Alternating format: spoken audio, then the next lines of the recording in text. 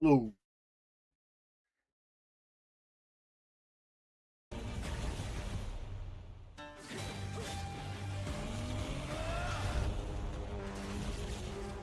Ó, depois tá meio bugado, mano.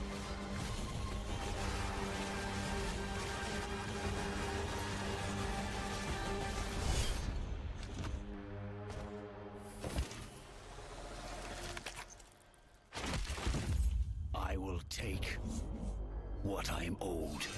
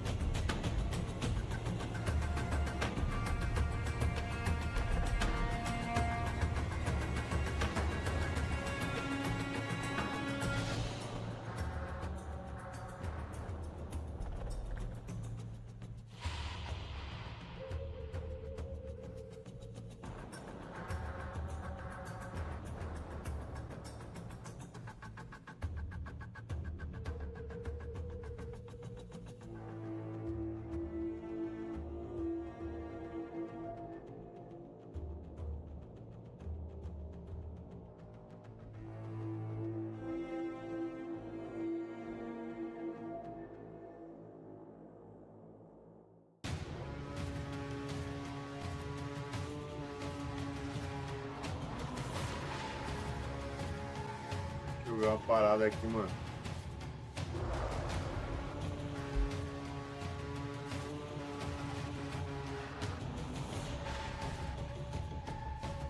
Ixi, parece que tá pod meio bugado, mano.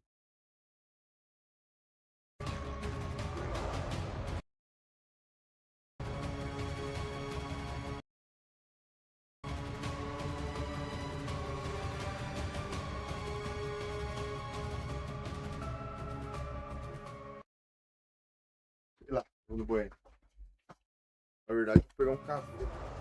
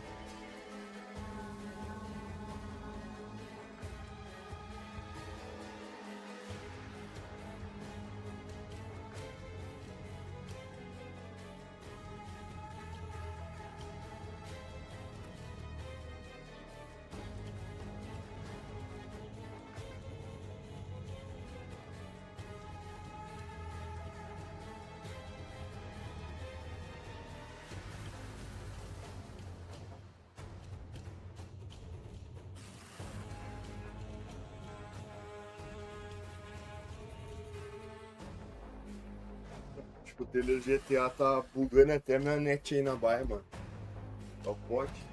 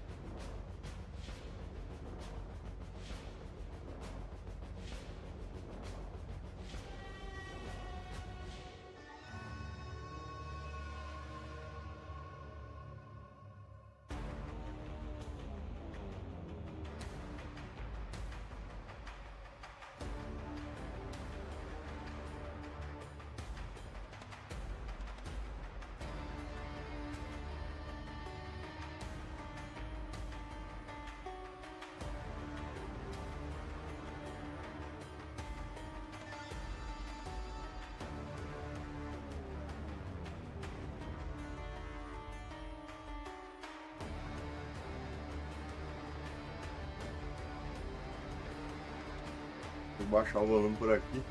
Consigo, mano. Ô, louco. Bugou o anúncio.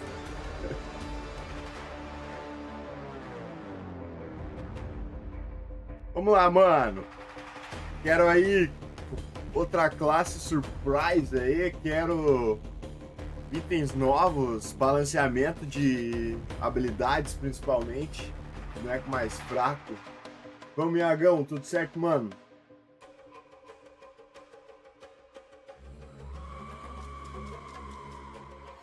Tá de boa o volume aí, Iagão? Insano, né, mano? Eu tava olhando, caralho, muito foda, velho. Ô, mano, te ligou que na hora que o cara atira no pé do policial, ele cai, mano. Achei muito foda. I'm Jonathan Rogers, Game Director on Path of Exile 2. And today I'm excited to show off our new class, the Duelist, which will be available in the 1.0 release on December the 11th. But for those of you who just can't wait until 1.0 later this year, after showing the Duelist, we'll also be showing off a new event based on the Ritual League called the Forbidden Rites, which will be releasing next week along with the 055 update. And after all that, a Q&A with Ziggy D to answer your questions from Twitch chat. But not only that, afterwards we'll be going straight to the final qualifier for the PoE2 races, the winner of which will be going to ExileCon in November to compete in the finals. But first, the Duelist. Now the Duelist comes with a new weapon type that it's kind of crazy we didn't have, swords. And with each new weapon type, we want to make sure that the playstyle feels different to all the others. So what defines combat with a sword? To us, it's that feeling of flow, from attack to attack, and from stance to stance. And what better place to demonstrate the Duelist's abilities than the ruins of the Grand Arena? The corpses of the dead continue to fight endlessly as the arena collapses around them. And should you get to the center, you'll be able to face Thrax, their champion. The first mechanic we need to talk about is ready stance. After using some Duelist skills, you can keep holding the button to ready your blades for your next strike. Normally, your basic sword slash would look like this, but in ready stance it turns into a deadly AoE slash instead. Your ready stance also has the ability to be upgraded. This is Sand Scour, another ready stance attack, and if you stun enemies with it, you'll enter Sand Stance, and using this with your default attack will send out a Sand Disc. But default attack isn't the only ability that can be modified by your stance. Like Perforate, for example. This skill is a triple stab, where the third strike sends out drills, bleeding your enemies. But from ready stance, you can skip right to the drills. If you use it from sand stance though, it will send out a bunch of mini sand discs from every enemy it hits. Perfect for large packs. Together, these basic abilities give a very unique feel to sword combat. It's quite different than any other class we've made, flowing from ability to ability. There's also some abilities that you can use while in ready stance, without breaking it. A good example are war cries, like this one, Intimidate. Time to die! Use it to deliver a cutting insult to your foe, intimidating them and causing your next attack to knock them off balance. Another great ability you can use already is Rending Dash. This movement skill slices through monsters, but since you stay in ready stance, it allows you to reposition to the perfect angle to strike. So far, we've been using sand stance to tackle these enemies. But what about blood stance? For that, we'll need to switch from two-hand to dual wield. Now with swords, we wanted to make sure that the different options of one-hand, two-hand, or dual wield each have their own interesting playstyle. So unlike other weapon types, dual-wielding swords gives you the ability to parry attacks. Follow up with Bloody Blade to enter Blood Stance. When using this one with default attack, you'll create a deadly blood wave, causing your enemies to bleed. And of course, Blood Stance will also work with other skills that benefit from stances. So use it with Perforate, for example, and you'll get a bunch of mini blood novas. Once your enemies are bleeding, you might want to try out Hemorrhage. This skill creates deadly blood slashes that drastically speed up the bleeding on your enemies.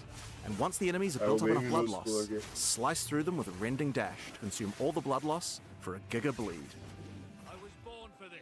Now one skill we couldn't have made the Duelist without is Cyclone. It's an absolute fan favorite, and just like before, when using it, you can spin to win. But this class is all about using stances, so how about we try it with one of those? Use Cyclone from Sand Stance, and you'll be spewing sand discs at your enemies left and right. Great for AoE clear. Now Parry also had a significant upgrade compared to before, and it's a lot more reliable now. But there's also another way to parry monsters that doesn't require waiting for them to attack you.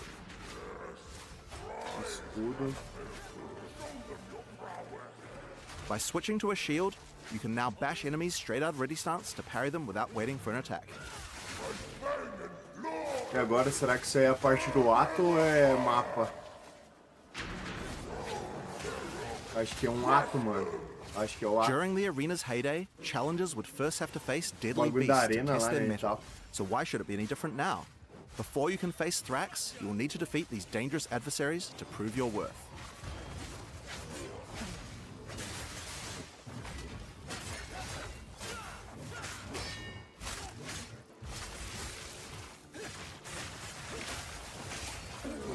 Tá, ele tem mais ou menos um bagulho que nem a DJI de sangramento. Another trick the duelist has up his sleeves are buried blades.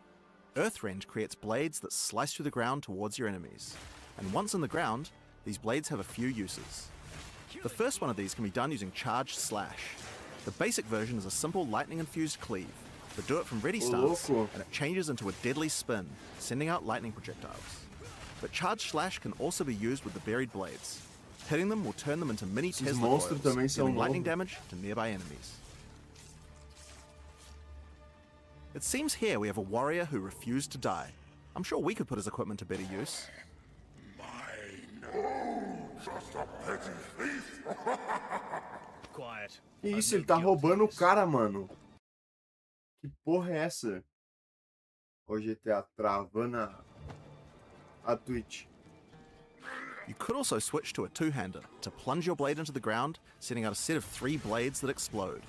But if you use Earthrend first, then you can get even more blades, and the blade plunge will make all of them explode. If you want an even greater field of blades, using ready stance with Earthrend has an interesting effect. Instead of creating one blade, it makes an entire wall of them.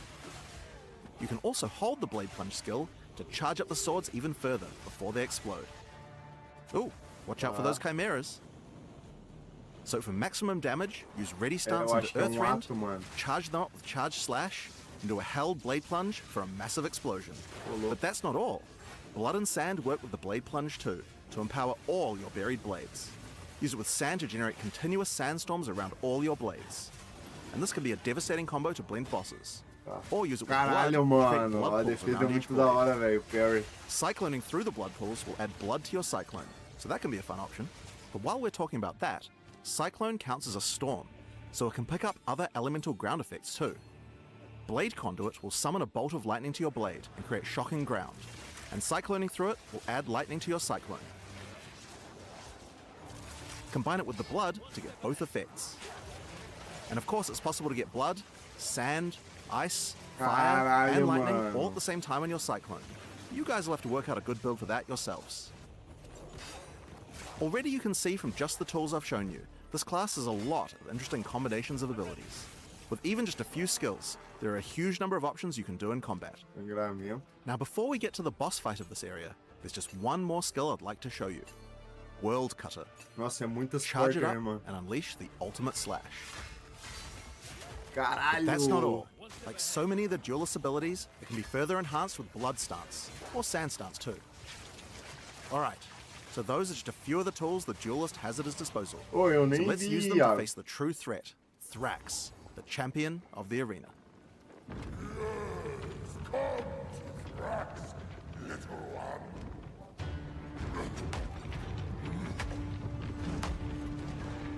Vamos ver aqui.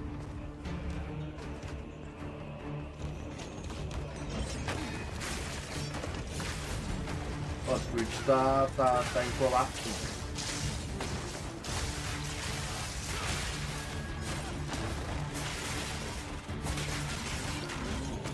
$30 minutos? O que é o drop? Eu nem vou arriscar tirar aqui, senão vai bugar, mano. Ah, esse é o boss do trailer, né?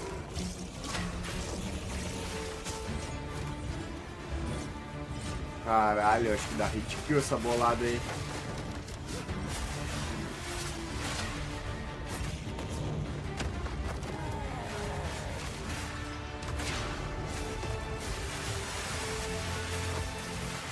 Que da hora, velho.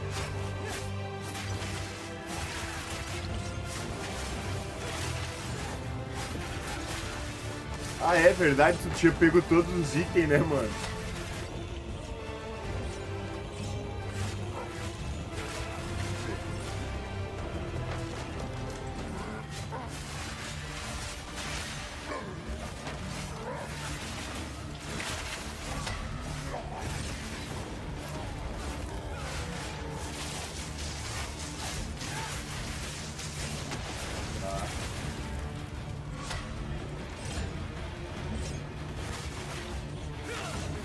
É, hit kill a bolada, mano.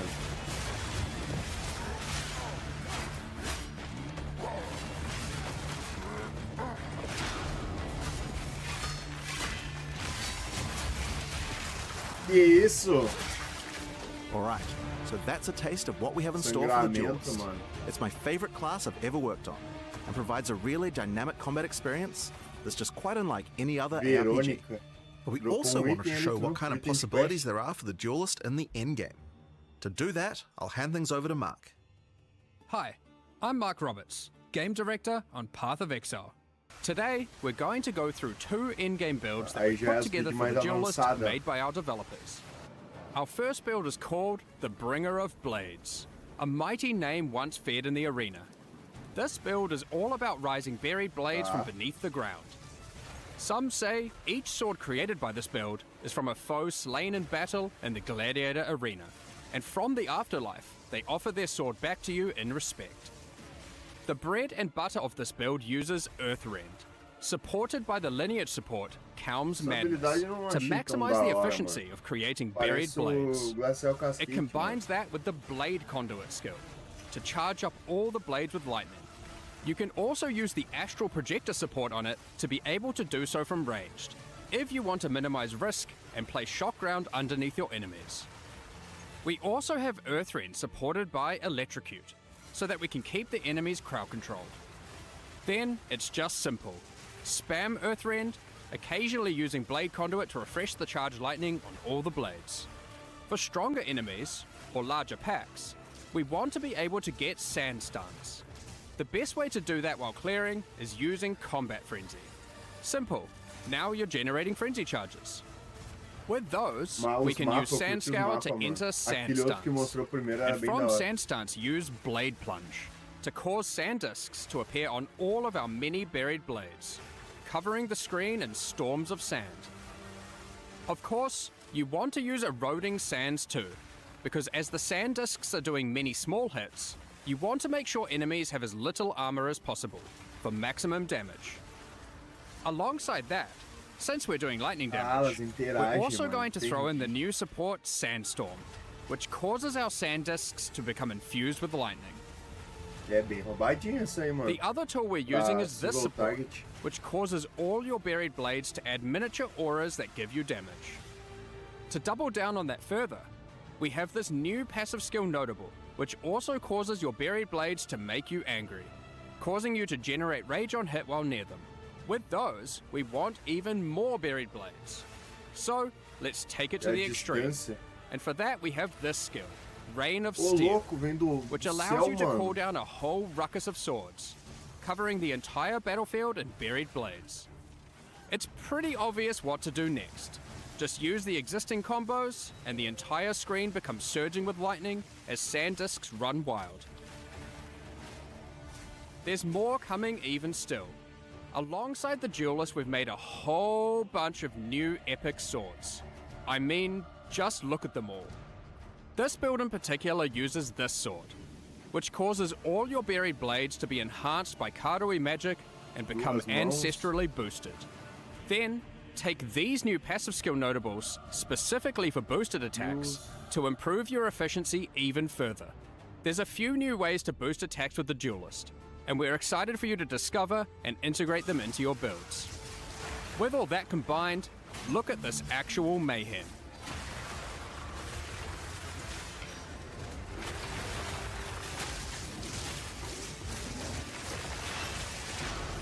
Now, we tried to not use unique items on this build, as we wanted to show its potential with just standard gear and skills.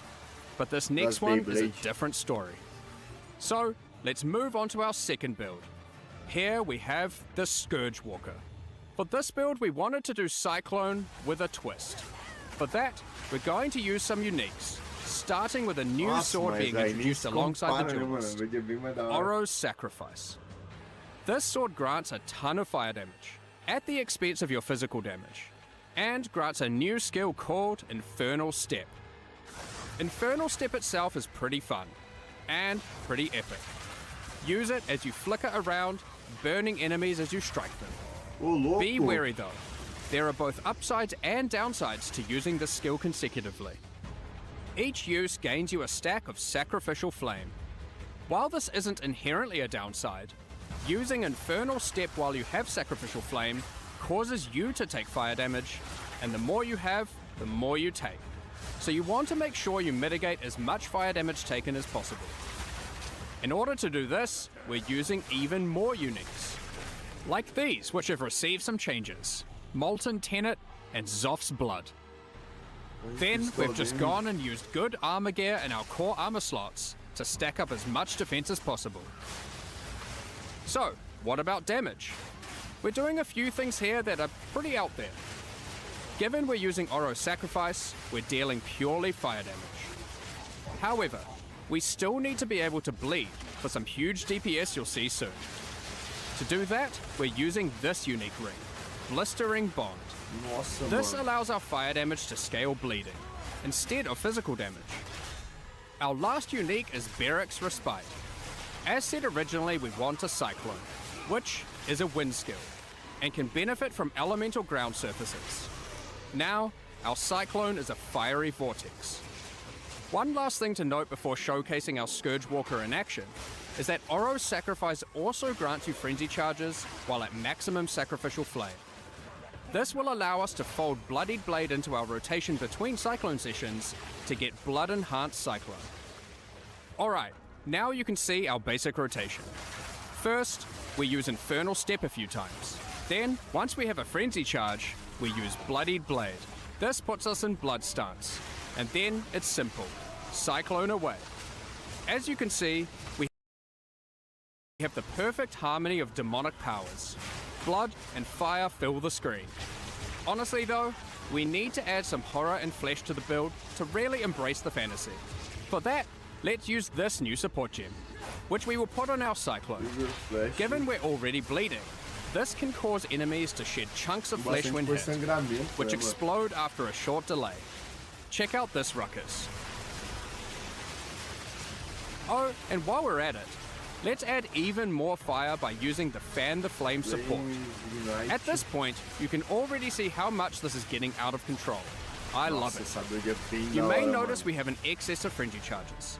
So, you want to throw on Echoing Strikes, which consumes all your frenzy charges to cause our next Cyclone to create a bunch of Cyclones. Feel free to add Infernal Cry to the mix, cause why not?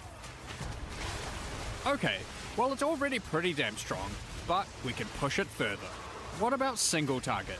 For that, we're going to make use of our second weapon set, and use a one-hand sword and Targe, which grants parry.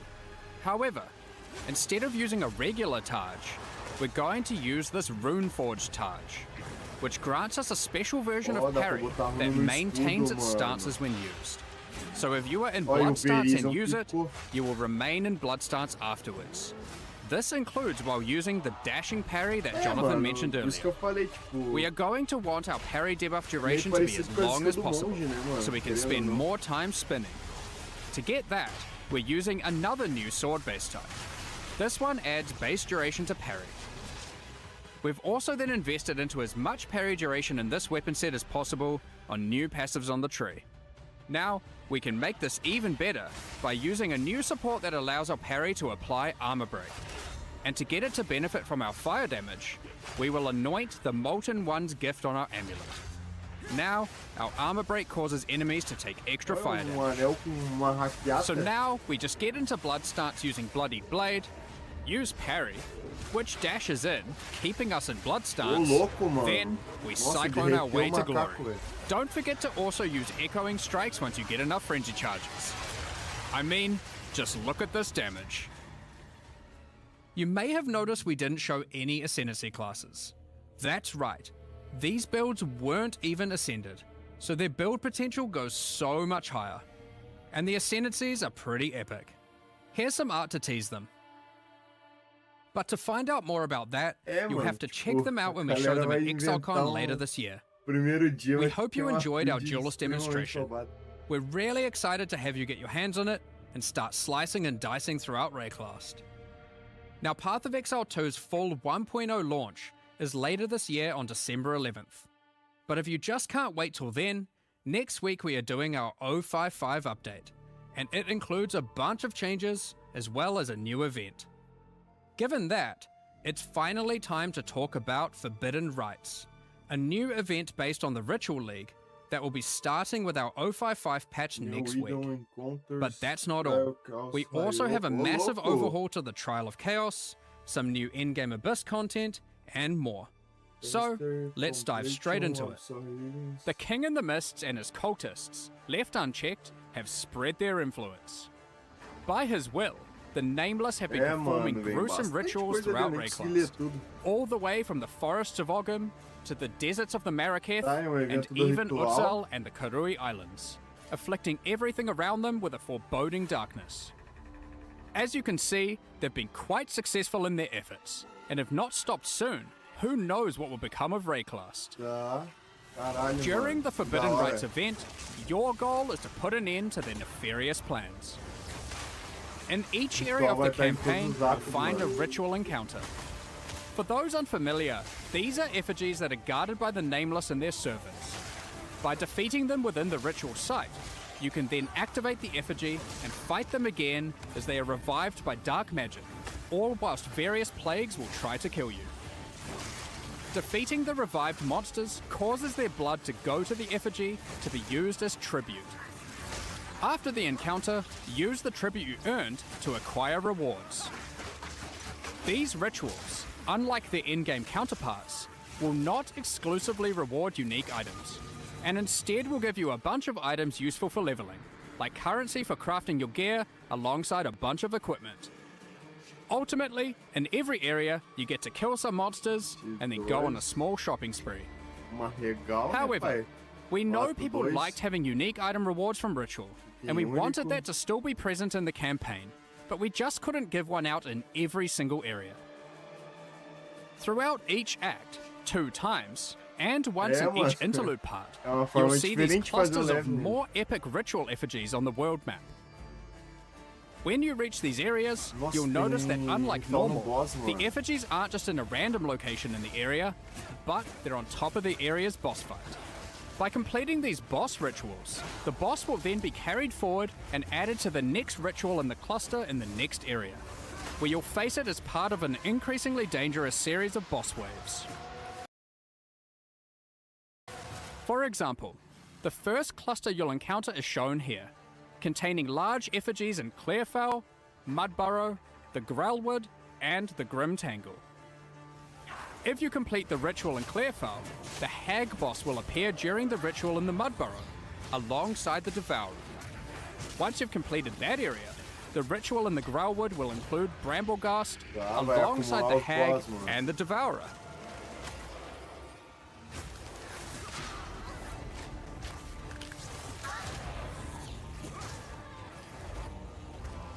Then, to top it off, when you get to Grim Tangle, the ritual in that area will have its boss, the Rotten Druid, and the previous 3, totaling 4 boss fights in one epic final showdown. That's where the unique rewards come into play. By completing these epic boss ritual encounters, you then get to spend your tribute on unique items. Given ritual is the content of the league, we wanted to make sure it worked in multiplayer well. Historically, only the creator of the area gets to spend tribute at the end, while your friends just have to watch. We've made some improvements to this experience. In 055, every party member earns their own tribute and can spend it on their own rewards, so no one has to miss out. In order to make it not too rewarding in groups, we've restricted it so party members are unable to reroll the shop, and they have fewer options available to choose from. So, that's the campaign and a multiplayer improvement, but what about the endgame? Given that ritual was already available to be added to your maps, well, once you reach the endgame, you'll still have ritual encounters in every area, and they'll still give unique items and omens, but we've added one extra mechanic here to add new difficulty and reward heights to your endgame maps. After completing rituals in endgame, you want to keep an eye out for this item, a Sacred Bloom, which you can spend tribute on to acquire. If you happen to find one, you can then use it and apply an entrance to the Wildwood to an in-game map of your choice on the Atlas. Then, when you enter that map, you'll find this entrance at the start of the area.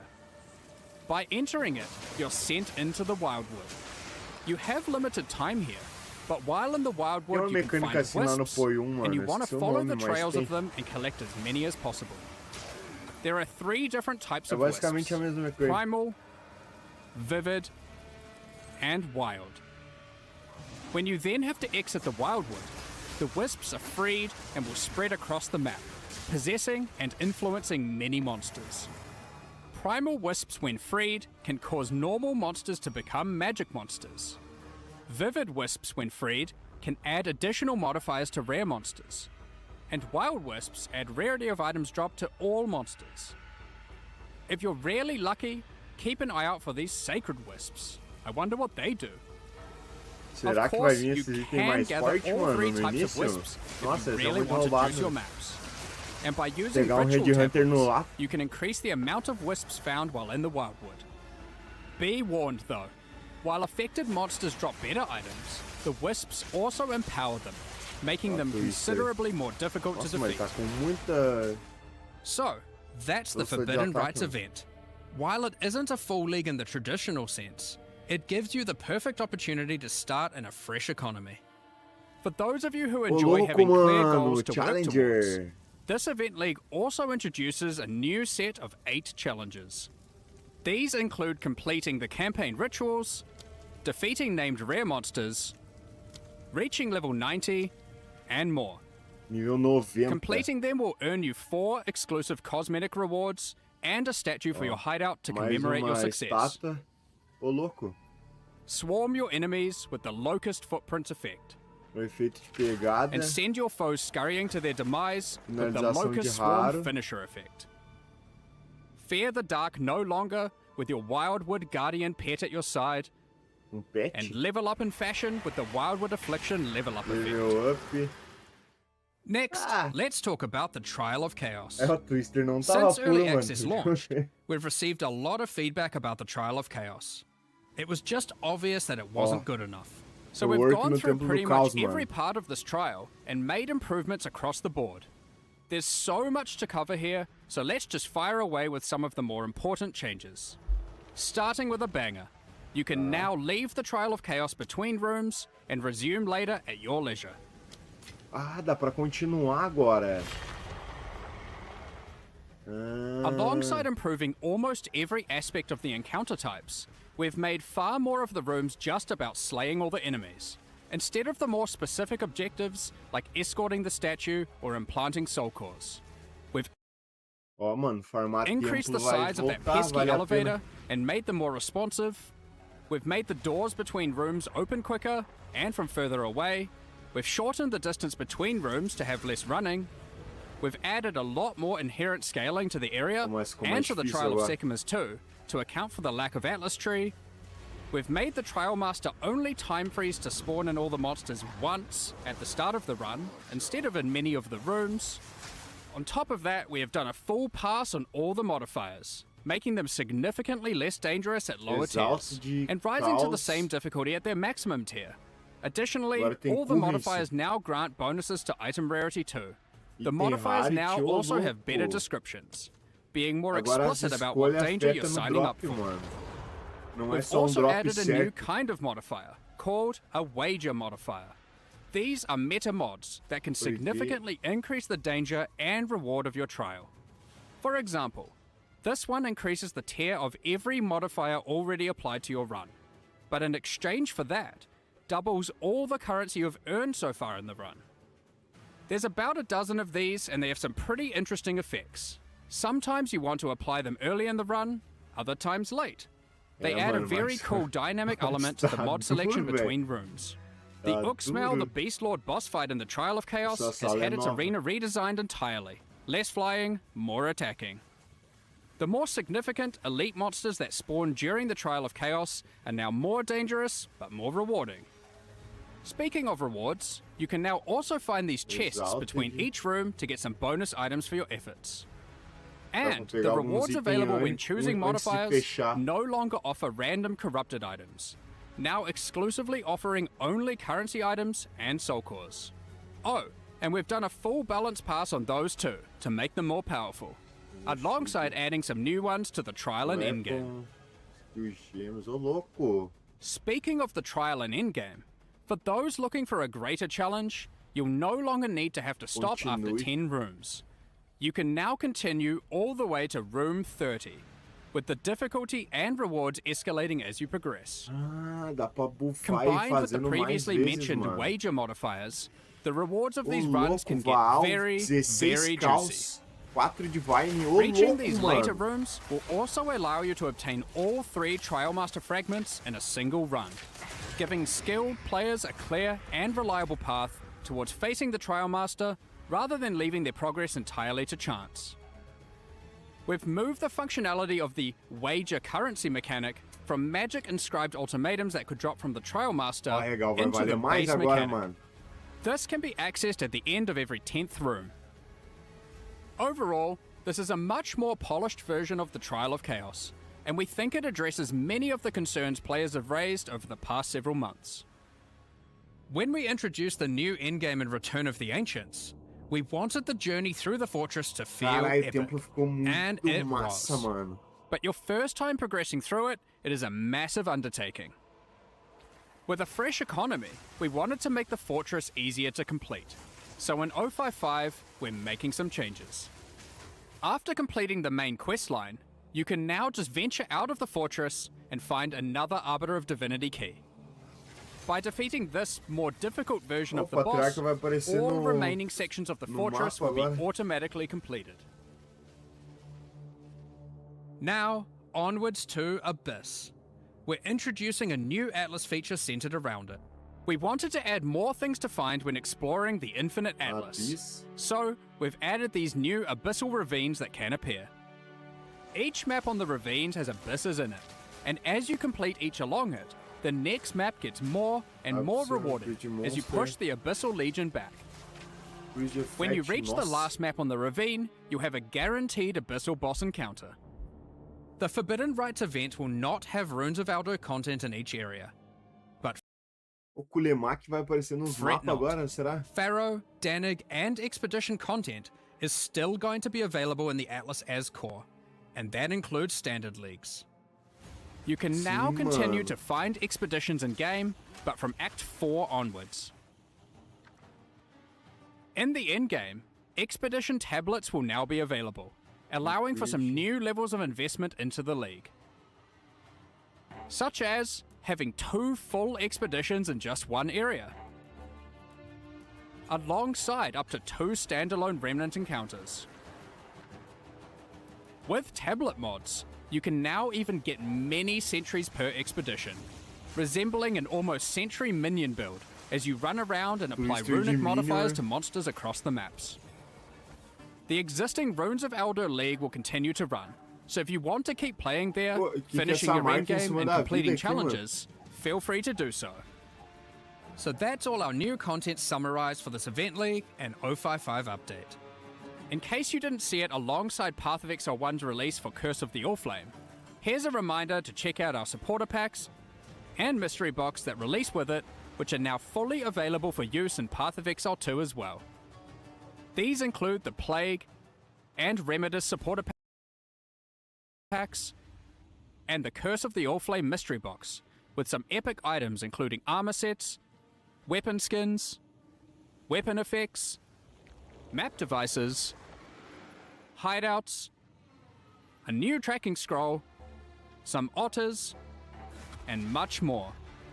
If you would like to purchase the Curse of the Allflame mystery box, it's available now through the in-game shop and Path of Exile 2 website. For more information, head to pathofexile2.com/mystery box for all the details. We'll also be releasing some Que cool new isso, armor sets mano? and skill effects alongside this Caralho. release. Check these out. If you're interested, Caralho, mano, aquelas keep an eye out skins on the tão da store hora, with the new velho. release. Thanks for your support. Now, we had originally thought we were going to deploy a much larger balance pass in this patch, but unfortunately, with all the other work going on for our 1.0 release, we were not able to get these changes ready in time. It's been a lot more work than we expected, so rather than deploy something substandard, we decided it would be better to take our time with the balance changes and just release the Event League anyway. All those balance changes that were slated for 055 will now be happening in 1.0 instead. The full release patch is shaping up to be a huge one, and if you haven't done so yet, you can acquire exclusive milestone rewards just by signing up at pathofexile2.com for the 1.0 full release. Also, we hope you join us for ExileCon on November 7th New Zealand time to see what else we've been cooking up. But in the meantime, we hope you enjoy the Forbidden Rites event, which starts at the end of next week. See you in Rayclast. We're just about to start the Q&A with Ziggy D, so get your questions ready.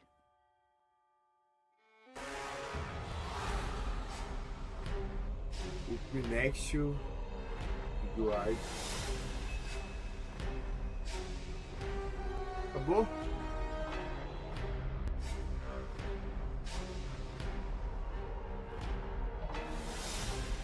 Ah não, eles vão entrar ao vivo agora. Olha, mano. Caralho, velho. Acho que eles vão entrar agora, Iagão. Eles vão sentar no sofá dos poderosos ali.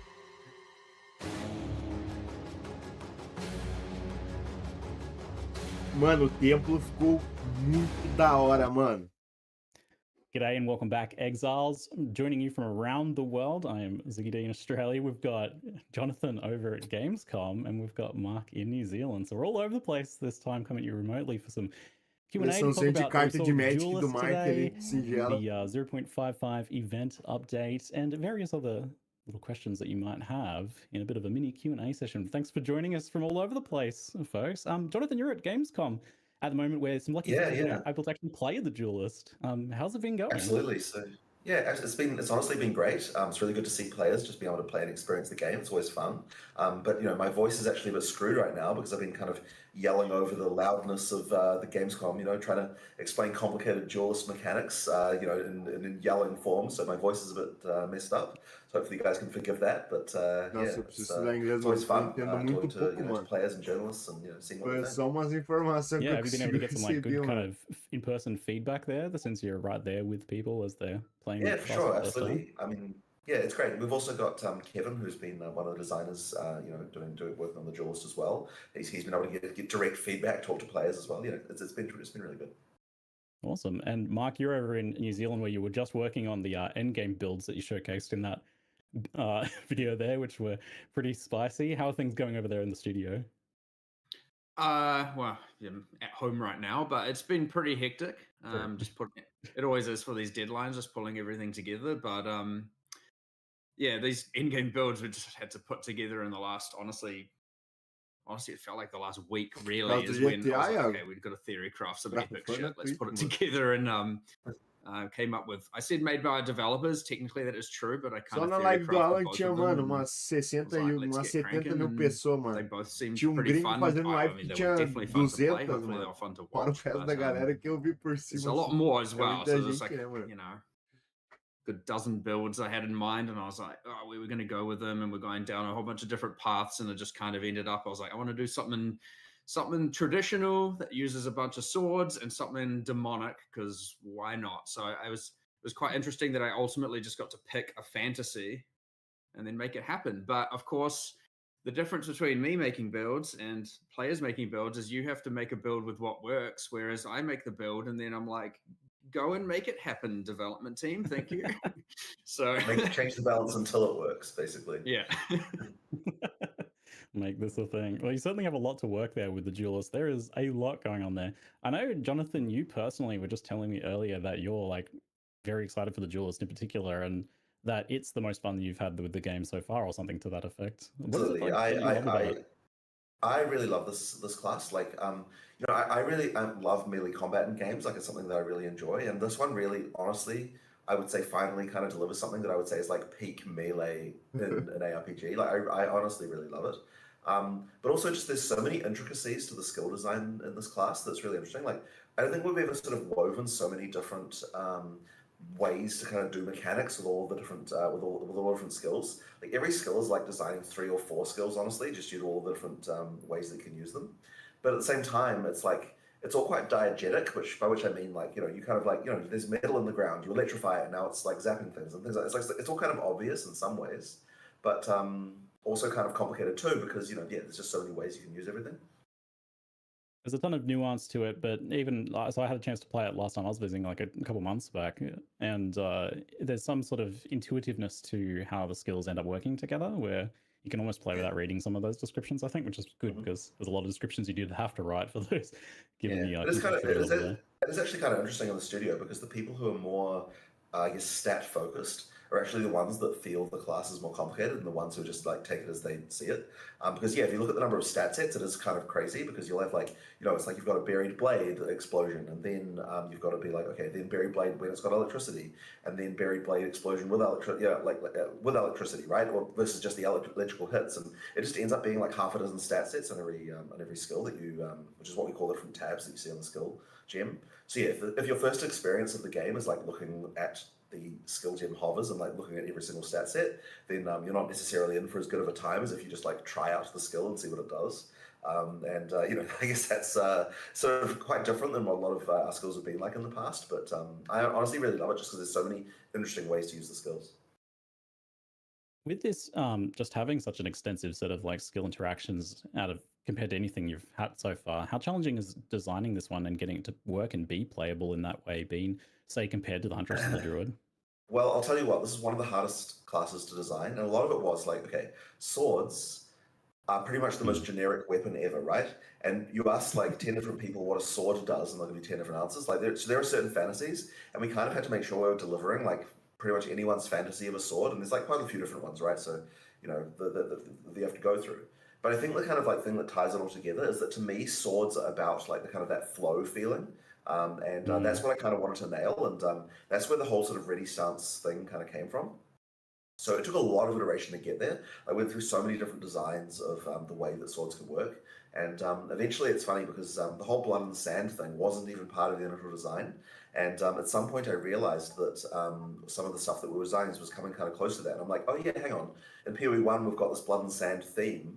What if we actually took that and like effectively used that theme on top of some of the mechanics we were designing? And then it all kind of really rapidly came together after that. Like we suddenly realized like, yeah, this is sort of the feel, like the theme of like physical stuff that we can go with for the duelist. And it ended up working really well. So I'm really happy with the way that ended up. Yeah, the stance thing in particular, I remember when I was trying it, like, and you're talking about flow and how important that was. And I remember I was having an issue where I really wanted to get into ready stance and then move to the next monster to execute my next skill. Right. But that would break ready stance. But I noticed that that's something that you've solved in the new iterations. You've got this way that you can even carry through now. Yeah, so since you played that, we added the idea that there are some skills that you can use without breaking ready stance, and in particular, the rending dash that you can use to sort of dash from one place to another. Having that be an option that you can do without breaking ready stance sort of allows for that repositioning that you can do, and it honestly speeds up quite a lot what you can do. I didn't use it that much in the demo that I was showing, but for actual like practical play, I highly recommend using it because if you're someone who likes to zoom around, then using that skill can really add quite a lot to what you're doing. I think people are probably a little bit confused in general about like the ready stance and the blood and sand as well. So how do those just effectively work ultimately? Yeah. So fundamentally what you've got here is that there are two different, or at least two that we showed, ready stance skills. One of them kind of moves backwards as more defensive, and that's the sand one. If you stun a monster with that, then it's going to put you in sand stance. The other one is moving forward, more aggressive, and that one, if you hit a parried monster, it's going to put you in blood stance. So if you're into the sort of parry gameplay early on, then blood is the one for you. If you're more into, if you're not into that, then using the sand one is like more your style. Then you can go that way. But all of it is bypassable with frenzy charges as well. So one of the questions that we often get is like, what if I don't want to parry? What if I don't want to do the stun stuff? And frenzy charges effectively act as your bypass. So as Mark showed in one of those builds there, combat frenzy is like a good way to be able to kind of like, get those stances without that. But there's even other ways as well. So there's also support gems that allow you to get blood and sand without having to even do either of those skills as well, and like quite a few different options. Like there are actually a huge number of different options that got a couple really uniques as well. We've got at least one sand stance unique and one blood stance unique right now that weren't shown. And then there's also the thing of getting blood on the ground as a way to get blood on things like Cyclone. I actually didn't realize this was going to happen, but in one of my demos, I had one of those vampire monsters from Act 1, and it's like, use one of those blood pools on the ground, and that actually triggered the blood. And I had no idea that we actually had done that even. Like, I didn't realize that those blood pools technically were the same mechanic. So yeah, you can like get blood-coated Cyclone from just playing against one of those vampire monsters. Well, that sort of touches on one of my other questions then. So like some people, I think, especially people who maybe just played a little bit of parry when Huntress first came out, and obviously since then it's changed quite a bit. But about parry, some people are definitely worried about parry. Like they see that as like a negative for a class to be focused on that because of the bad experience they might have had with it or something. So how has parry changed or been improved here? And also how like mandatory is it for the duelist playstyle there? Well, certainly we didn't want it to be mandatory because that was one of those things we did with the Huntress where parry was really important for that class initially. And we wanted to make sure that it wasn't here. That being said, it is a duelist. I want parry to be a thing for it. So like, we did want at least one of the archetypes to involve that. But at the same time, one of the big issues that we've had with parry, kind of two things really, like it just comes down to unreliability. So there's a new change that we've just implemented for parry, which was actually quite complicated to do.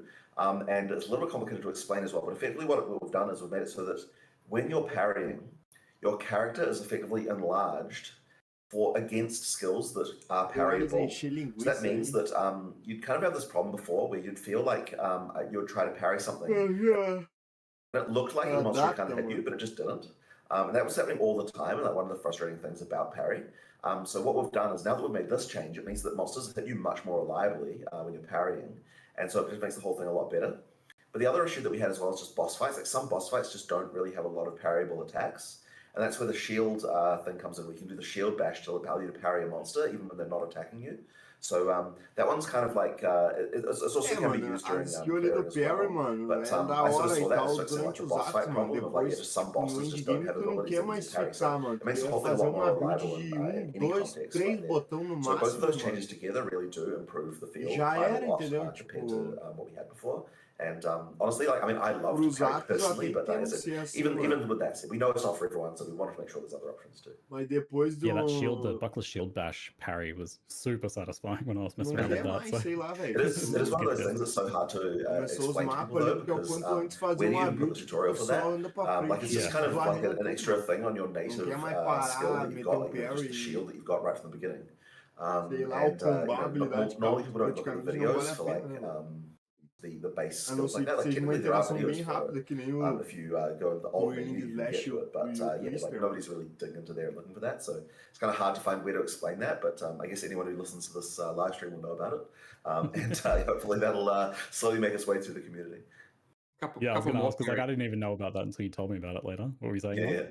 A couple more parry things there for a bit later as well. We have a, not that I'm trying to spoil everything. We have a new reservation skill called codenamed Arcane Parry right now, which is effectively it charges up, and then when you parry, it does a much more significant shockwave comes out of you, just to like allow for a lot more area of effect coverage. And that means that all those monsters get parried as well, by the way. So the point of this is to effectively make it so that, like, we had this thing before where there was a period there where parry was like had a really, really huge range. And it was good for endgame, but we didn't really like that it was so non-physical. So by adding like this kind of like effect to it and actually making it into a mechanic that you can do with a spirit reservation, now it becomes a thing that we can much more readily accept. And it is a good way to actually make parry viable in endgame as well, by just making it hit like a much larger area. That parry fix where you're enlarged, is that in 0.55 or is that a 1.0 alongside Duelist change? It's probably in 1.0, I would imagine. 1.0. I'm pretty sure. Yeah, it'll be 1.0. All right. What were you saying? But yeah, we also have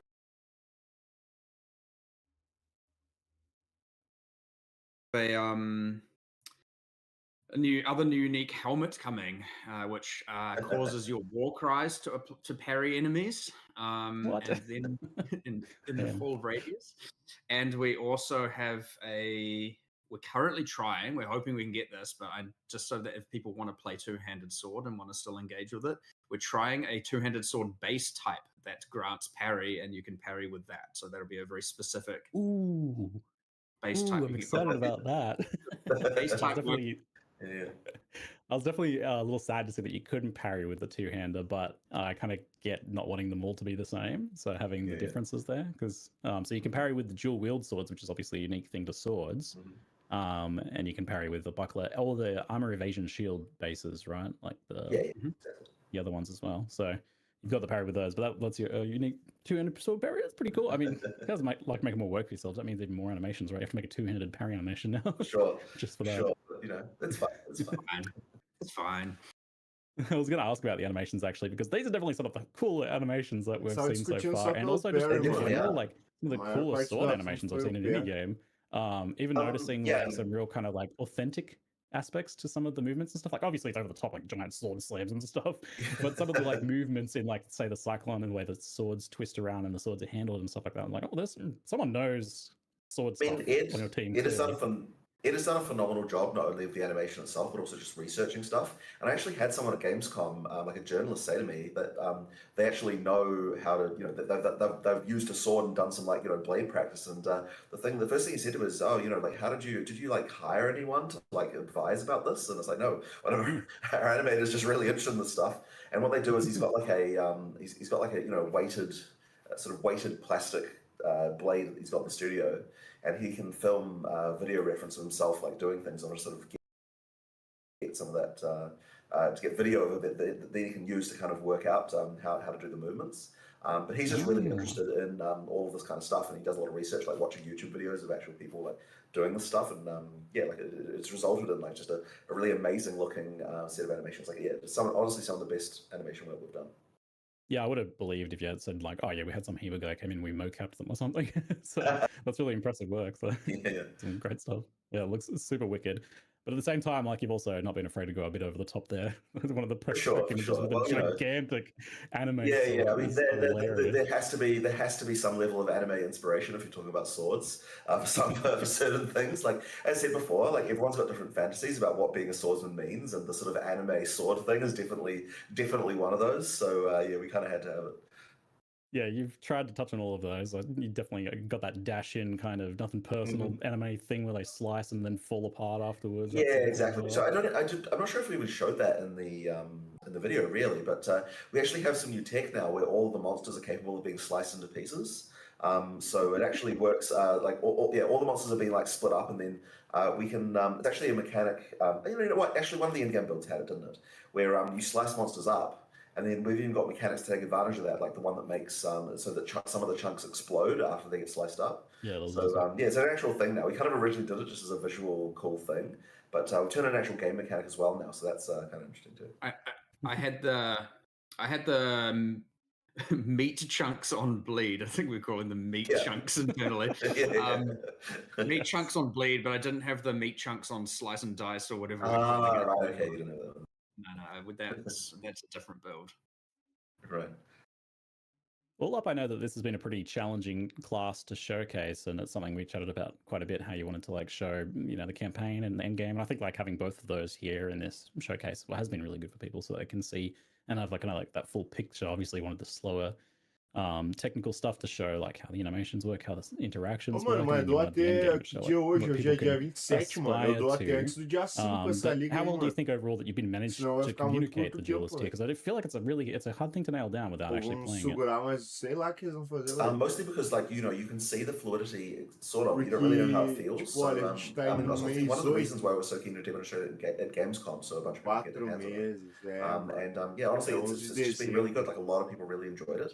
So I think I was a little bit worried, right? Because like I was worried, like will people understand ready stance and so on? And we were so worried about like, okay, we need to have some like signs up that explain ready stance. We need to make sure there's a tutorial in this Gamescom build that we've got for this, just for that to make sure it works. And if all else fails, we've got Kevin who can just walk around and tell people if they're not doing it. You know, like so that's the just like really certain that but yeah, like honestly, once you feel it, once you feel the flow, it totally makes sense. Yeah, and honestly, even like some of the design meetings I'll have, I'm just like sitting there, just like doing ready stance attacks. I'm like, oh, like I'll sometimes just like lose track of time. Like, it's just so fun to actually do. I really enjoy that part. So those endgame builds look very spicy. I know a fear was that like some people would feel that swords were too weak or too slow because you were showing just that early campaign side of things. But if anything, after seeing like those endgame builds, I'm wondering like almost the opposite is like, there a risk here that like the end game power level of players has just become so high that opportunities to enjoy some of that deeper gameplay is becoming like too far and like too few and far between? It is a potential concern for sure. Balance will be tricky, I suspect, to get right. Well, you know, all those things you saw are like the current balance, but maybe Mark, you've got some more theories about that. Those builds when they were getting filmed, I was like, they're just too strong. They're too strong. And I think even Jonathan, you had some feedback. You're like, just make them a little bit weaker. Like you don't need to one hit literally everything. Mm-hmm. And I was like, we're already filming these in tier 25 map equivalents with like There was a problem at one point like that. Unassembly. I'm like, what am I supposed to do? But yeah, they're just there's some obviously though. Mano, a liga agora tem 90 dias, mano. A liga tá com 90 dias, pai. Fez hoje 90 dias. Putting together a class for demonstration purposes for like a convention. Eu acho que até dia 5, mano. E talvez a próxima eles estendam more work to do with respect to that balance kind of side of things, but 9, 10, 11. It's mano. definitely very, very powerful right now. Senão vai ficar meio curto. Some of that DOS has to calm down, but that's okay. You know, we'll get there. These things take a lot of time to iterate on, and of course, we have till December 11th to do that. So I'm not concerned about the amount of time. In fact, we've never had a class this ready with this much time, so that's a good thing. But yeah, it means we can make even more builds, get even more ready, have the balance be ideally in the best spot. Hopefully players will agree, but we'll see. But yeah, definitely I would say right now it is too OP for sure. Like it's I mean, I've played through the campaign a whole bunch of times on it, and I'm just like, you know, I shouldn't be this powerful. Like comparatively with everything else. Like I get that people at Gamescom might not have the same kind of, because like that's you're starting in Act 5, you're on a pre-made character. What is the gear even like? It's like not necessarily optimized and all of that. So, you know, people there are probably going to have a different experience. But you know, what you see is very strong. Also... But again, and that is filmed in. I understand tier 25 map. What does that mean? We have obviously we can just set the levels of any area. That is a tier 25 map equivalent of filming for those in-game builds. So yes, there are some power concerns, but it's again with this much time, it should be pretty easy to deal with it. It's nothing new really. Yeah, I mean, so this is like way earlier than you've ever been able to showcase class. So getting that hands-on in the public, it gives you lots of time to make those dias, and see all those points that people are like, oh, people keep missing this detail. Dia 27, you're going around and being like, oh, you can do that. 30, esse mês não sei se vai ter 31. Where those pain points potentially are. Mark, I noticed a bejeweled implicit on Oro's sacrifice. What does that mean? Yeah, well, okay. I've mentioned a few cool base types. So we just to clarify, there was the two-handed sword with readied stance. With parry, right? And these are base types. So we've put a lot of effort into making the base types of swords real like epic. And honestly, I want to then propagate it to every other weapon type. To be honest, so we've got, just to clarify before we get to bejeweled, we've had parry two-handed sword. We showed a base parry duration one-handed sword. What was the other one we showed? Two-hander. There was the buried blades are ancestrally boosted that we showed in that video. And then Oro Sacrifice has bejeweled, which is the base type property of the Twilight Longsword, I believe it's called. And it means that item comes with a dual socket instead of regular sockets. So it's not necessarily better, but it's sort of interesting, and it's trying to just create a bunch of different things with all the different base types where, that whole suite of them that will drop at end game. So currently, like a lot of weapons, you probably get like 5 base types at end game, maybe 6. Pretty much the entire sword line will have a end game counterpart with all the implicits, just because we've put a lot of cool stuff there. And you do still have your traditional, here's the one that's high attack speed, here's the one that's got some crit, here's the one that's just the bonk damage and all of that. But then all the others we've tried to make sure have really special implicits, and that includes the base type of Oro Sacrifice. So yeah, hopefully people enjoy it and think it's cool, but I definitely was pretty excited about it. And honestly, I find now the base type itself like has some build enabling properties, which I would say hasn't really happened before. So I'm excited to see having that extra axis of like, damn, what sword do I want to use? There's like 3 or 4 options here. I don't know what to do. So I'm pretty happy with it. Yeah, I love these bases with like weird implicits that do interesting things like that. So I hope that is something you propagate out to the rest of the game there. Love it. Let's talk about what's coming up in the nearer future for people to get their hands on with. But first, you did mention that you were hoping originally to get a big balance pass in 0.055 in the lead up to launch, but now that's the bulk of that at least is being pushed until launch. Is there some stuff that you feel like you really want to get in before then, though? Is there anything that you do want to get into 0.55 potentially? Well, want to and realistically possible are the 2 things that are at clash here. I wanted to get all of it in. It just wasn't coming together in a way that wasn't just going to. Like the things with this is you can't like half-ass it and deploy it. If you remove all of X and don't do all of Y, it's just like, okay, why did you just remove all of that? I don't understand. And we weren't just able to bring those packages of changes together, especially while we've got a whole new class in development, getting fully balanced and prepared. And that made it even twice as hard because, as Jonathan's mentioned in the past, and we've talked about, every single time we make a new class, we end up changing every system under the sun. And then we want some of those in and some of those not in. And it was just this giant ruckus of, it's like a kind of just massive writhing changes everywhere. And it was so hard. Literally just merging the changes was a disaster. Like just like picking the things, like the commits, like do these guns go in, do those ones not go in? Like we're in the middle of doing like a massive bleed revamp in order to do the duelist, and yet we also want to try to somehow like what parts of that need to go in and what parts don't. And, you know, like it's just like such a crazy puzzle.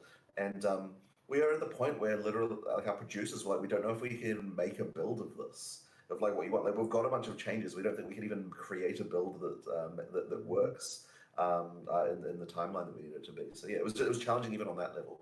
But not only that, there was the issue of just like more changes were needed, like more things needed to actually happen as well.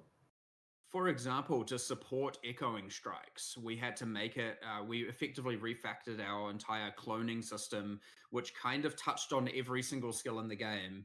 And it's like, okay, well, we don't want that because it's untested, it has a bunch of ramifications and stuff we still need to iterate on. Yet now any change we have to make to every single skill now has a conflict when we're trying to merge it to the actual build. And honestly, it was just turning into an absolute disaster. And it was like, okay, this just isn't going to be ready, and we're just going to have to keep delaying it, and to the point where like, what are we even going to get here? And yeah, it just wasn't really feasible, honestly, and it was causing us. Honestly, I would say that working around all of that was making everything take significantly longer. And then all of a sudden, now we're getting less done because we're having to work around that, and it was just not coming together. And it is sad, and I am real gutted about it because there's a lot of like real cool Nossa, quando foi lançado there. em 2013 tinha menos de 25 pessoas, mano. You know, many new uniques, reworked uniques. We have just stuff everywhere, and I was like, man, this stuff is cool. And I was even just describing it all to Jonathan and how excited I was about it. And I was like, no, I want it all in there, but it just honestly wasn't production wise feasible at all. So it's sad. Go ahead. It is more for 1.0 though, so that's always good. Yeah, I was gonna say, with it being such like a eldritch horror of interconnected balance changes there, are you worried about putting it out at 1.0 then? Because that was like no, because the difference is that when we're making like an 0.55 patch, what we're doing is we're taking changes from our kind of like development version, we're merging them in. But when we're going to make a entirely new release, that's what's called a retag. We effectively like take everything that we have on our development version, and it's all going to go live. So there's not like this kind of same production hell that you get when you're trying to like make a build out of parts from. I think he means from the test. I think he means from the testability sake, maybe. Well, sure, I guess. Tem 260 funcionários fora terceirizado, mano. Need a hell of a lot of testing. You know, like obviously, you know, there's a lot of stuff to do there. So our QA team will be all over that. We got more time now to make sure it's right as well. So yeah, for sure. Yeah. Since most of the balance changes are being deferred to 1.0, I won't like dive into too many of the balance related questions at this point since it's all still É obviously muita quite a gente, ways velho. away. Que isso. But one of the things we did discuss was the plus levels side of things, and that is probably the one that came up the most. And I know you guys said in the past that you were reviewing some changes in 0.5 from that to see how that they landed. But it does seem like plus levels are still seen as quite a bit of a problem, crowding out uniques and increasing inavailability in some cases as well with some of the stuff from the Runes of Aldor. So how are you feeling about plus level balance overall at this point now, or moving forwards towards 1.0? Is that on your radar there? It is still on the radar, yes. I haven't actually done the changes for it yet, and I don't 100% know exactly what to do, but I mean, we've had probably 15 discussions about it now, so it's one of those, it's turning into the next dexterity for sure. And we'll see. Oh. We'll see. We'll end up somewhere for sure. I just don't know exactly what that is right now, but it's the second on the spreadsheet. There's like a spreadsheet called Mark to do something, and it's the second one. So it's the what's number one out of interest? We're having another balance meeting today to discuss it. So what is number one? It's probably just whatever I added last. Number one is reserved for this hasn't been sorted in the list yet. Okay. Because I just insert at the top of the sheet when I add stuff. So and then it gets reprioritized. But that one stays at number 2. I see. Okay. Have you guys discussed like some of the things being kicked around? I've seen like I don't know what's a good solution and what's not, and for what reasons here. But have you discussed like maybe like level 30 is the cap that you can reach for gems, or limiting the amount you can get there, or is it more of something you're looking at? Oh, well, it's maybe just about getting the numbers right. Like we just want to bring those down to certain levels. Where do you kind of feel it is? Caps have there is a cap, but yes, caps have been discussed. I think the important thing we want to do is not kill. Well, honestly, I would say there is a few problems with like caster itemization, and I want to make sure that we don't just take away that itemization. Even very early in the game, caster itemization isn't as good as it could be. But it's really hard when you're dealing with fundamental mod pools. Like even early game runes are not as impactful, obviously, for casters, right? Where you get like flat damage ones for attackers and casters don't, and it propagates all the way through. And I get that some of the leagues have added some, breach caster items, for example, have added some in-game itemization, but there is a more fundamental problem here for sure. So I just don't want to make the itemization for casters worse. Let's make it really. That's honestly how it is. Que é forno, mano. Forno uma lareira, extends further than just casters, but like that's the main thing of not wanting to ruin. Eu acho que I know ali no setup do Mike. Everyone has a different perception of like, what is good itemization or not. I'm talking about just generally what we believe to be good itemization as opposed to I don't necessarily see an inherent problem with plus levels. I think it's just that the power level of it and its availability is high to the point where it does crowd out other item choices. So it feels like you're, if it's not that, then it's not worth using effectively. We definitely have a thing right now where every single caster unique that gets made, it's like doesn't have plus gem levels, sucks. And 1 alc.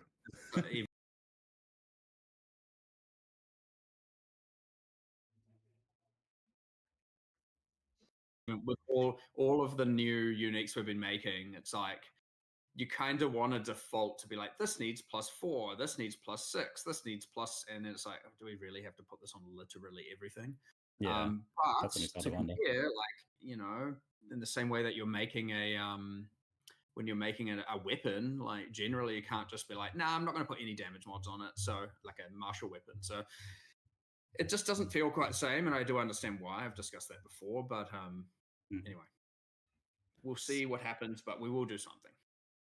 All right. So the Forbidden Rites event, so just to clarify for folks, this being an event is different to a regular expansion. It's a different thing entirely. It's not a league and an expansion in that same way. So what of the changes that you talked about are specific to this Forbidden Rites event versus core game changes here as well? Yeah, so this is our first time ever that we've had a league be both running and core. And we just noticed there was a lot of people still playing Runes of Aldo. We didn't want to end it. So we wanted to keep that running. So we've had to do a large number of hacks to both support something being core and not. But it's weird. The tablets are for the event and standard league. So because the league is in every area in Runes of Valdur, you don't get tablets to further it. What else have we changed there? I mean, you don't get remnants in every area during the event, but you can once you start using tablets, and it's honestly for those who've obviously played vamos leagues ver, and não seen sei, leagues eles go não core, falaram or people data e who've não tem played data, essa mundice aí, mano. previous leagues for PoE2, like Fate of the Val, and then the temple became Já core. estão Ultimately, enxergando, it should velho. feel like Eu não vi data, pelo menos, all mano. the content from Runes of Valdur is now in Não its vi core nada de state data. while you're playing in the event and standard leagues. And if you continue to play Runes of Valdur, you should notice no difference. That's pretty much it. We have made some changes, like obviously it's not introduced now until, so currently in the Forbidden Rites event, the content, the characters aren't introduced until Act 4, when you're doing the quest in Act 4, so you won't see any through Act 1, 2, and 3.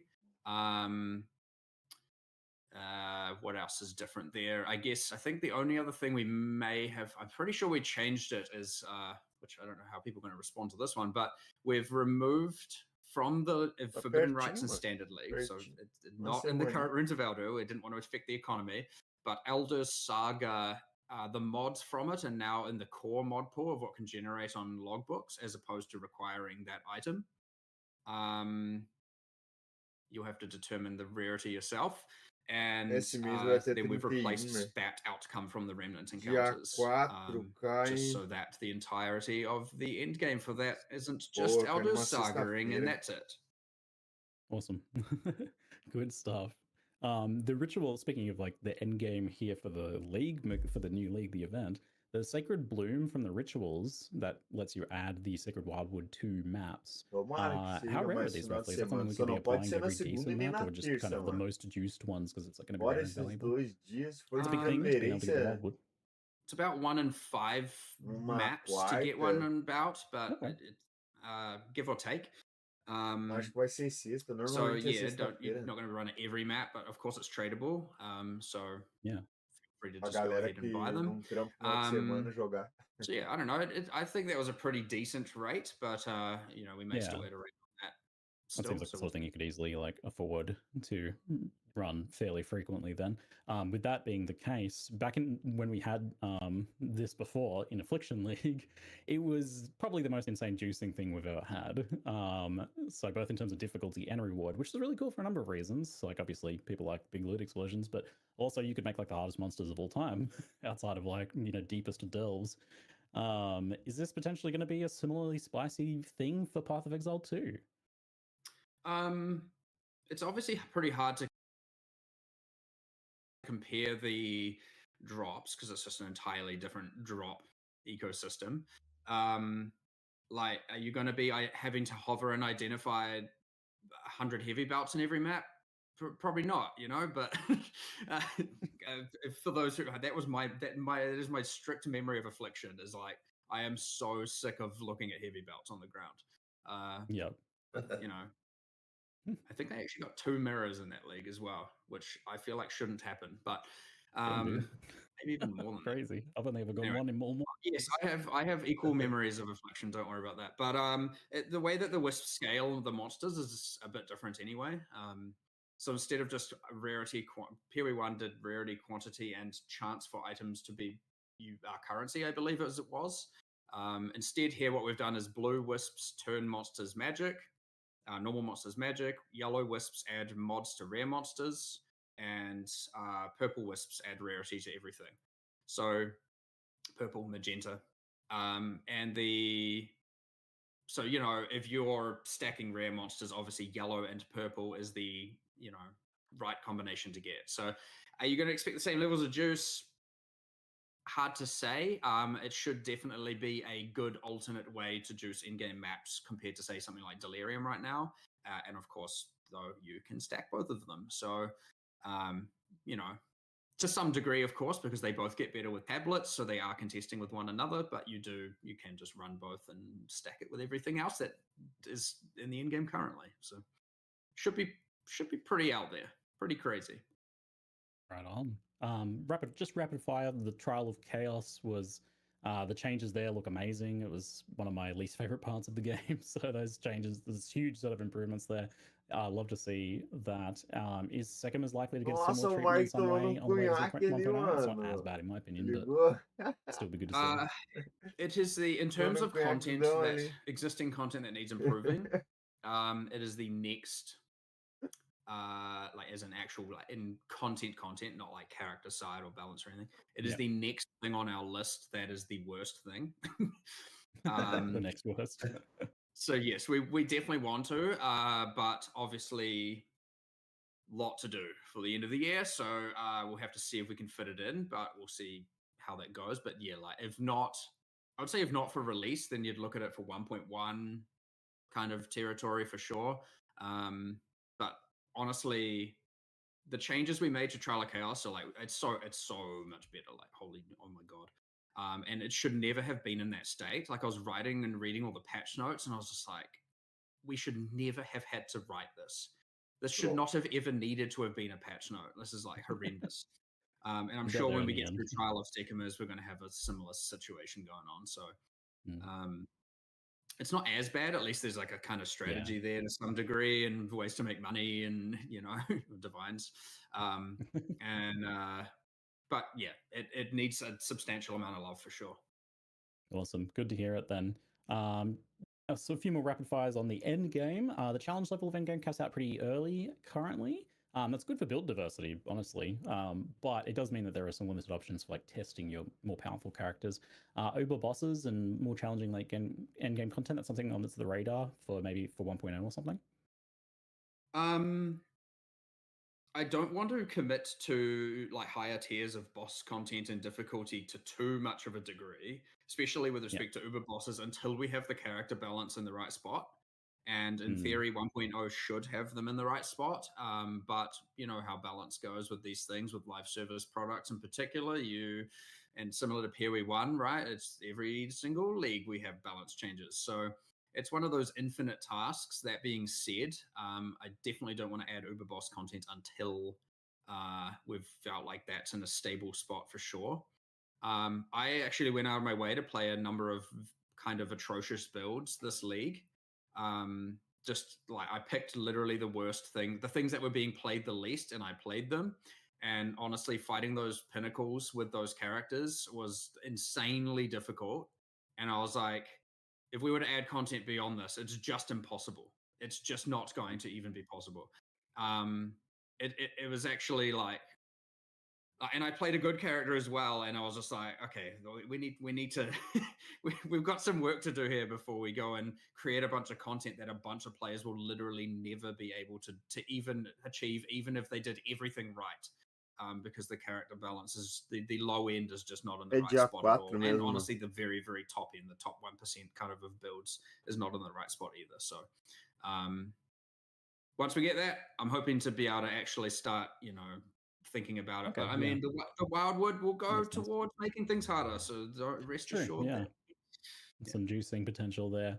There's been a few questions about the state of tablets, focusing on tablet management, trading, rolling them, the work that kind of goes into getting the modifiers that you want for your in-game farming strategies. You get it compared to things like Scarabs, which have those set effects. So they've got that double whammy of random modifiers and the limited uses. What do you like or not like about current tablet design? Is this something you're thinking about at all, or is this kind of the first time you've heard that brought up? How are you guys feeling about tablets overall there?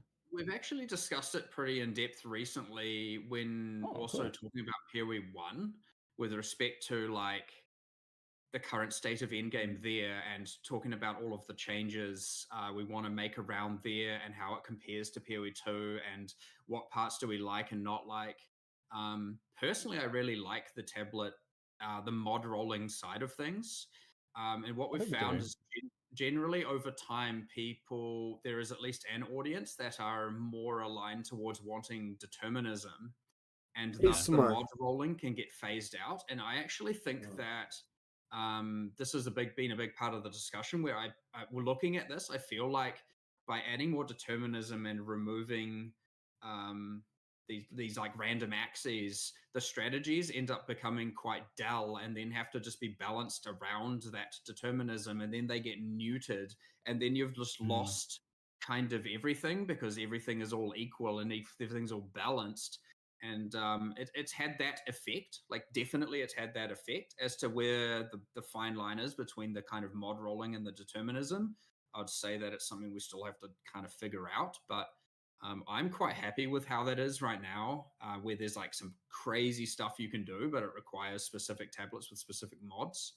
And so, yeah, I immediately, I caught us, we were actually doing this for 055. I was like, all of a sudden I saw a bunch of the really spike modifiers getting kind of like people pushing to nerf this, nerf that, get this in line with the rest of the content. And I was like, let's not do that right now. I think there's one or two that like, okay, I understand the beyond reason, but I was like, let's pull back some of that because I want to actually reevaluate how much power you should be able to get out of these random modifiers as opposed to things that are just baseline always on. So yeah, there's still some evaluation.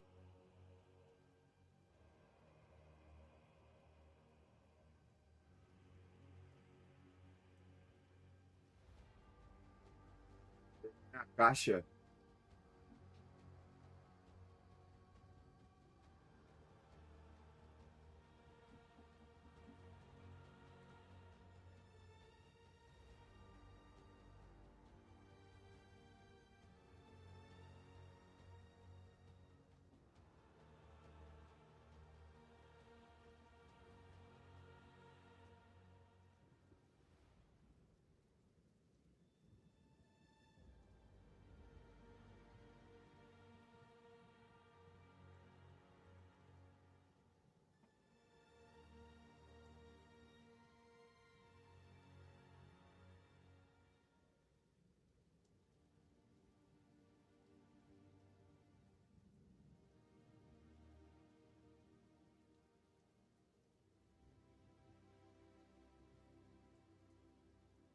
Mano, bugou. Não dá pra pegar a caixa.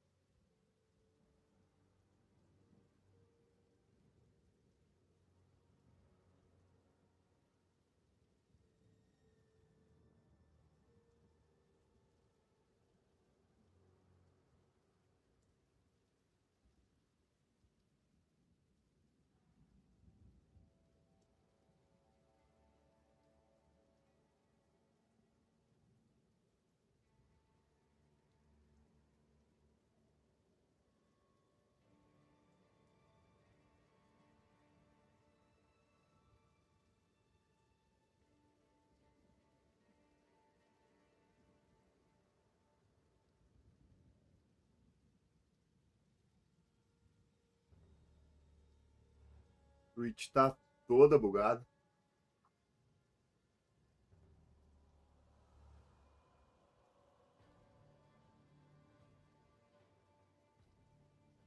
É isso, mano.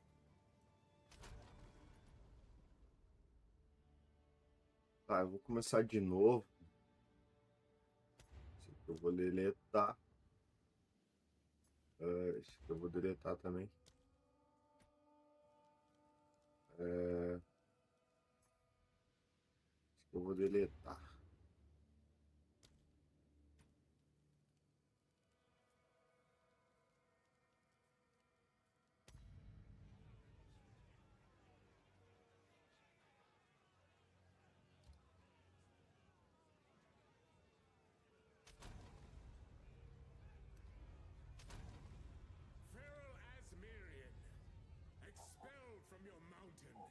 are wild at heart and wild of mind. Oh, how the glory of the Asmiri has faded. I sentence you to death. Say your piece.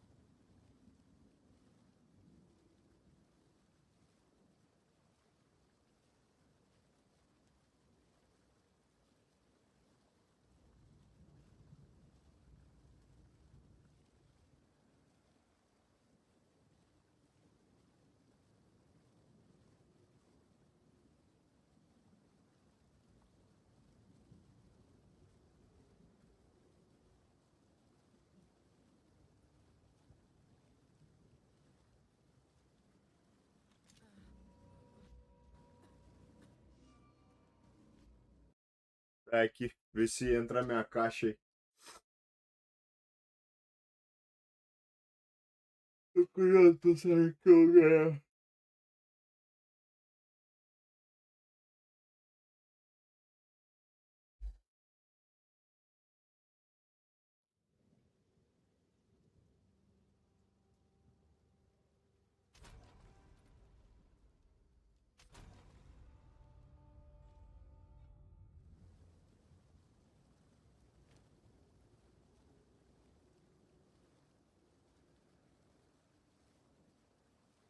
Mano.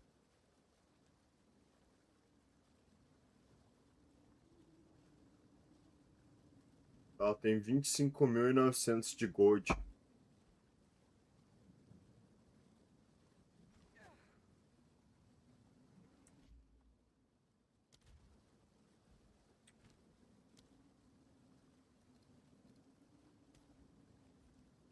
Não.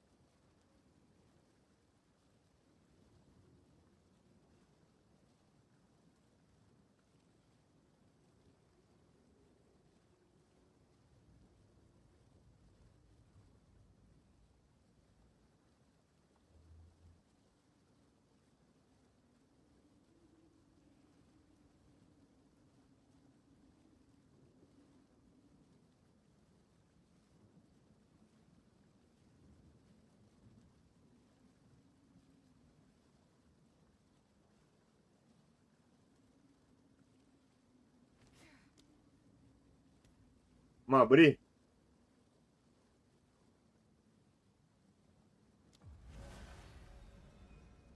Isso.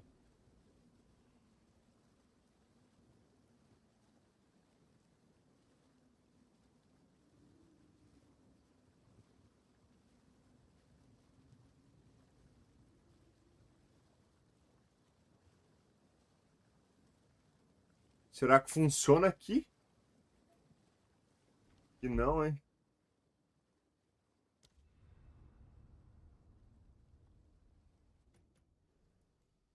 É o baú de Waystone?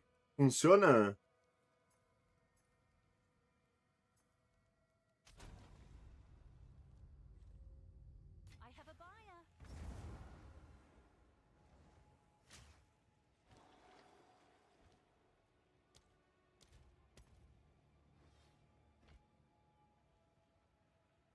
Ô, louco!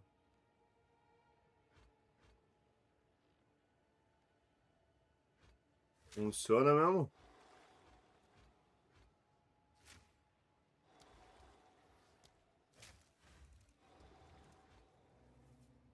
Caralho, que da hora, mano. Poderia ser o da Brit? Poderia, mas... Opa.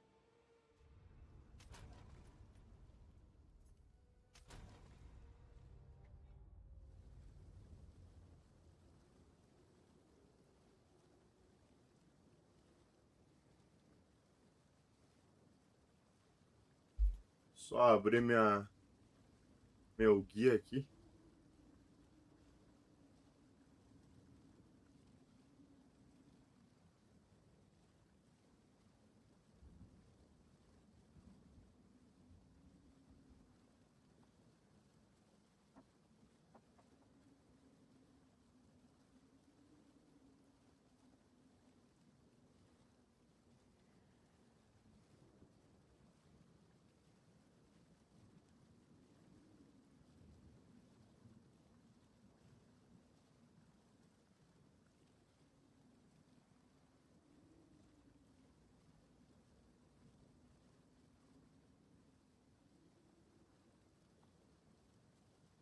Hum...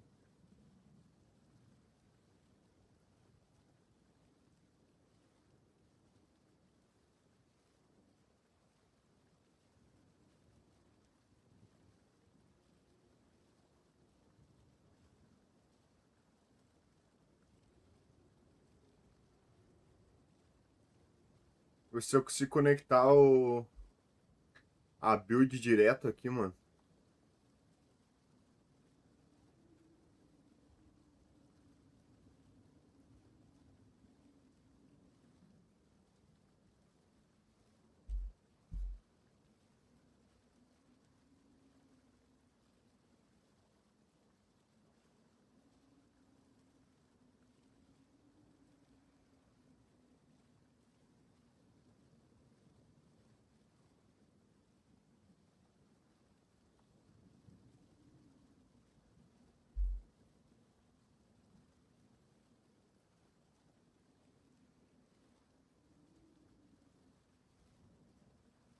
Ah, aqui o negócio que nós estávamos falando, aí, Iago.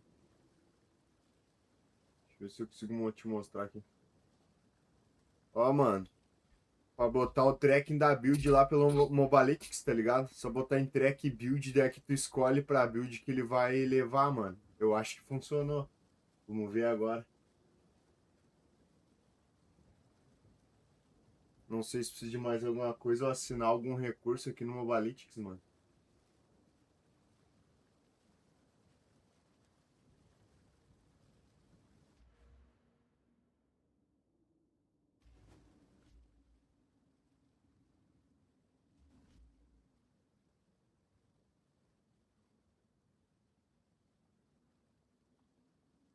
Sério, mano? Os caras meteram essa?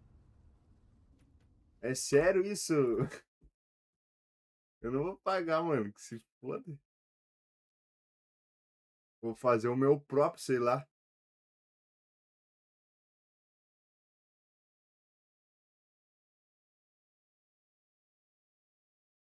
Copido. Tem como será? Eu não sei que eu não sei mexer nessa parada, mano.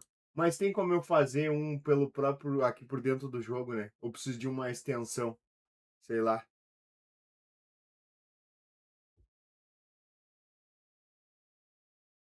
Pô, que sacanagem, velho. Os caras meteram louco mesmo.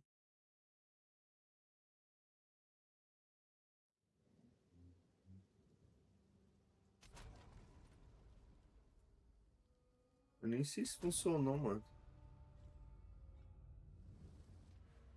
Tá, aparentemente não tá funcionando, velho.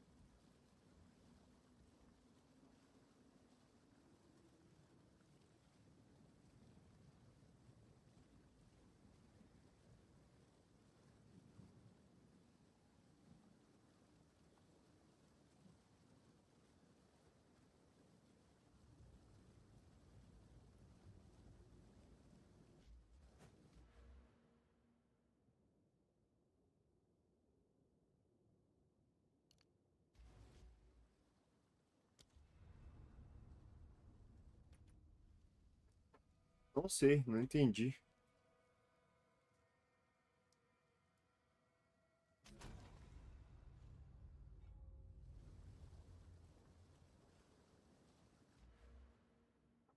Sei lá, velho.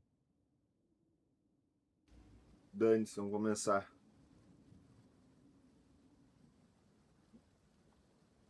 Começou.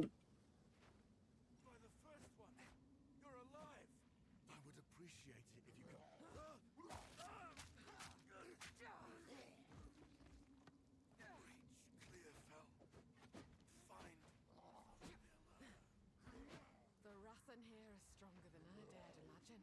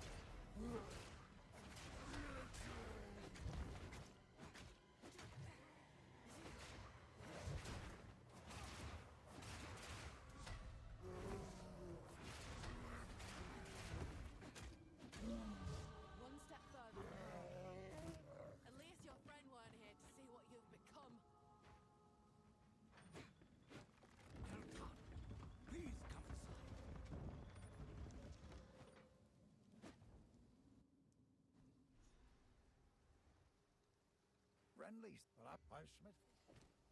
That now you could channel your violence against this devourer, as Finn calls it. We'd be indebted to you.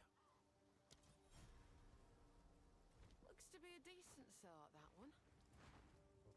Welcome to the camp. Oh, I feel I like to hold on to Foi bits por and 3 e pieces. por Oh, 5. I like this one. A woman without a place to call home. É, mano, aparentemente não tá fungando ainda.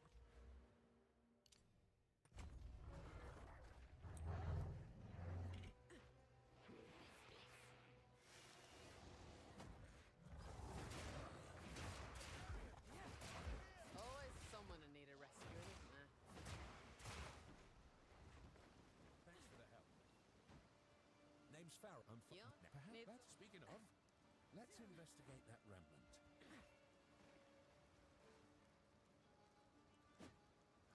But look here.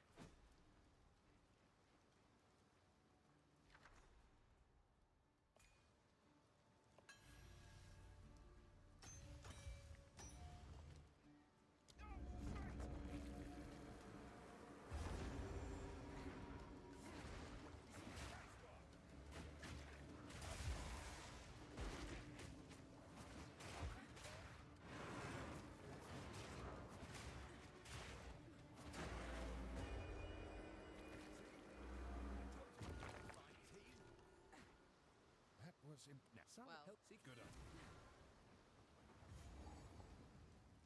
The thrill of the hunt!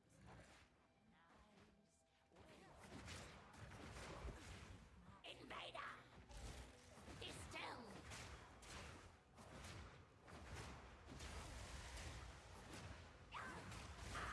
Feed!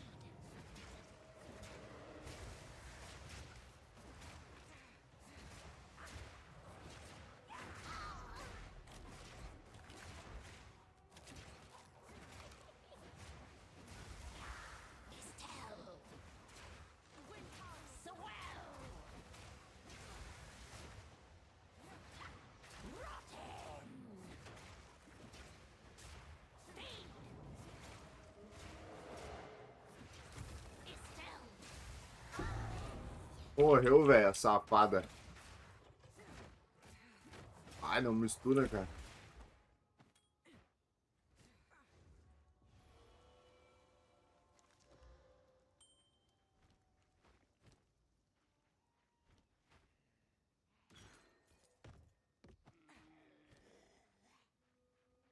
Step com uma bota.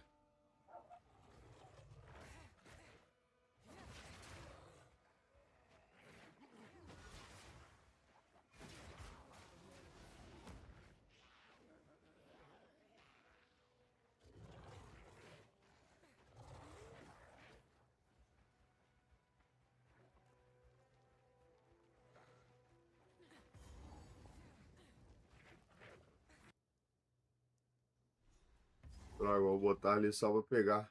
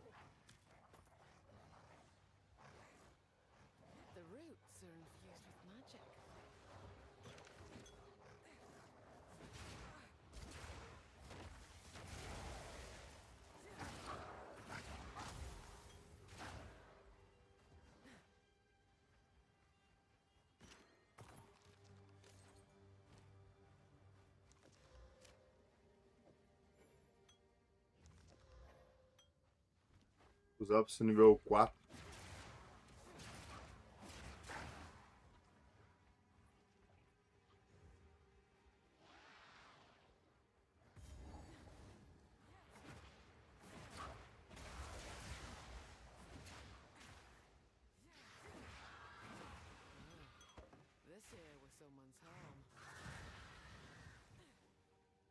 Vem aqui, bruxa, sua safada.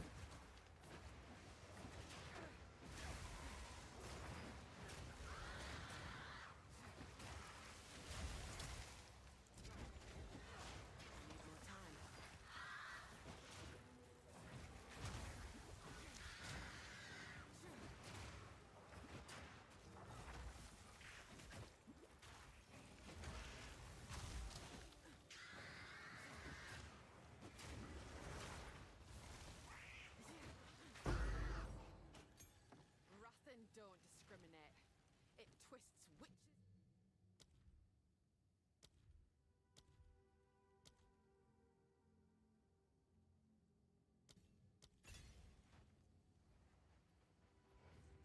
Ok.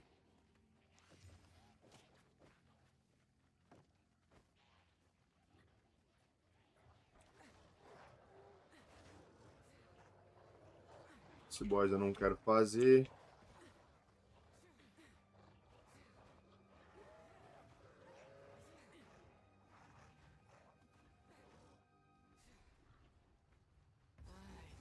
It yet lives, but by what foul means?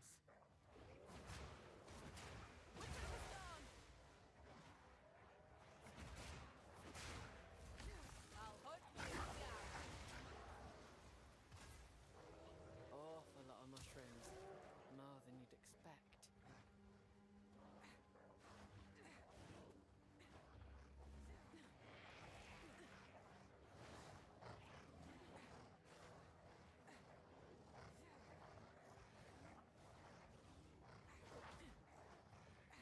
Nossa, tem cachorro emaranhado, mano.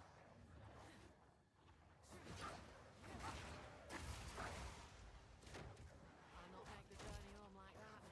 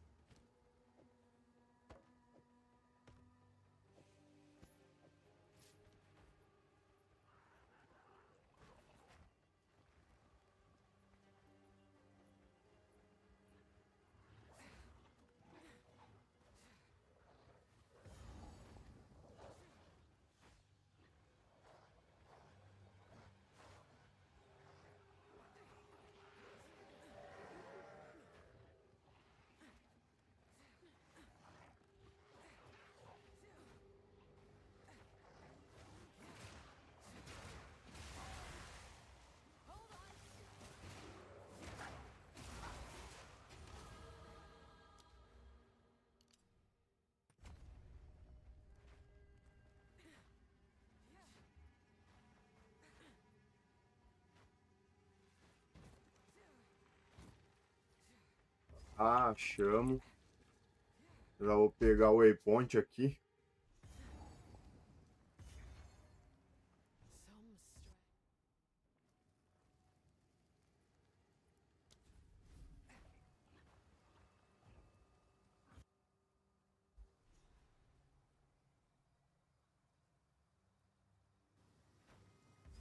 stray. This place bears the wounds of war.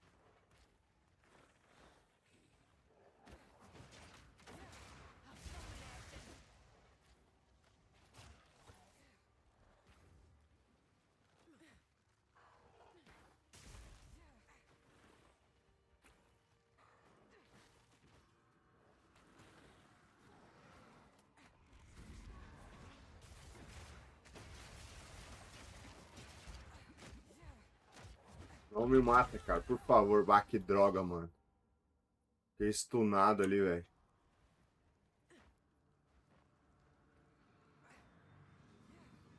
Perdemos tempo.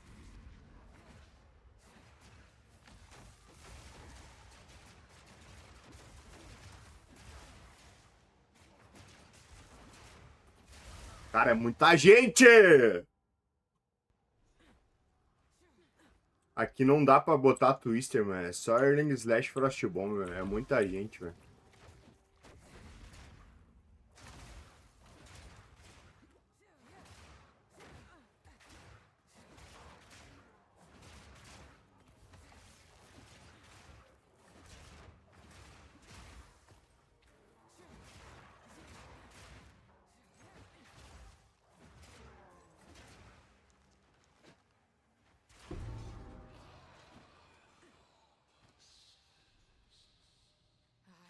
I'm hearing voices now, and yet the spirits stay silent.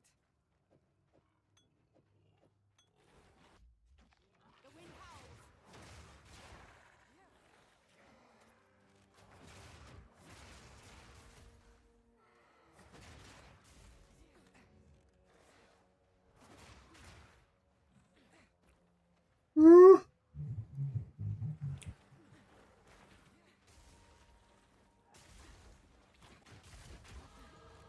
Spirit still watches. Let it bear witness.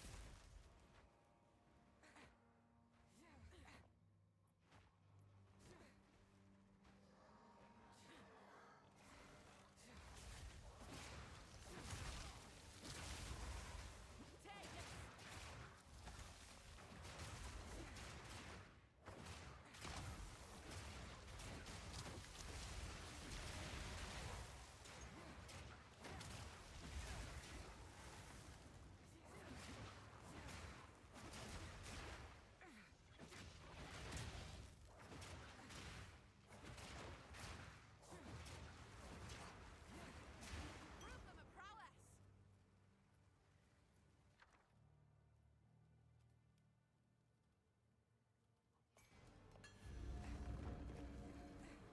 Vale a pena fazer essa mecânica aqui, eu acho, mano.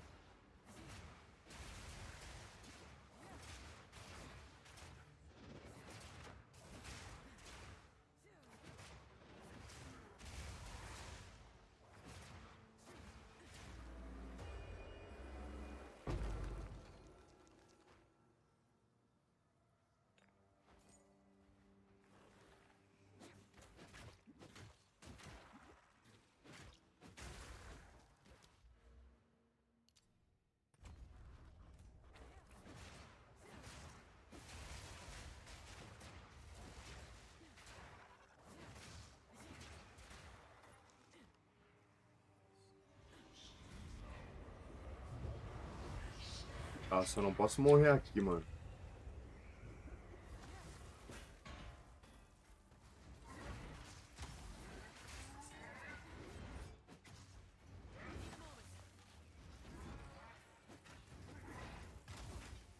O Frostbomb não pega nele.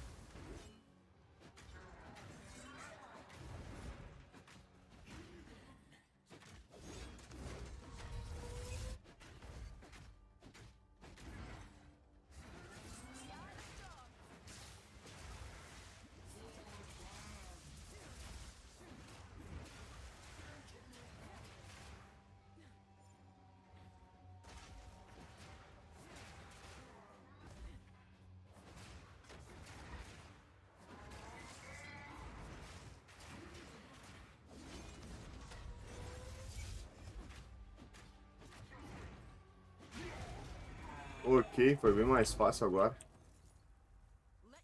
Ah, dropou uma bota.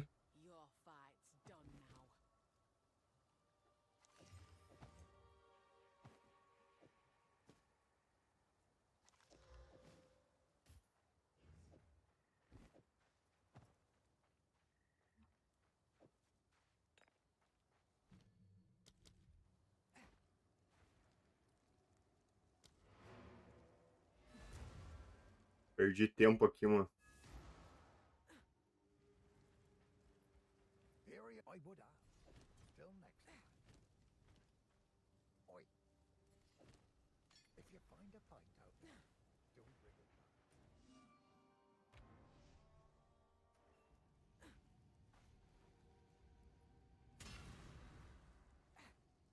What happened here?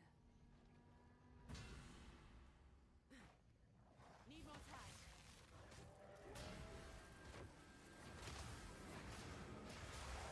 Let please have ya.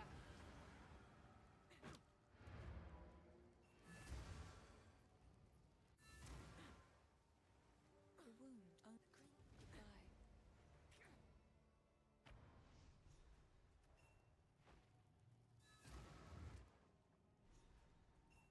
If the face.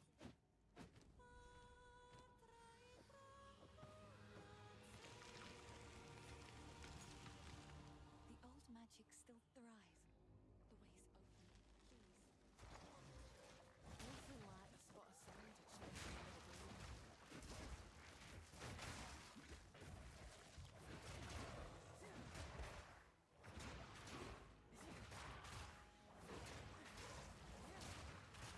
The eye of the storm. Mano, esse começo aqui desse mapa é complicado, velho. Esse dano de veneno é muito cruel, mano.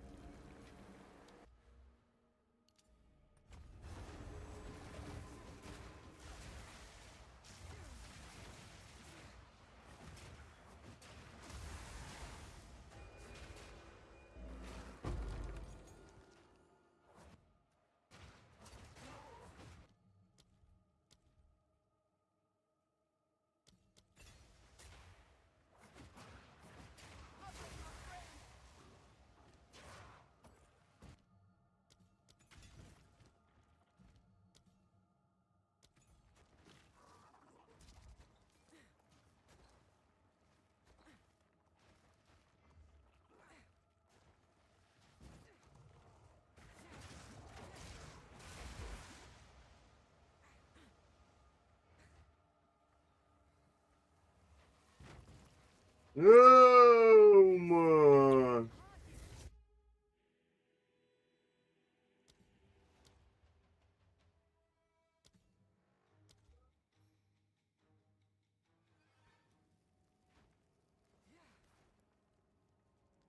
Jogo do 007, mano, é bom? Pô, pior que eu nunca joguei, mano. Jogos que eu queria jogar assim também eram o Hitman, mano. Eu nunca joguei. Tem um primo meu que era fãzaço.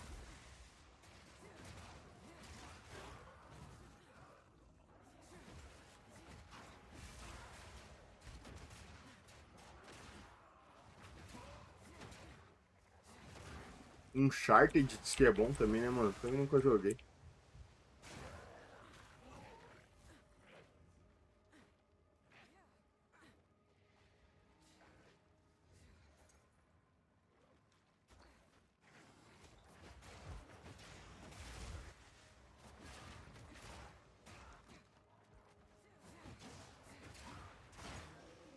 Ô, vou olhar depois, Iago. Que massa, mano.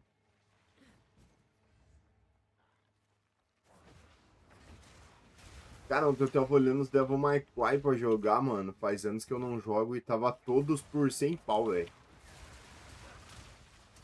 Tá ainda, eu acho. Quase peguei, mano. Quase joguei. Deu pra jogar Diablo. Mas deu vontade, mano. Eu joguei bastante o 3, mano. O 3 e o 4. O 5 eu nunca joguei. E os dois primeiros também não.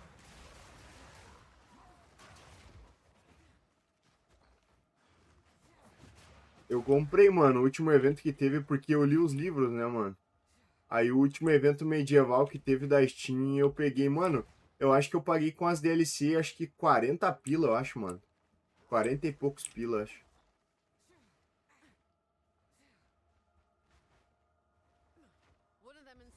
Eu já tinha jogado ele, mano. Já tinha zerado ele no console. Aí eu tava platinando agora no PC, mano. Até parei bem avançado na história, mano. Tava pegando todas as cartas de Gwent e tal. É, pai. Eu tô com ele ali guardadinho, mano. Não sei se eu termino de zerar antes do remaster ou espero e faço um save novo do zero, mano. Eu vou platinar no Marcha, mano. No Marcha da Morte. Tem, na real, pra platinar tem que jogar no Marcha, né? Pelo menos uma vez zerar no Marcha, mas eu vou fazer todo a platina no Marcha.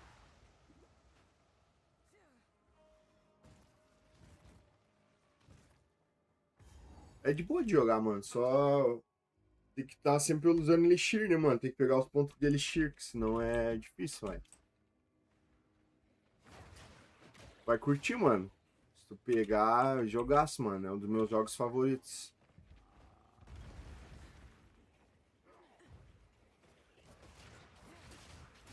Jogaço, pai. Jogaço mesmo.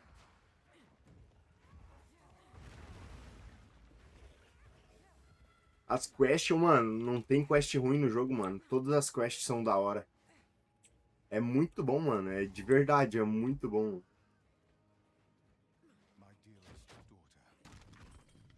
Não tem quest ruim, mano.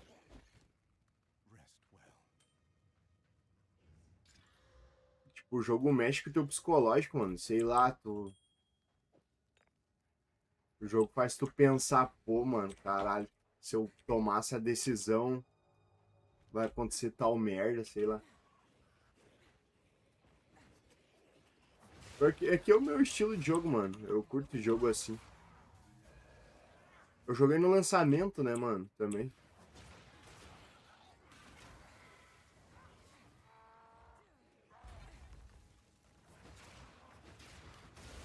Mas é bom, mano. Pegar um headset assim, mano. Isola bem o som, se sentar e jogar aquele jogo. Pô, mano. Antes de eu voltar a fazer live, eu tava jogando direto, mano. Tá até baixado aqui, meu. Até baixei de novo.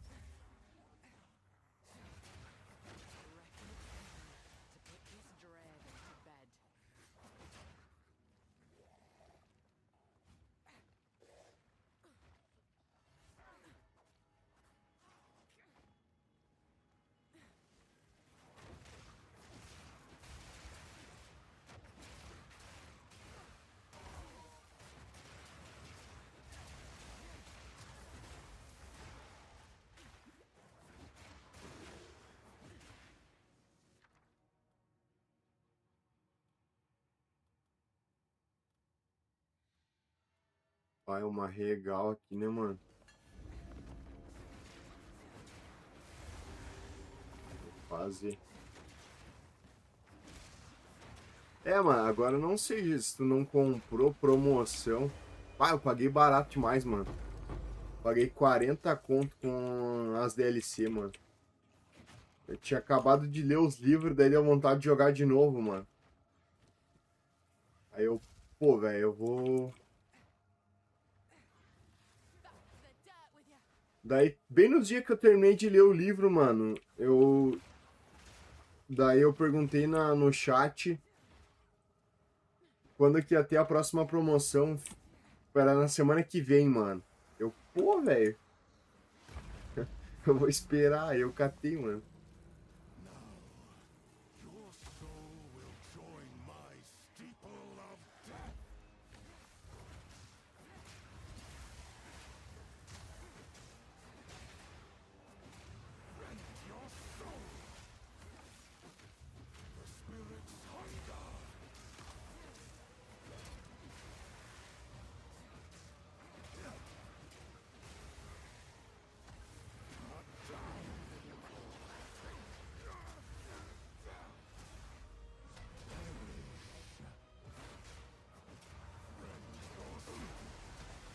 Deus, ele quase me matou, velho. Ah, aquela skill dele dá vários projéteis, meu. Eu tomei uns 2 projéteis uma vez só. Por isso que eu tomei todo esse dano. Essa skill é perigosa, mano.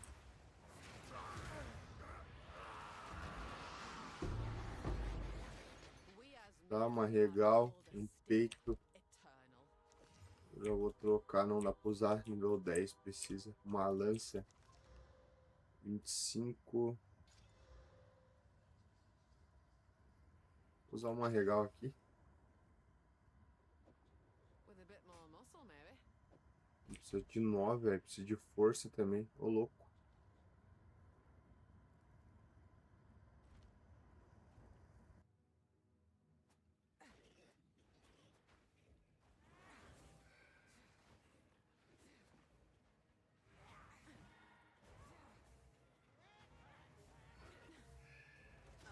Tem bastante jogo que eu quero jogar, mano.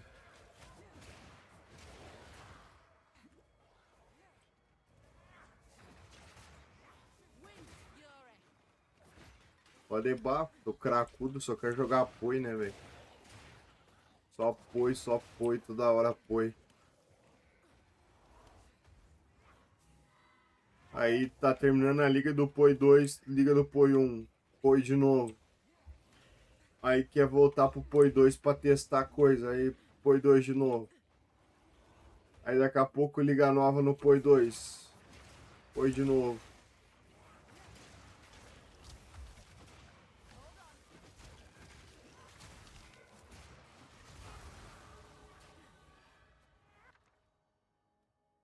Não, não vou.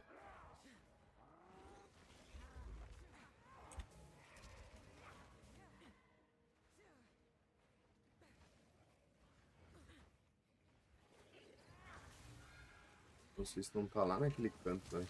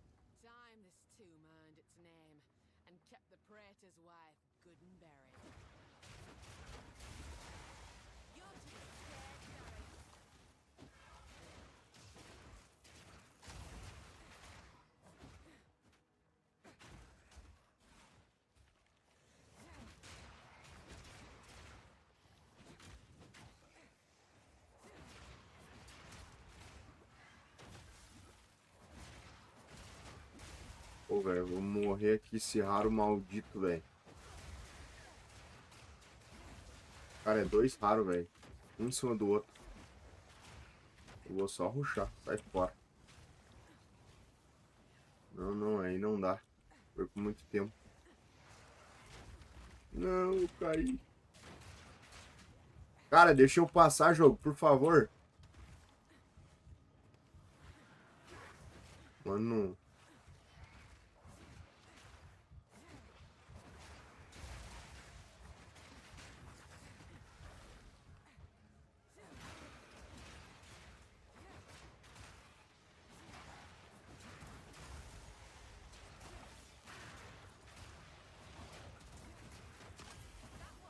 Ô, louco, velho. Quase não consegui passar. Quase morri.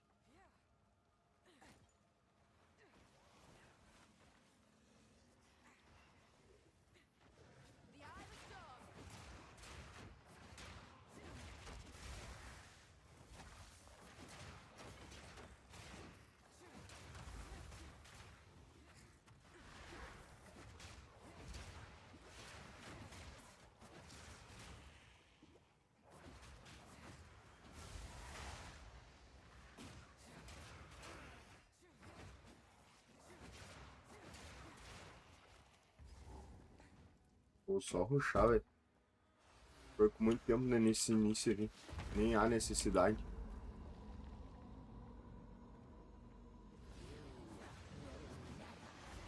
Ah, lá, só lá do outro lado.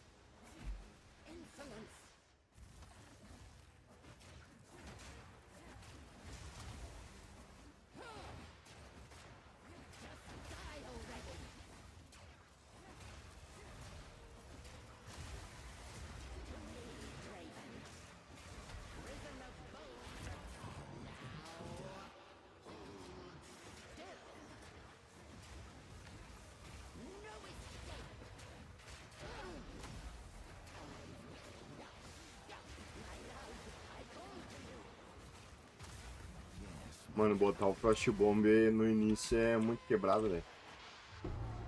Ajuda demais, mano. Ajuda muito.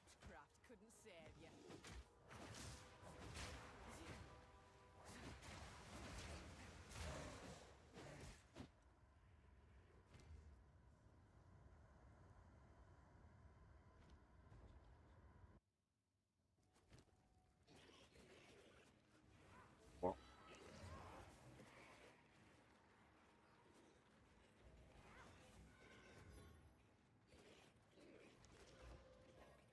Pô, não posso usar nada, velho.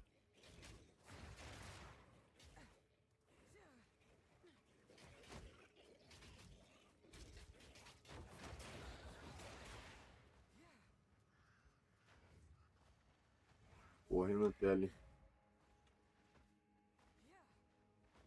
Nossa, eu nem tinha pego o waypoint.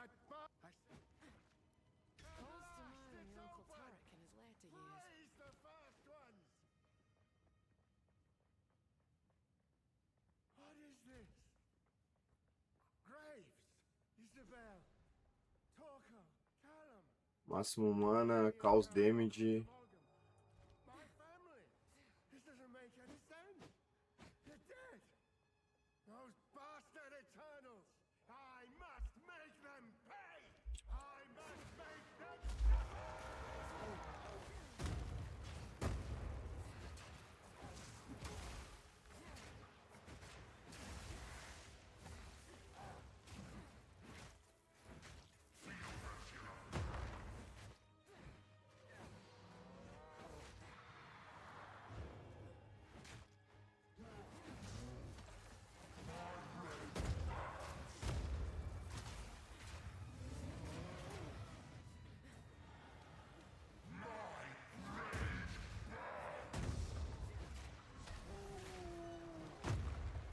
Tá maldito.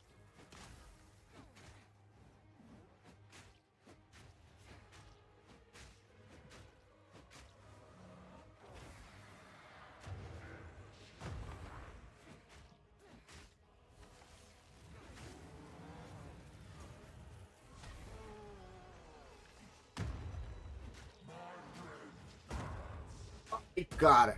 Ô, mano, esse cara é muito roubado, velho. Dá muito dano. O gelinho dele é muito roubado.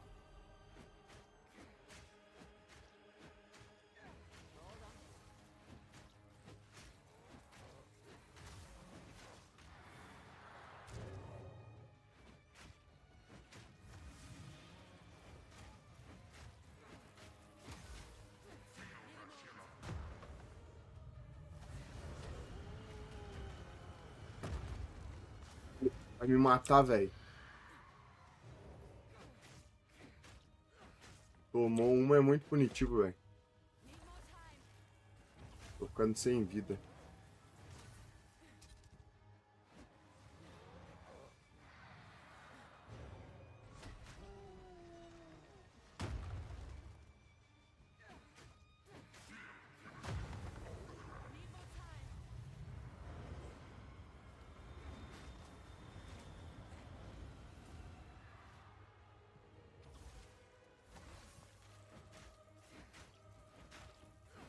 Caralho, mano, essa luta foi difícil, velho.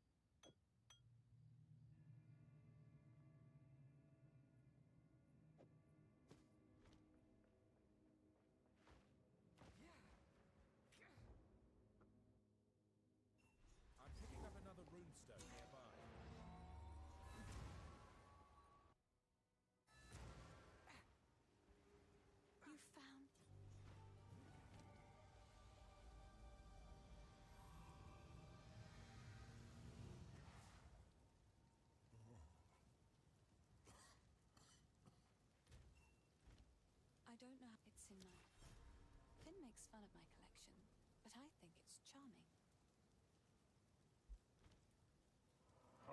This. So if we are... Sorry, I like to hold on to bits and pieces. Any that catch your eye?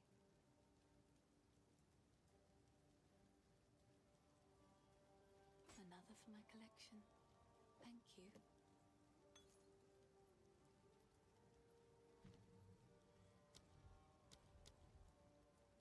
É isso, mano.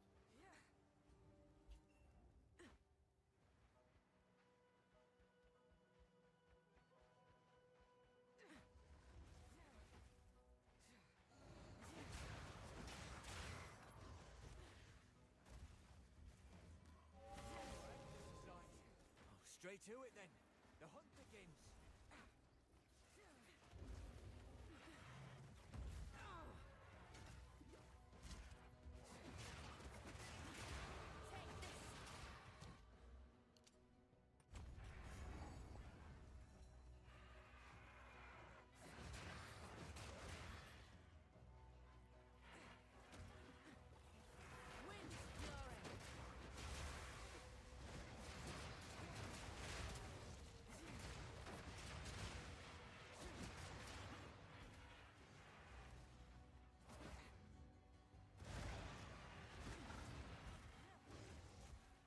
Nossa, quase caí.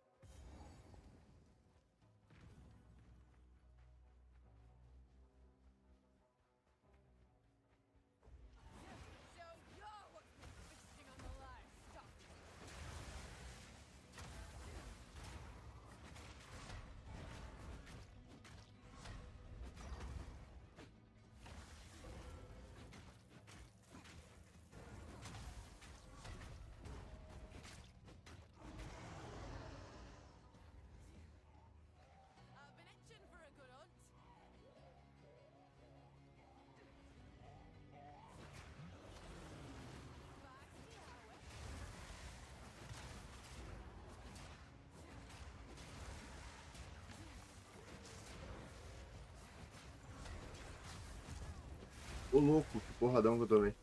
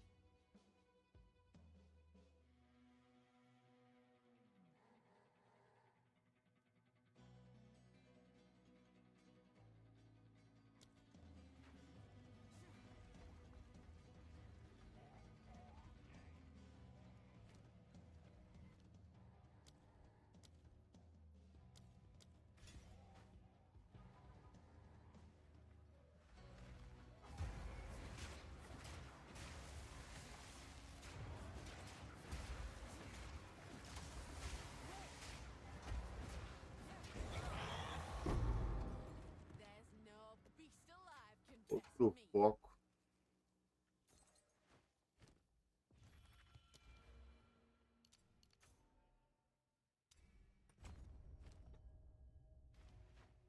Próximo de nível 10 agora.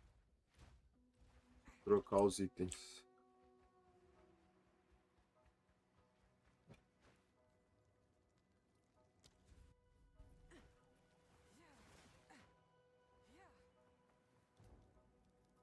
Vamos pegar o Spirit aqui.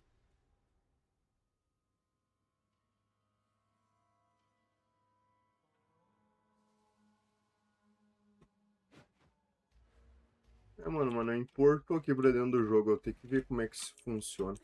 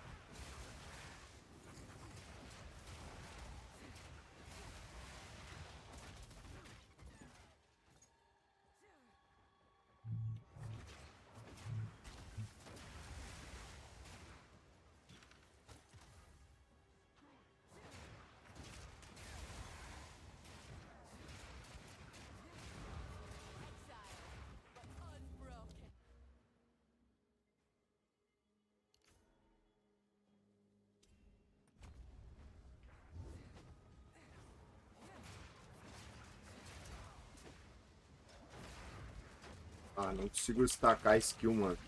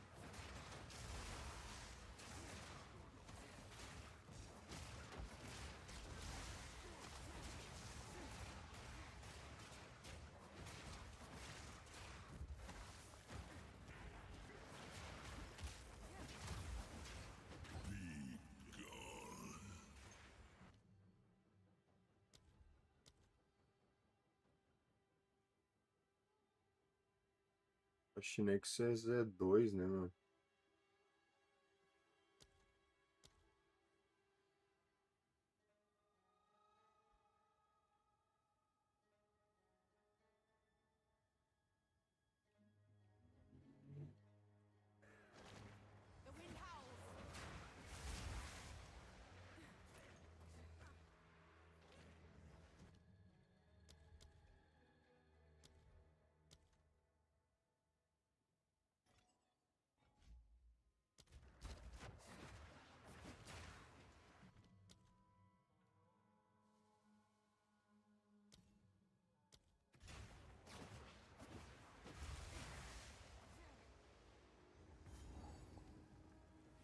These halfwits seek to summon something better left well alone.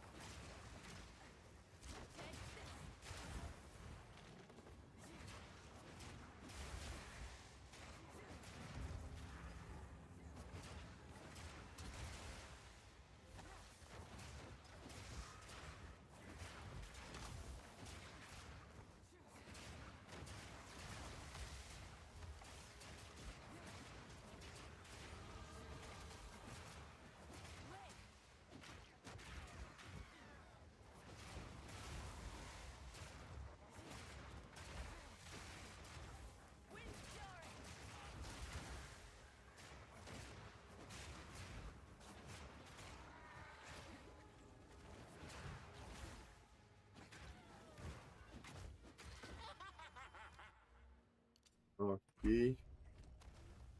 Trocar de lança. Trocar de peito. Trocar de escudo. Trocar de flask de mana. Flask de vida.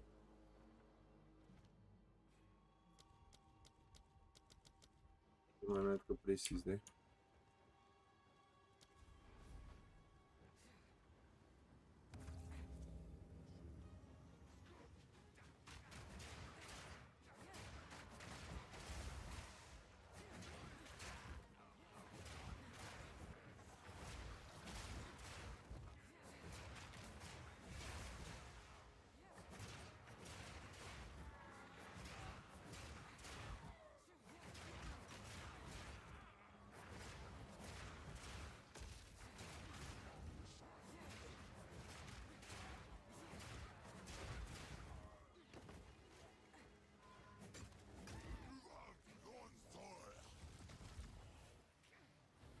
Pô, tô sem vida, mano. Tomei no isqueiro aqui.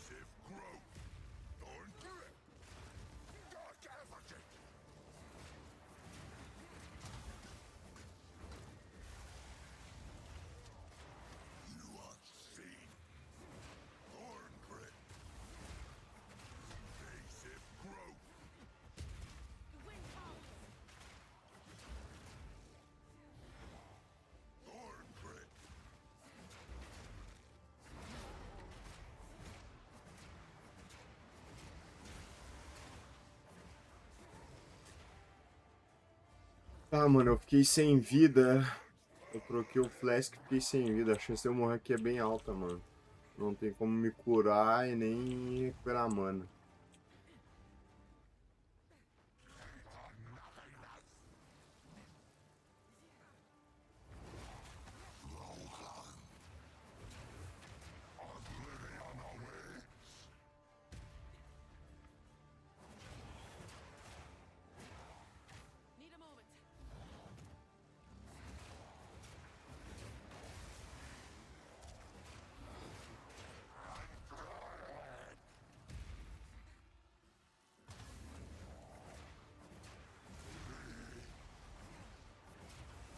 Tá, eu morri, velho. O cara cagou toda a arena aí. Não tem o que fazer. Tô nem enxergando ele.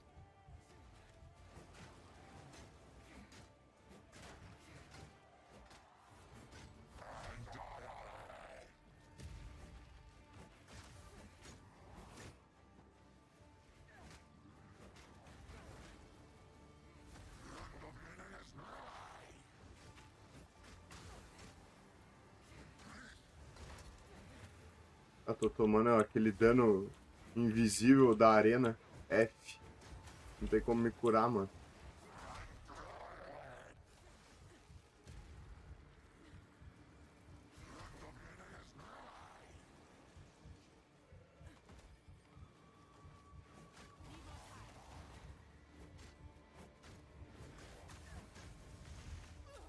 Aqui não tinha o que fazer. Ah, essa dano da arena é muito paia, GGG. Muito nada a ver essa porra aí, velho. A arena dá um dano que tu não consegue desviar, mano. Sei lá. Esquisito pra caralho. Eu vacilei também, mano. Eu devia ter dado reset antes de entrar na luta. Eu tava sem pote, mano. Perdi um tempo do caralho aqui, mano.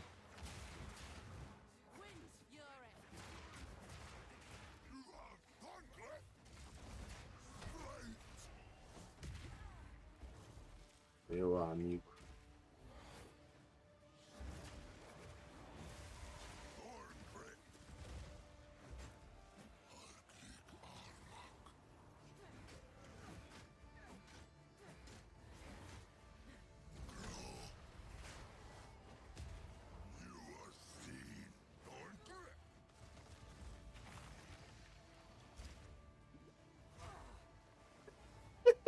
Eu caí por cima da poça de xixi ainda, mano.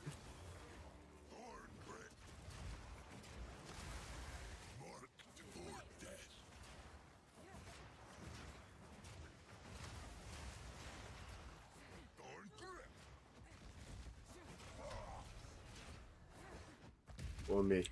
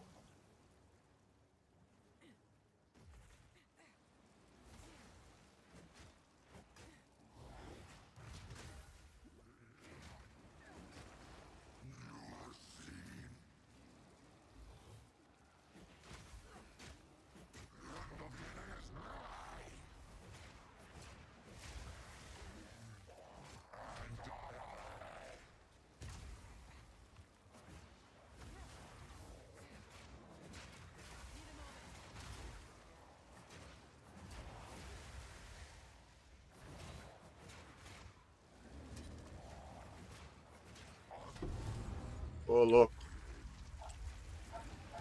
Roubado. Eu vacilei, mano. Poderia ter matado de primeira.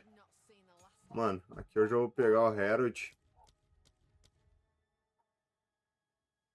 Ou não.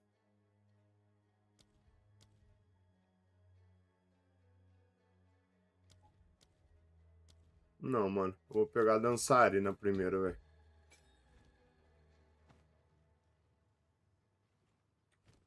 Herald nem funciona aqui ainda.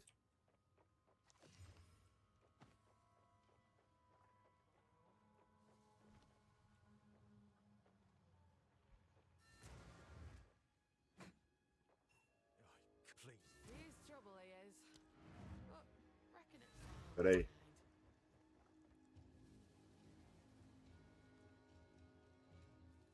Putz, vou ter que voltar por aqui, mano.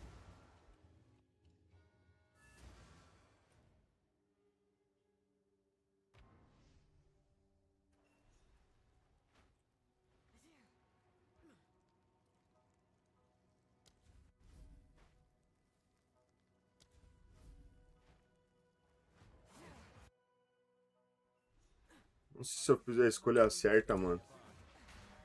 Vou pegar o Weed Dancer aqui, mano.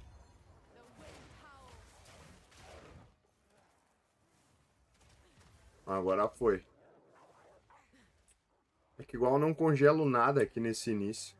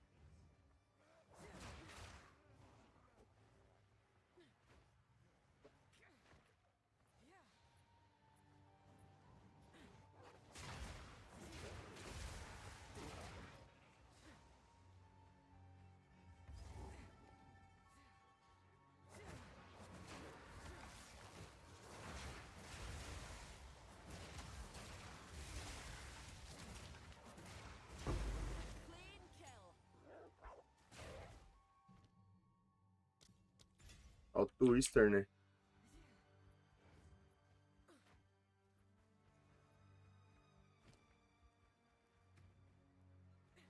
Mano, nível 4 não libera nada, só no nível 5.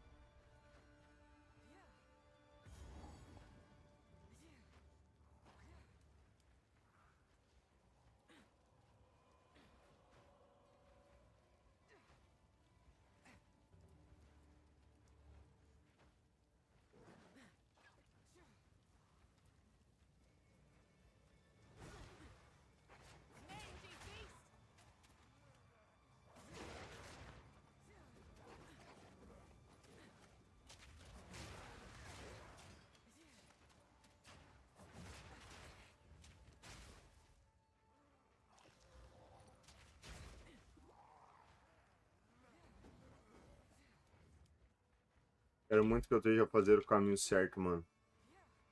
Pô.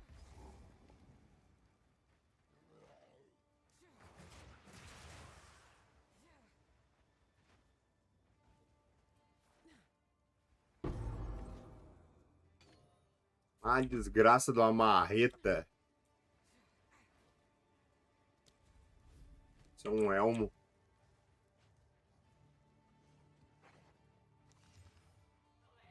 Dezessete inteligência.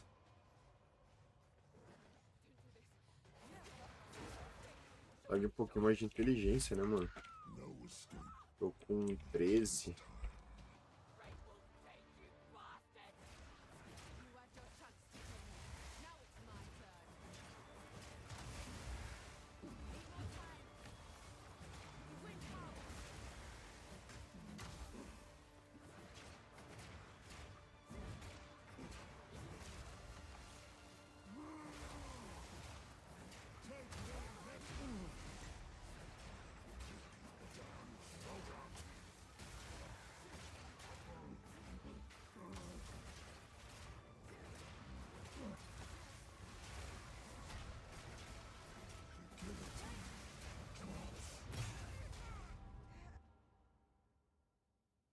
Tem que não ia me pegar, mano. Que droga, velho. Não!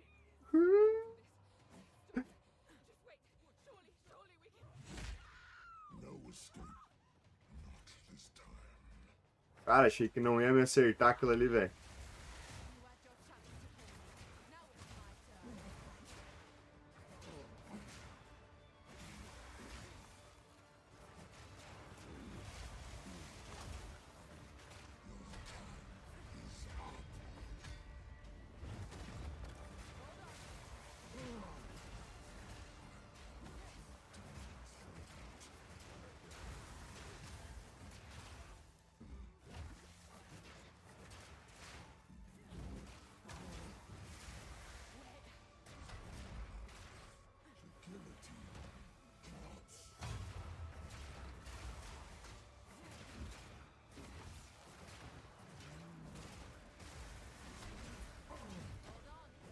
Não, agora chega. Uma calça, outra marreta. Eu só tenho marreta no jogo.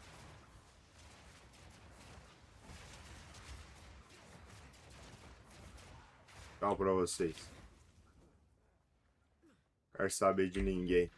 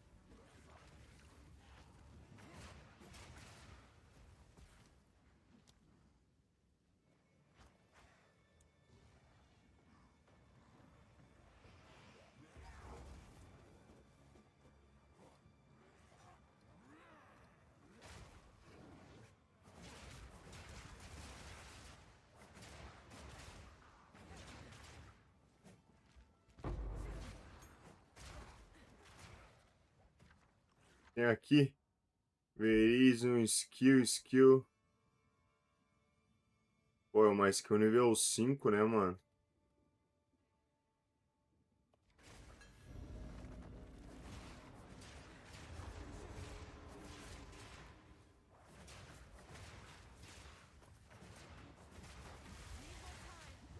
Que isso? A formiga me incendiou.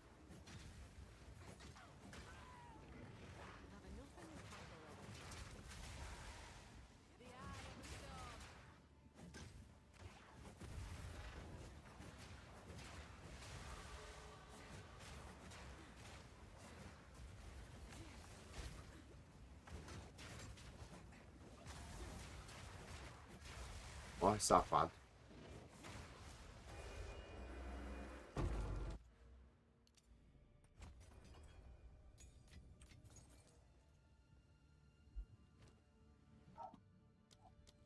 Não dá pra usar mais.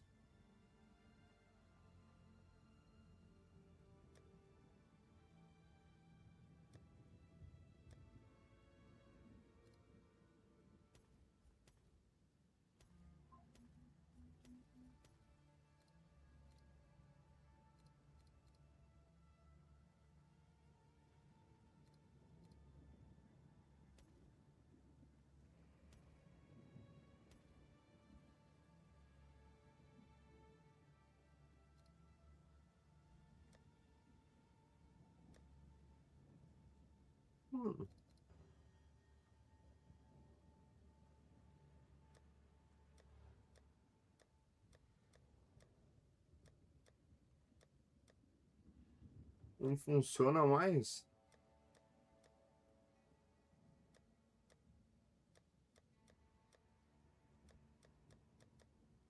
Sei lá. Parada pra upar de nível.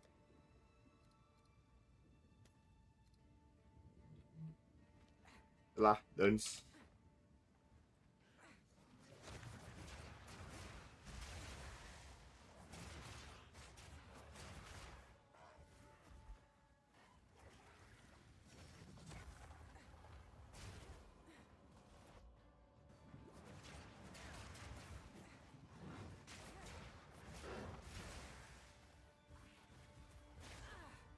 Não.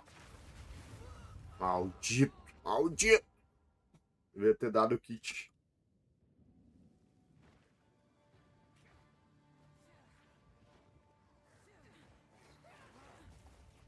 Me derrubaram aqui.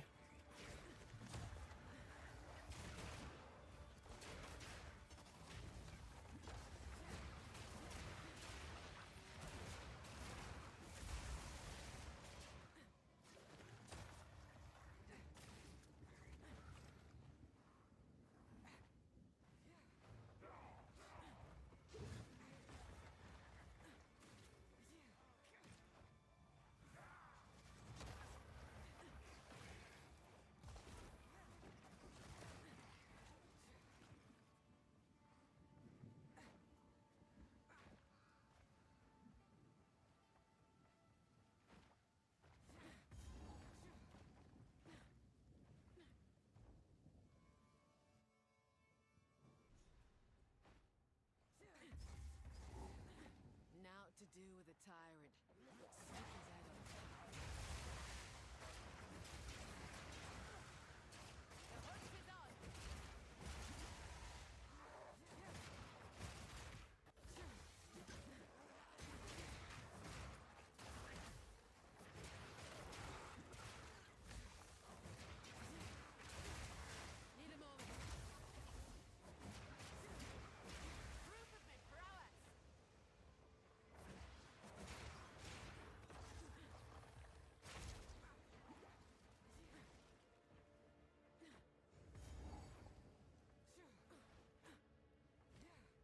O cara vai dropar um item bom aqui, mano.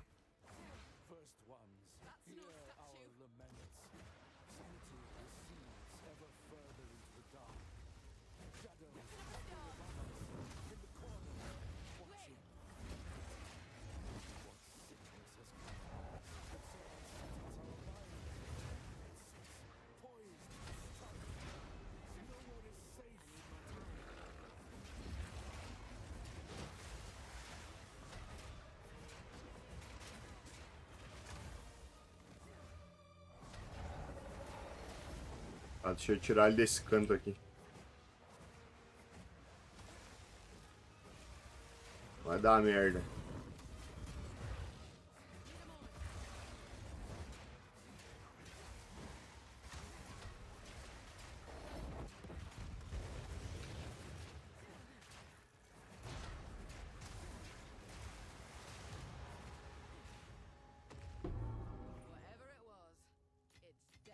Dropou uma bota.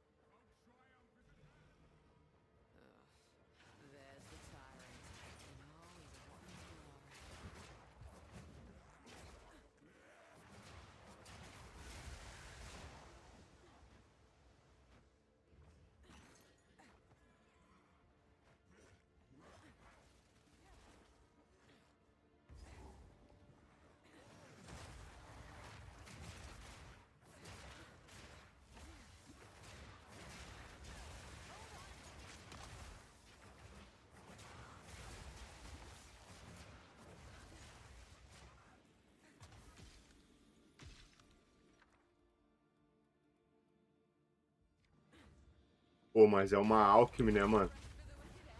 Vou fazer, velho. Eu consigo matar essa essência aqui. Não, não vai dar. Por que tem que ser tão roubado, né, meu? Oh.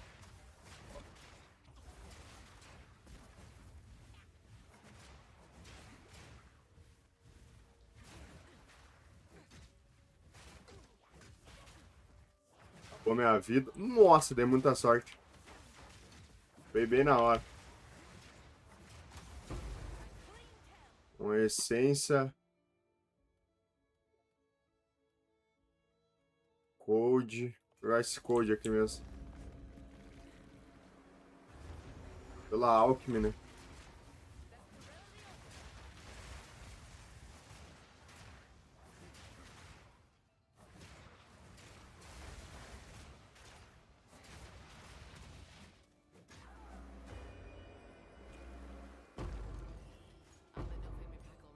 Supporter. Eu vou abandonar aqui.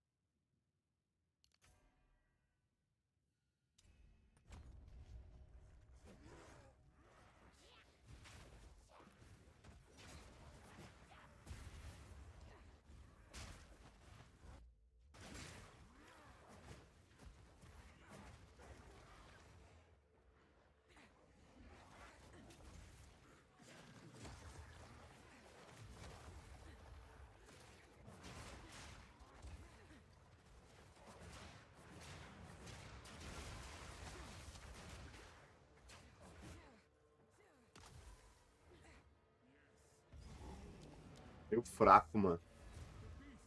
Ou bem fraco, na verdade.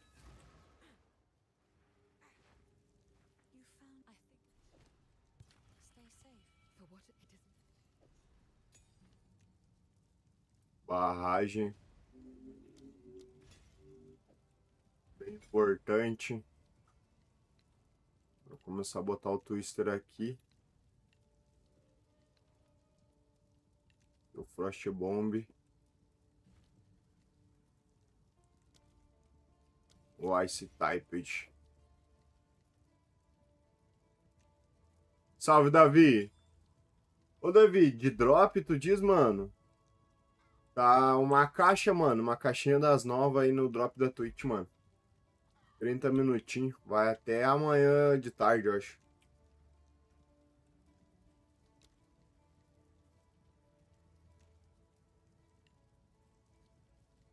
O próximo vou botar no R.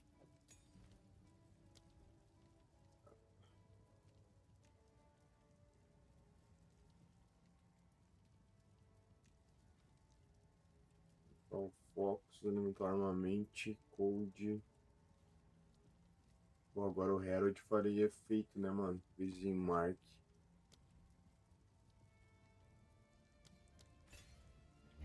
Carga.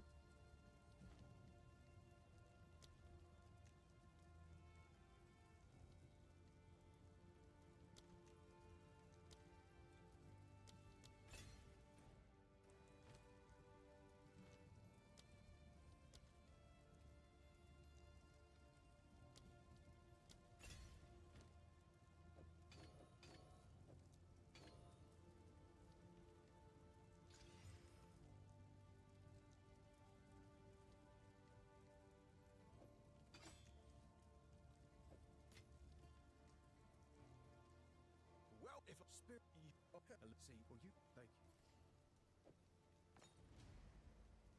Take a pun. Deal.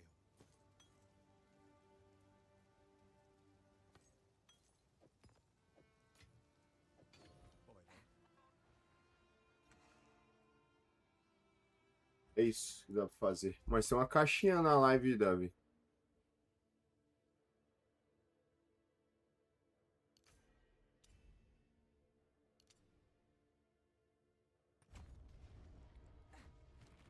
I've heard enough of the beast to know feeding it fools.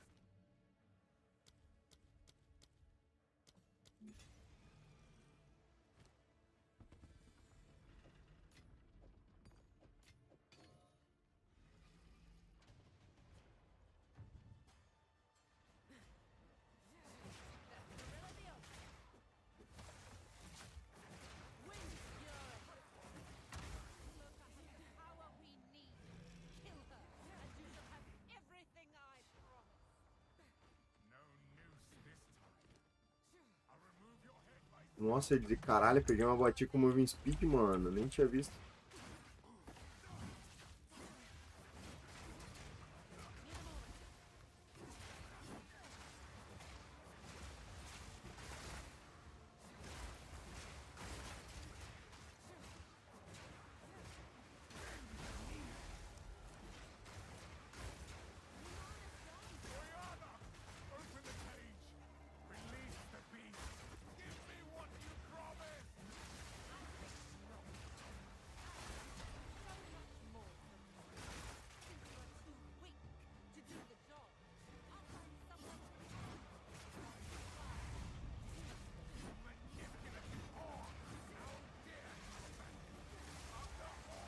Vamos, cara, troca de fase.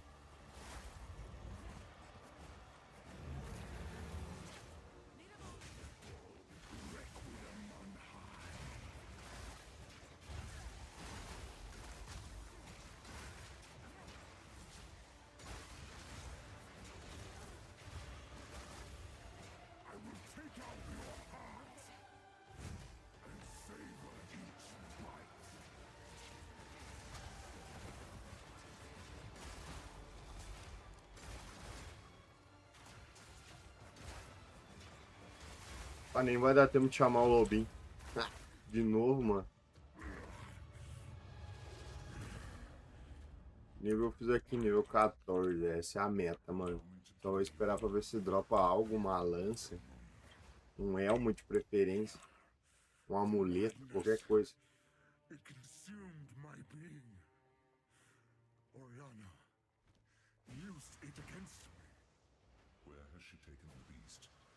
I found messages from the desert. From the Bastille. Yes. Find. Vamos, dropa, ligeiro. But first, please, stop the madness.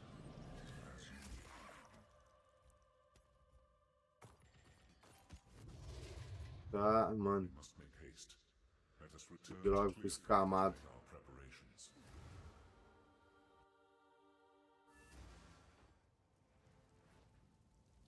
This hooded. Count Geonor is dead. We can go well. The village. Betray. Fuck, what? Well, my lady, we have arrived. The weary traveler grows close. So, this is the Visteri. I've never felt further from home.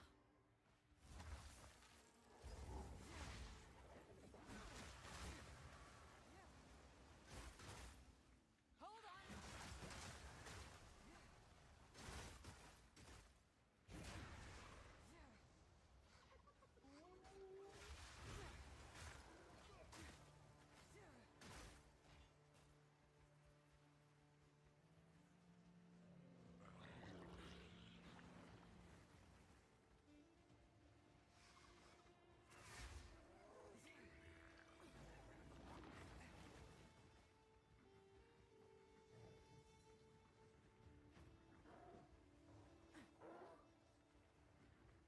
Me perdi. Jogo 10 que eu me perdi. Sim, me perdi, velho.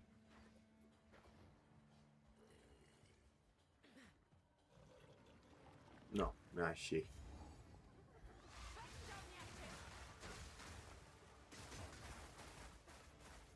Hold on.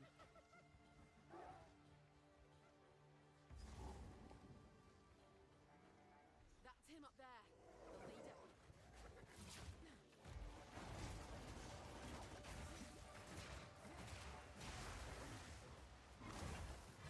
Need more time.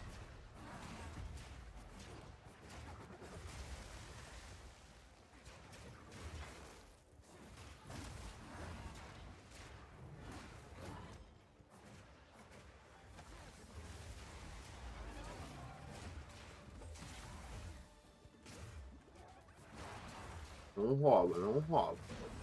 More time.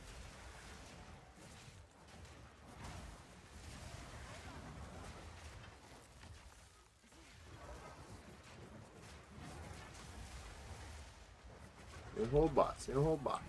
Tava direitinho.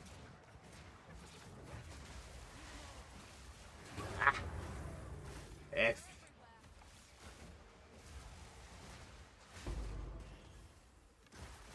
Boa, Andy. Pô, tá me tirando o jogo. Um item aí que eu posso usar. Tchau pra vocês, lobinho. Taca meu portal sapato.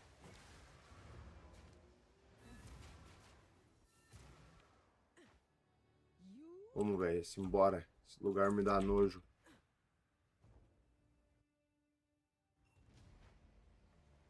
The Asmeri'd make use of this. Go. Who goes there? I only... No need to rush.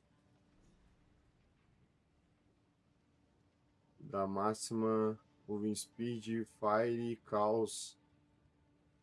Vou vender esse aqui. All right. Esse não posso dar nada, não. Quanto que eu tenho de ouro? Eu tava com 25. Eu tenho uns 3 mil de ouro aí. I am a Sala. Vamos supor. Um gamba. We Marrakech. The train. Move swiftly.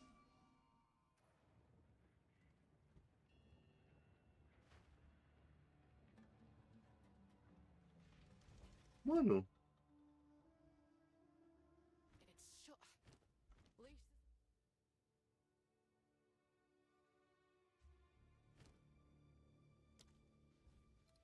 Extras.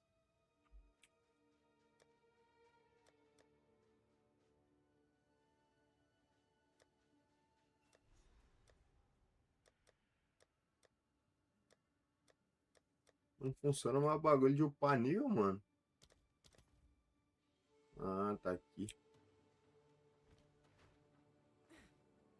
The Halani fight to the last.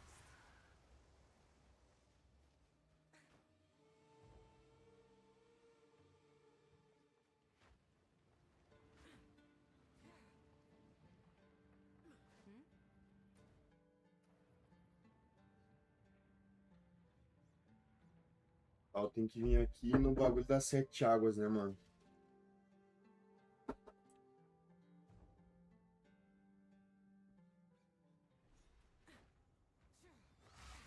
Mining like this, it can only mean war's coming.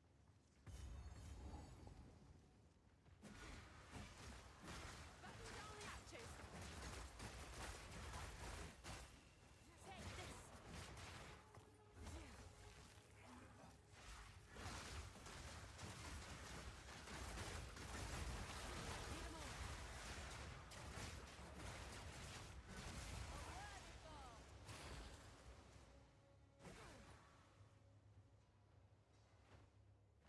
Deixar o Z ligado, mano.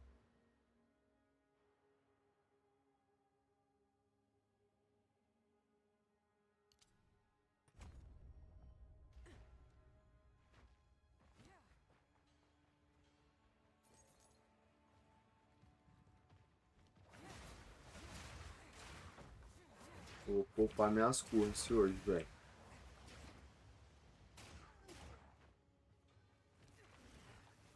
Pô, velho, eu tô sem pergaminho, mano.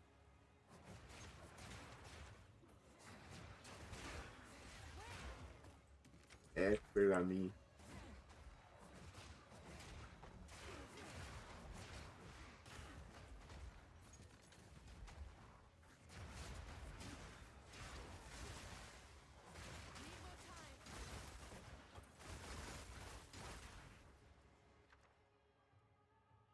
Arregal. Arregal. Arregal.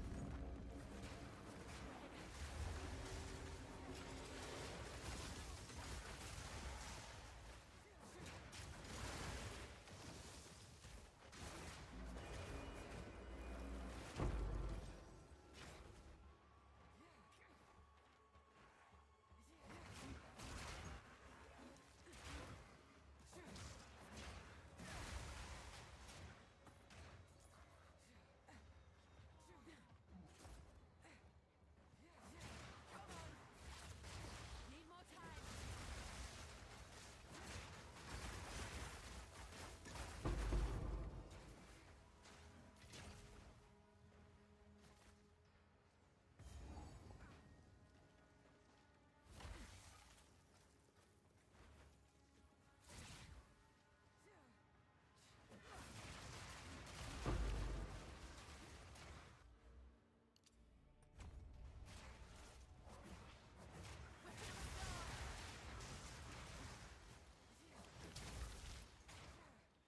Eu já tô decorando, né? Aqui.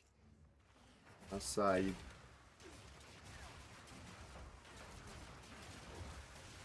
Não errei. Jurava que era aqui.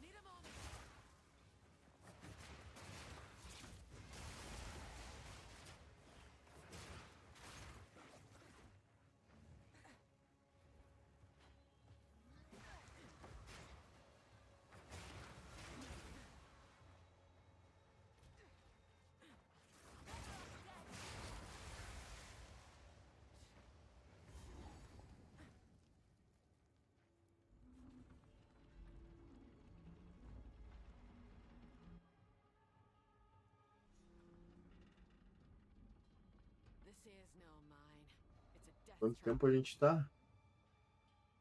1h30.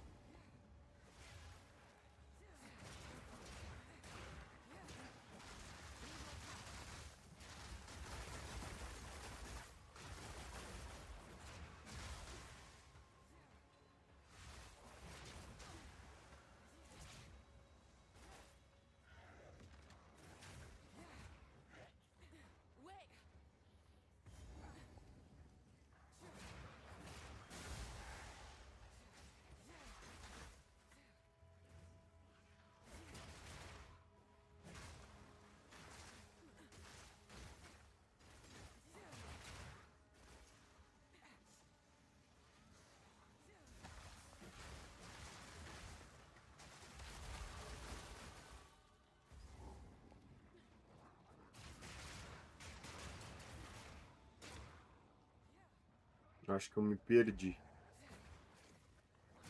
Ou não. Sim. Infelizmente me perdi.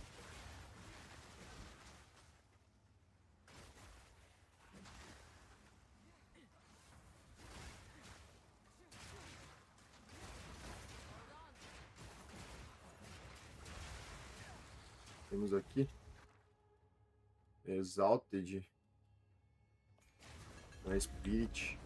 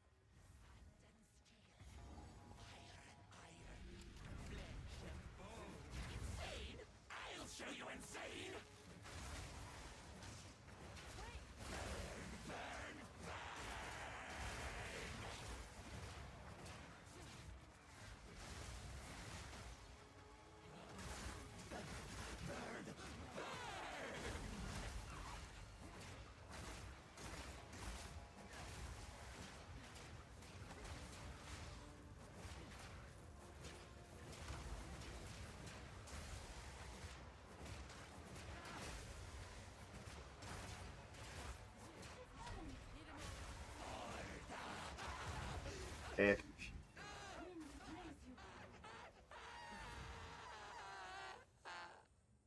Dropa de uma luva, um elmo. Sacanagem, jogo. Sacanagem.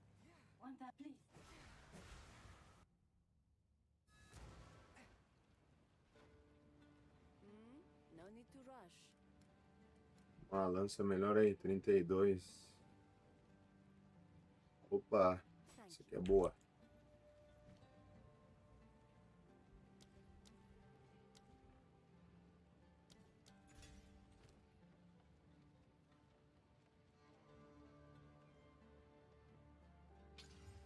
Ô, louco. Meter minhas duas Exalted aqui. Valeu a pena. Tá, mano, eu vou pegar o Herald aqui. Daí eu fico trocando, mano. Vou tirar o de dentro e botar o Herald. Agora a gente talvez congele um pouco mais. My webs are renowned as you wish. Goodbye. How can I advise? Essas luvas aí, Max Humana, Evasão. Who goes there?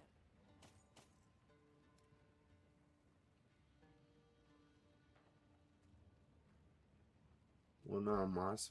Cara, eu vou gambar uma luva, mano. Um gambo eu posso me dar o direito de fazer. Ou eu gambo um mano. Gambar uma joia, tava com 25, né, mano? Não, mano, não tenho gold suficiente. Não, nem vou gambar nada, deixa quieto. Eu vou ir assim mesmo. Nível 6. Vou guardar isso aqui. So, Artletus, you have your orders.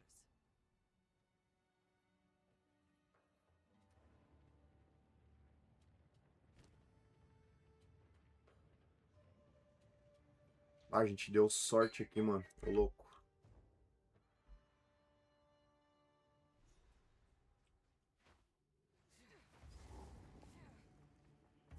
Finally some shade. I'm sweating like a stuffed pig, I am. Me derrubaram aqui, velho.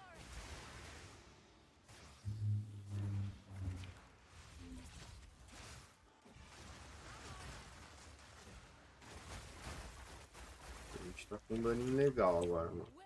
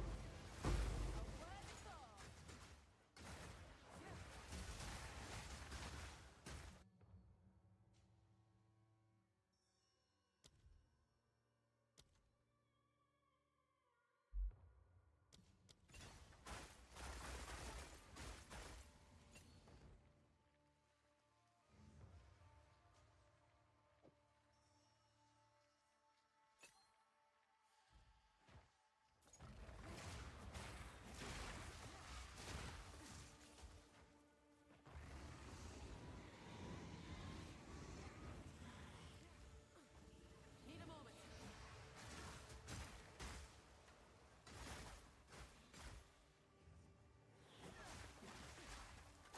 Vem aqui. Exalte de...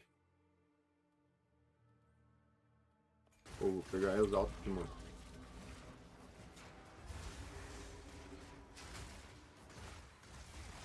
Meu Deus, que dano foi esse? Que mentira. Cara, que jogo mais mentiroso, velho. Que jogo mentiroso, cara. Com a porrada é 1 milhão de dano ali, meu.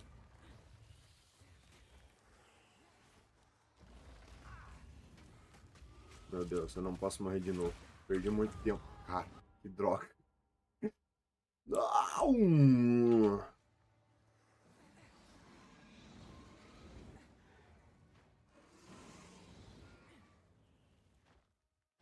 Oh, que mentira, mano. Que mentira, velho.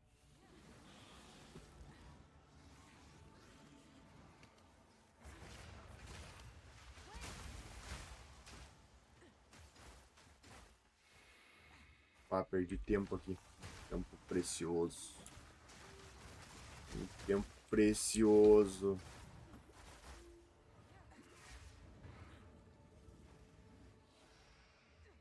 Sai fora, nem quero mais essas altas aqui. Foi esses caras que me mataram, velho. Essas aranhas roubadas aí. Olha o dano dessas aranhas, cara! Mano!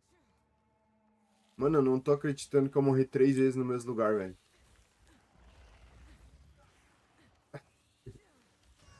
Pera aí, mano.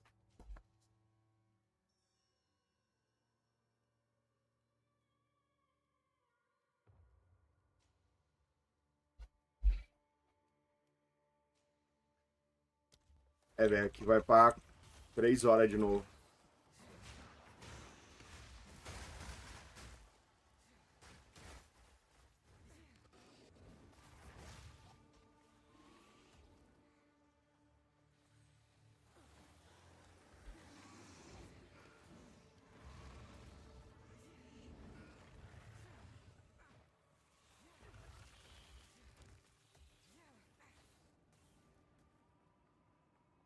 Who are these lasses then? They have an air of importance. The wind howls. Must be a reason for all this parchment.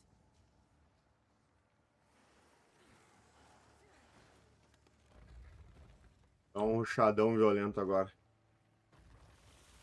Ganhar um tempo.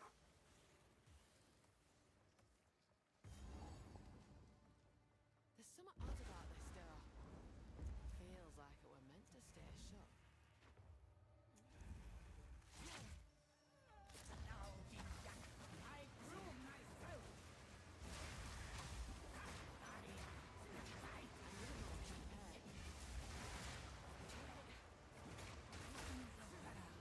Nossa, derreti a babala ali, mano.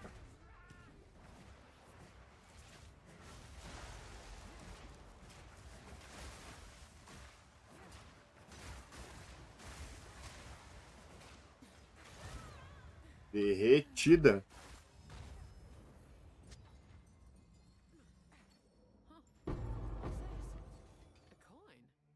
Tá, um elmo.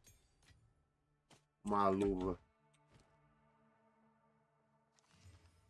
Boa.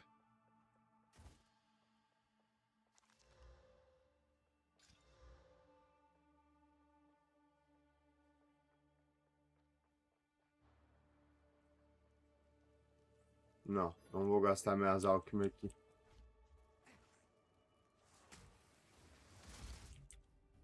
A aranha quase matou, mano. A aranha é uma metralhadora, velho. É um fuzil aranha.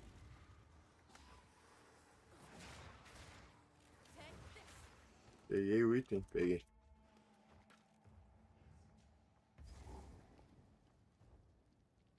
Ah, perdi muito tempo aqui, velho.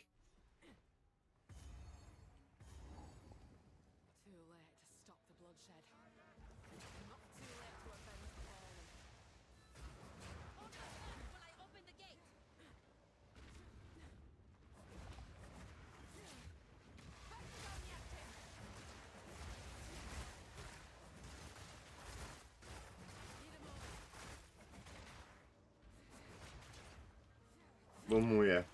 Não ficar bugado aí.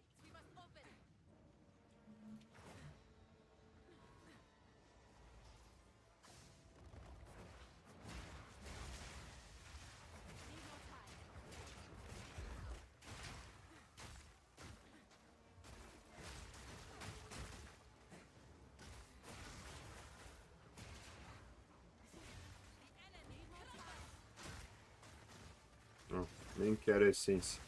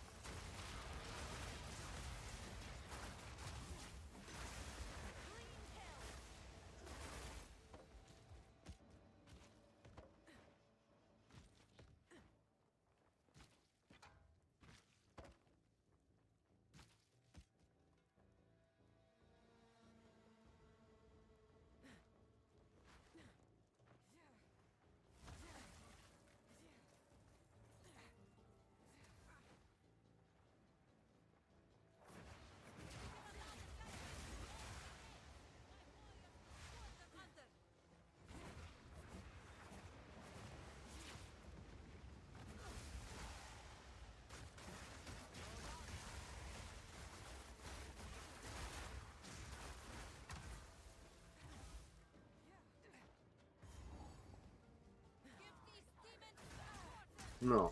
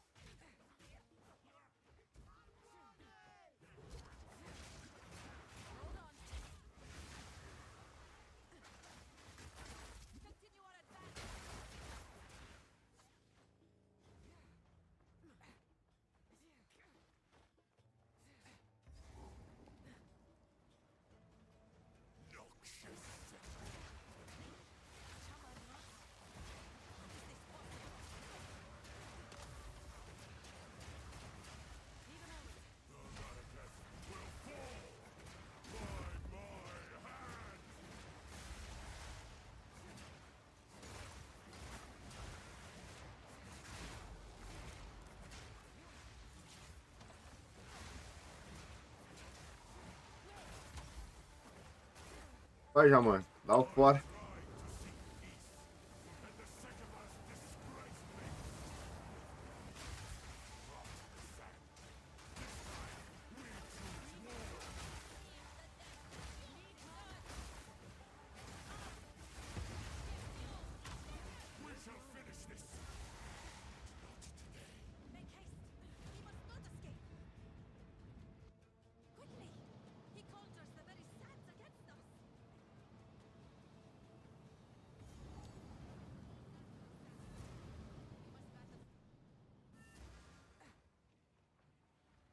If you are the trait, no need to run. War night. We will in speed. Twist. Barragem. Prison Mark, né? Prison Mark é só no 7. Aqui só não posso usar ainda. 22, 41 de destreza.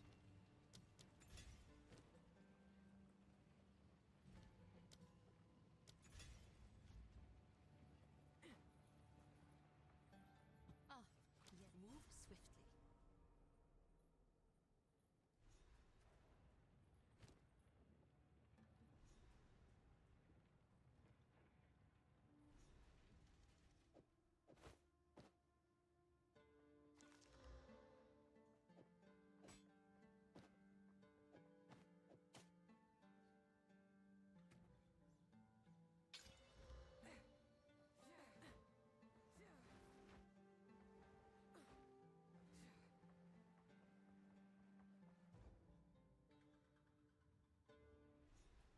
Finding water in a place like this.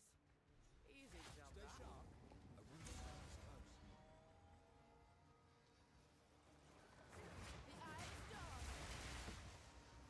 Take this.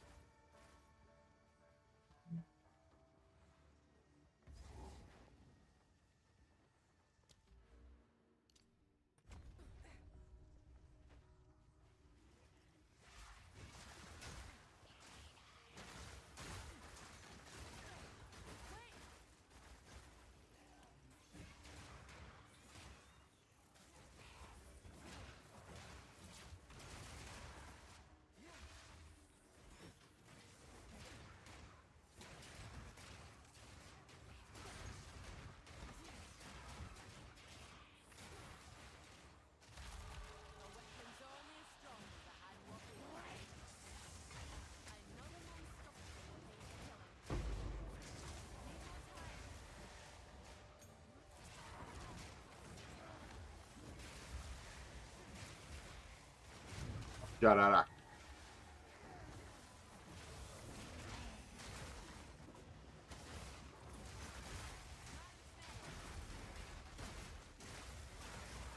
Derrubaram a mulher. These sands will suffer your poison no longer.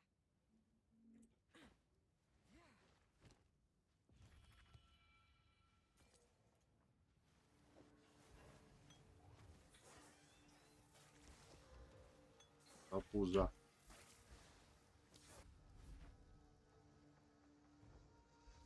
Derrubaram a mulher ali, velho. Tu viu? Que perigo.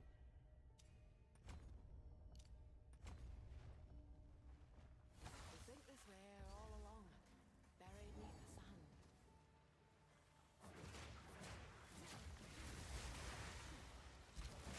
sand. Não me derruba, não rouba.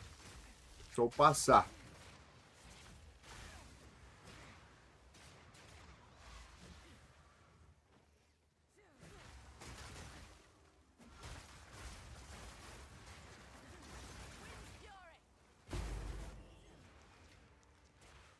uma alquimia.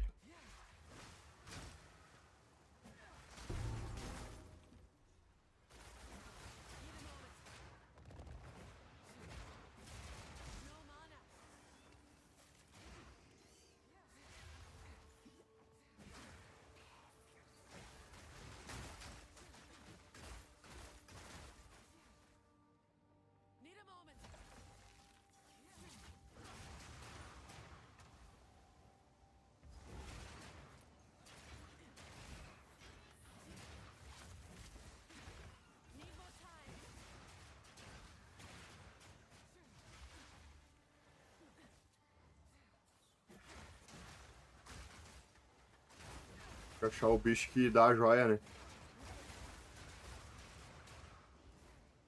Eu dava sorte em alguma coisa de projétil.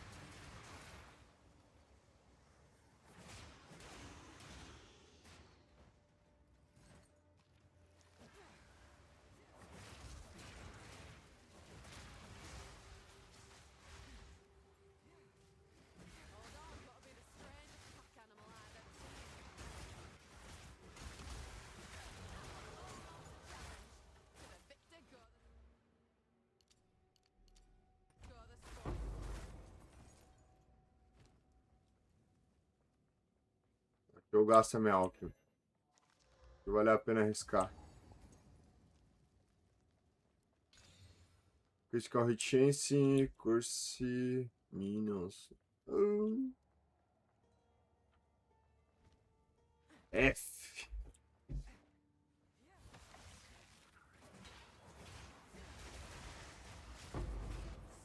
Opa, dropou mais uma.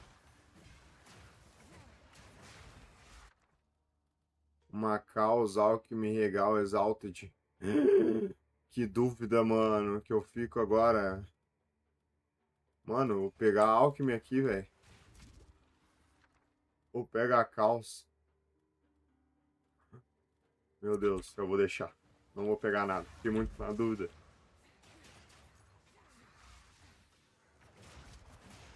Não, mentira, eu vou pegar a Alchemy. Se estiver chegando na liga, eu pegaria a Caos, obviamente, né, mano? Aqui eu tô pelo tempo mesmo.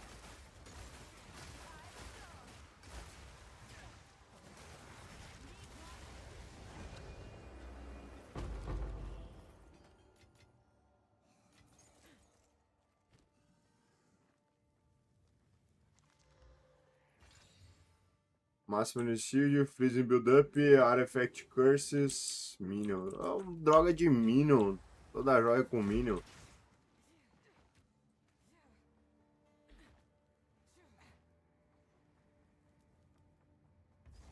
Pô, aqui a gente fez um tempo bem bom, mano.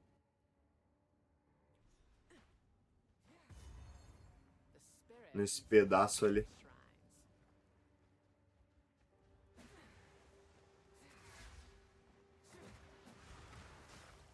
Não testei, Davi, mas eu vou fazer uma witch, mano.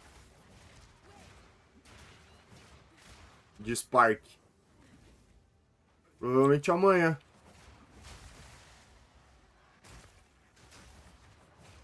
Vou testar a witch. E... depois eu vou focar só na Twister, mano. Vou começar a próxima liga de Twister aí.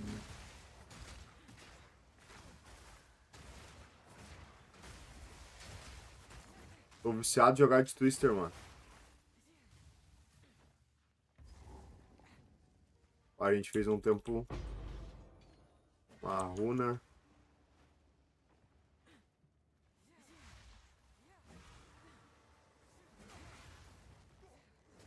Mas vou fazer uma witchzinha, mano.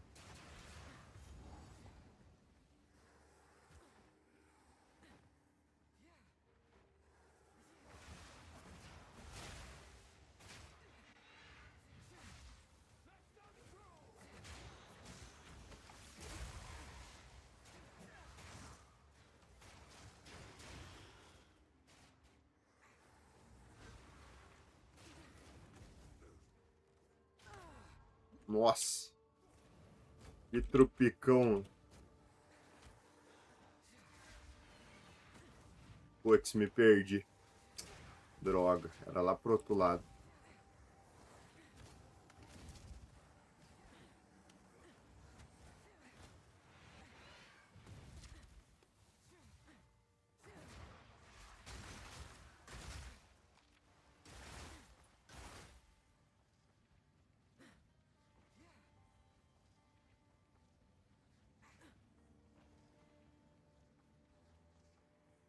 Ok.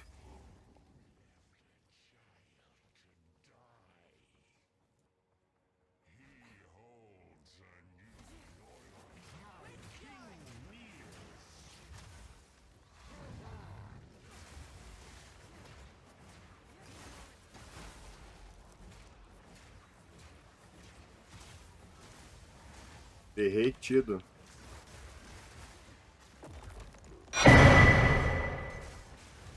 F. Salve, Zapura. Boa noite, mano. Tudo certo?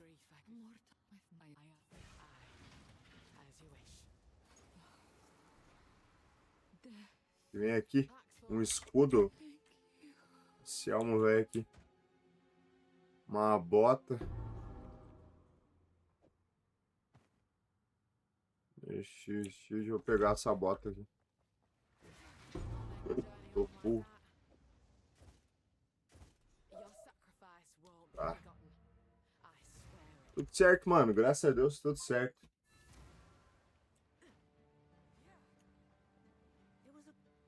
Vai, velho. Passa a joia.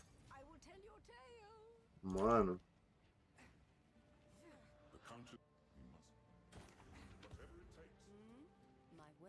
Deixa eu pensar. Esse cinto eu vou deixar. Essa joia eu vou deixar. Vai, mano. Dia 4. Dia 4, meio que uma liga nova, mano. Começa. Vai ter... Aí eles refizeram o Templo do Caos, mano. Um rework no Templo do Caos.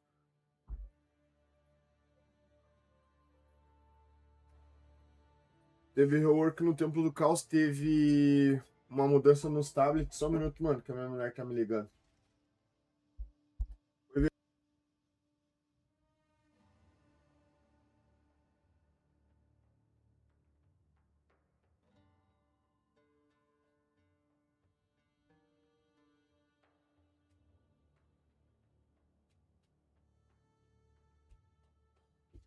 Mas teve uma mudança nos tablets de Expedition, mano.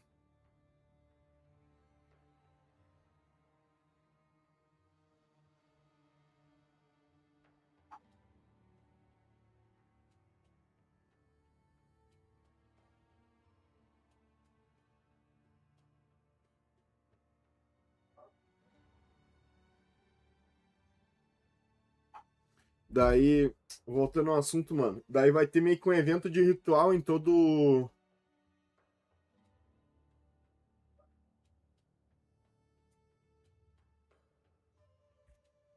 Um evento de ritual em todo leveling, mano. Evento de ritual em todo level, a mudança no Templo do Caos. Aí eles mostraram a classe nova que vai sair na 1.0, né? Mostraram um pouco mais das skills, das supporter, das interação. Deixa eu lembrar que é mais. A Abyss também ganhou um buff na Abyss, mano. E é isso, mano. Daí o reset vai começar dia 4.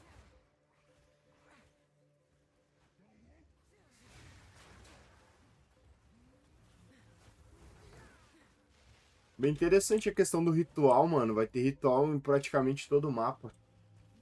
Entendeu, pai? Daí tem o dropzinho da caixa aí, mano. 30 minutinhos. Eu peguei um baú de Waystone, mano. Na minha caixa. Eu queria o baú da Breach, que é o mais da hora, né? Mas F. Não sei, tinha um monte de coisa pra pegar. Tinha até hideout na caixa, né, mano?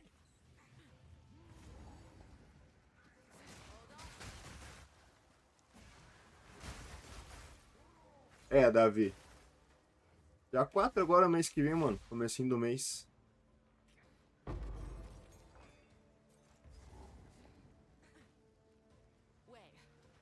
E daí fecha certinho, né, mano? Que a liga hoje faz 90 dias que tá essa liga aqui, mano. Aí até dia 11 de dezembro vai fechar mais ou menos certinho o tempo ali. Tá lá pro outro lado, já vou correr pra lá, que eu me perdi, velho.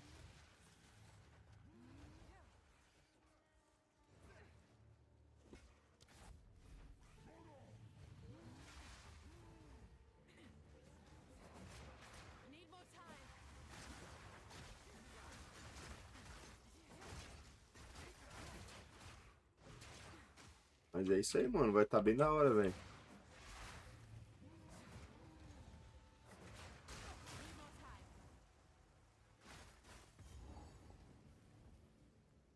Vai, eu vou farmar tempo do caos, mano. Essa liga aí.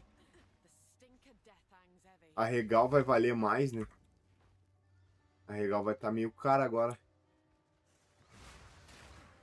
Usa regal pra buffar o templo, mano. Pra refazer o templo, tu usa 20 regal.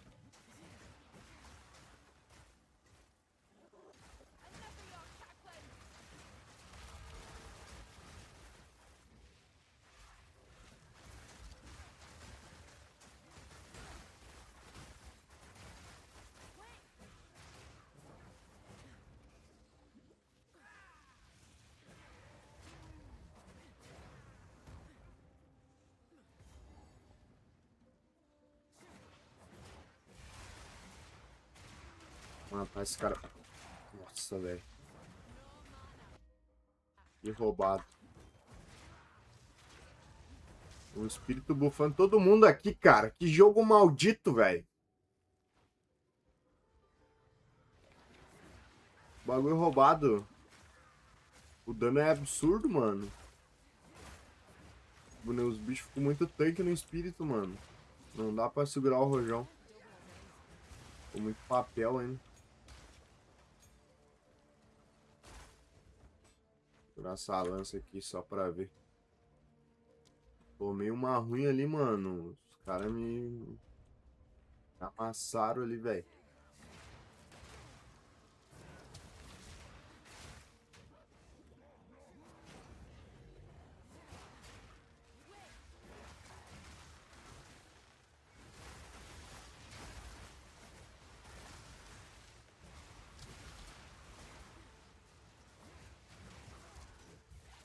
Meu Deus, que tapa foi esse? Cara, essas hienas cavalo aqui é muito roubado, velho.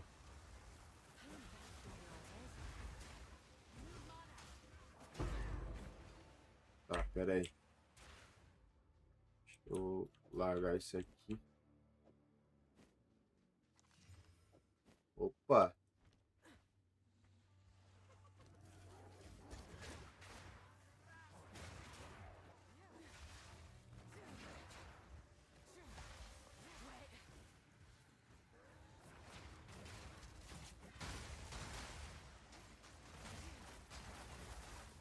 Dropa o talismã e vai. Eu não peguei, só peguei um.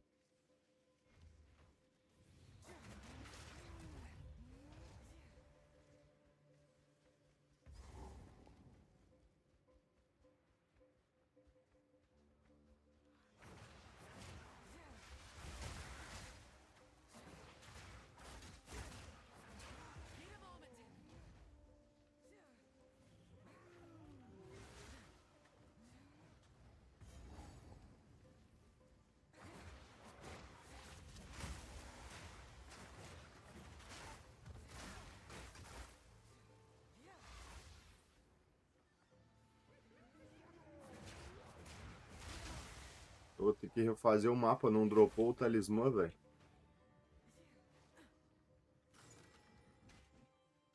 Tá, provavelmente é um peito de evasão, né? É que eu tô full, mano. Tá, esse eu não vou usar, esse shield aqui.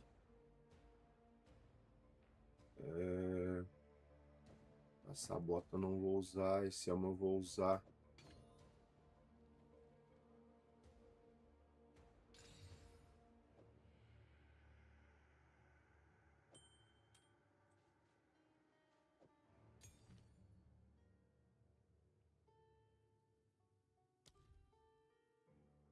Zimar, preciso de inteligência, um pouquinho de inteligência pra usar.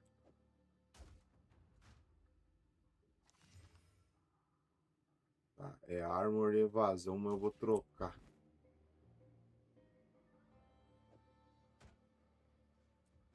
Eu precisaria de um amuletinho, né? Acho que agora eu já posso gambar um amuleto, pelo menos. Eu vou guardar a última alquimia que eu tenho pra soltar nele.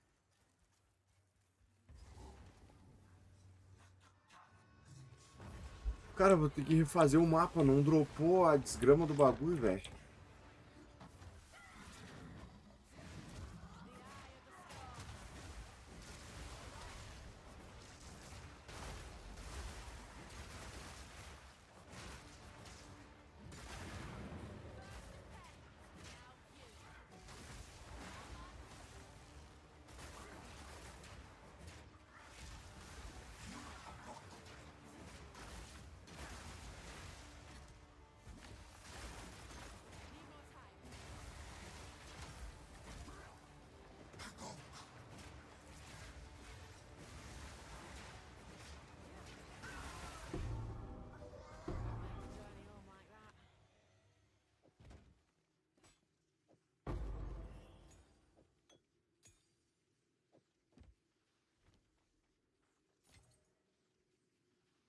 Foto de armadura eu nem quero.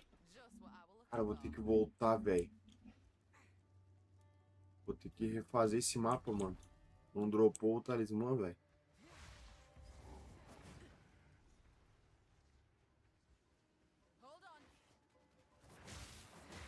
Nunca tinha acontecido isso, mano. Não dropar a parada.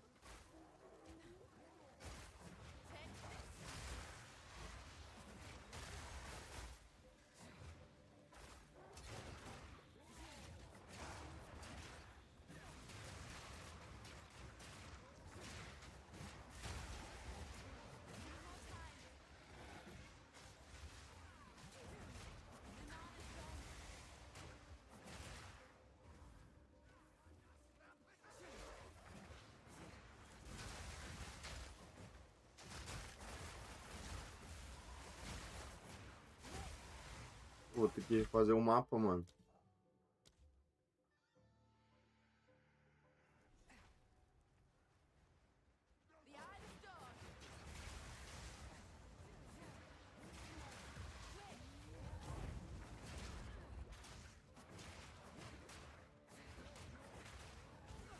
Olha o dano dos caras no espírito.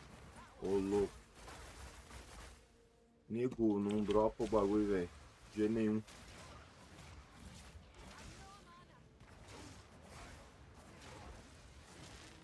Estunado no cantinho.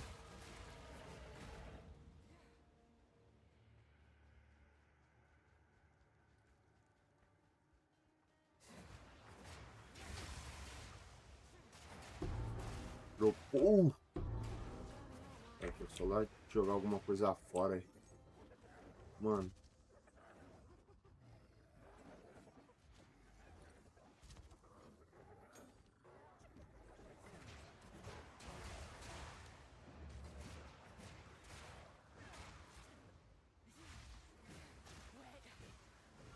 Que não veio a roubada, cara. Vai indo. Dropa um talismã aí. Ô, louco. String. Talismã não é um amuleto. Tô bugado.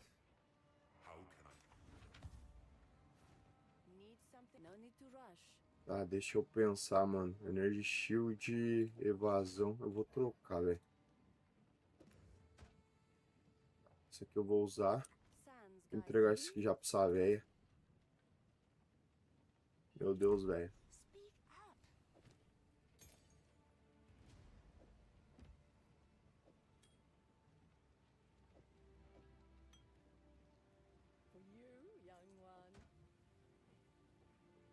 Tá. Isso aqui eu vou colocar no meu twister.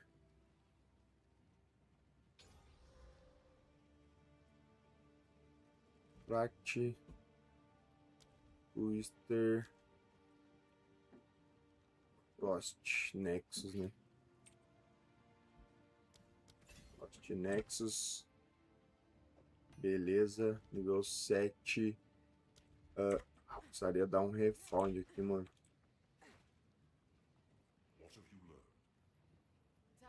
Refound, deixa eu pegar um pouco mais de inteligência, mano.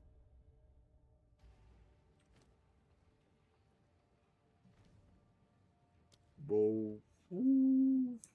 Faltou 1 de inteligência. Tá, brecou minha build? Brecou, faltou destreza, não vai dar. Pô, gastei ouro aqui à toa, velho. Tá, eu vou pegar um amuleto ali, mano. Eu tenho 31 mil, tenho 6 mil de gold pra usar aqui.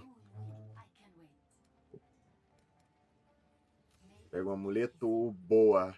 Máximo mana, cold, life. Vou jogar um exalted nele e máximo strength. Tá, boa. Quanto me sobrou? 26. Eu ainda posso dar um refound, mano. Daí eu troco essa força aqui por inteligência. É aqui. Eu vou em bow e eu consigo usar o freezing mark. Velho, aí eu troco. Aqui no R eu boto freezing mark. E no T eu boto frost bomb. Eu tenho supporter. Não tenho, né? Aqui eu vou trocar.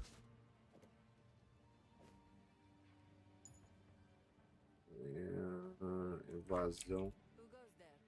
Isso aqui eu vou vender, isso aqui eu vou guardar. Essa lança é 22. 27. Só testar aqui. 22 a 27. Não, lança eu vou vender.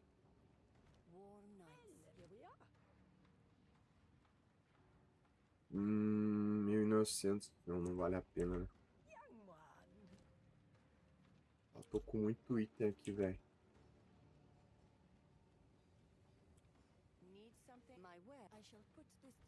Vou largar um pouco desses itens numa aba de baú aleatória. Isso aqui eu vou usar, isso aqui eu vou usar.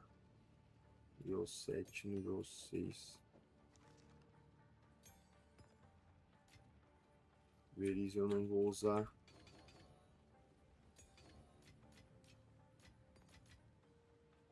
Isso aqui talvez eu use. 10 de light. É isso.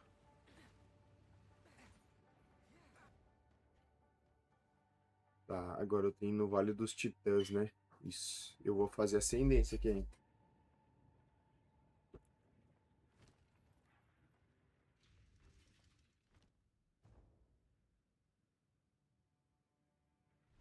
Tô com um ponto. Aqui fechou. Agora eu começo a puxar pra baixo aqui.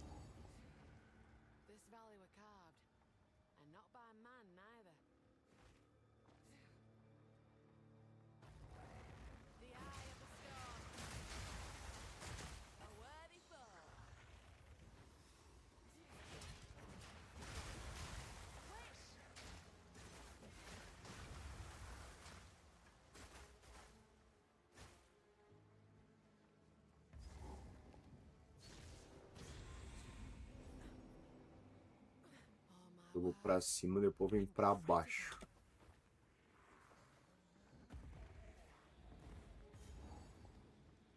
Opa, errei. Eu tive que buscar alguém de cadeira. Oi, vida. Ela tava lá em cima da casa. Eu nem escutei, ela tô de fone aqui. Pô, minha gata sobe em cima da casa, mano. Minha gata sobe em cima da casa e ela não sabe descer. Ela fica com medo de descer. Dela fica chamando ali, a gente tinha que pegar uma cadeira. Pegar a cadeira pelo pé e erguer lá em cima, pra ela pular em cima da cadeira. Pra descer ela, mano. Ela fica com medo de voltar. Ah, eu acho que o último tá aqui por baixo, mano.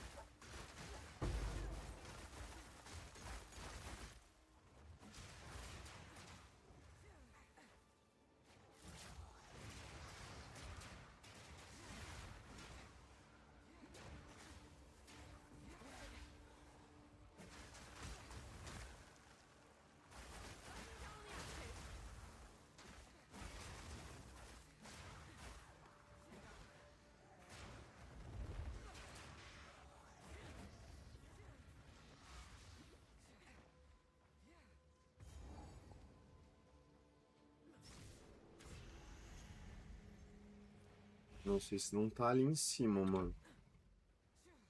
Não, acho que tá aqui. Tá aqui, tá aqui, tá aqui. Boa. To see one of these titans in their day must have been something to behold.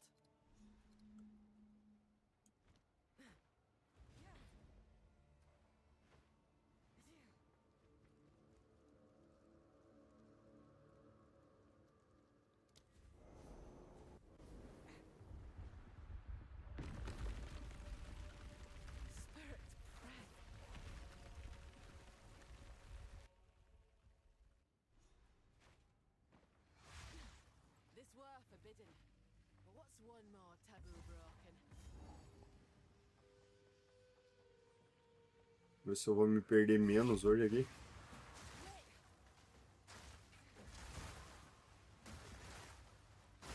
Layout eu tenho que decorar, mano.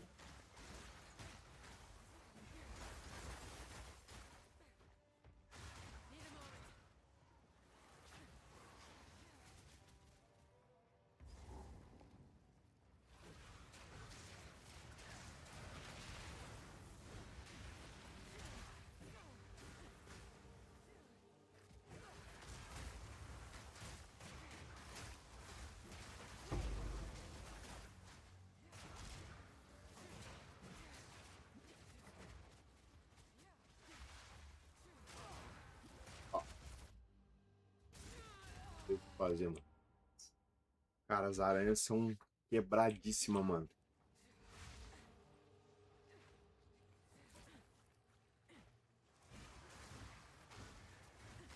Esse guspo que ela dá muito dano, meu.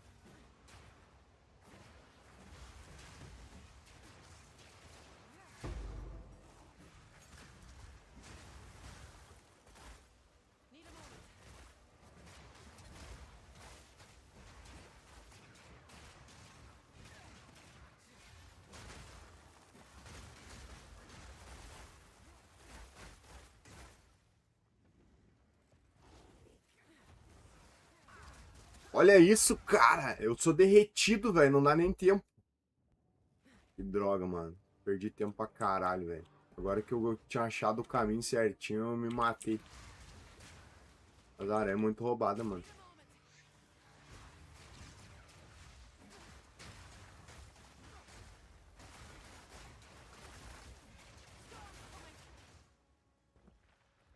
Deve ter chegado lá no boss, já tava lutando com o boss.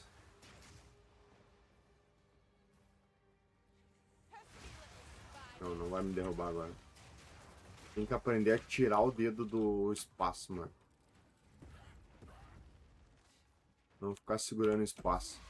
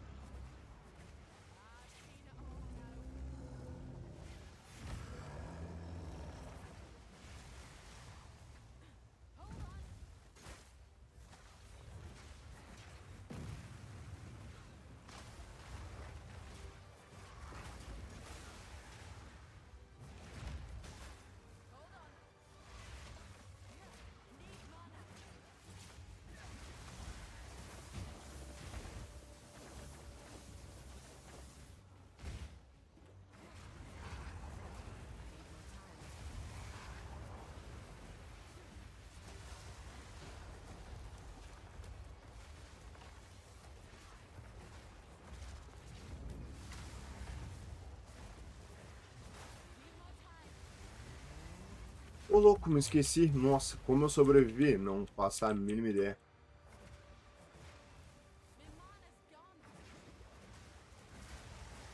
Essa luta é ruim pra mim, velho. Ele fica no canto da arena que eu não consigo bater direito, mano.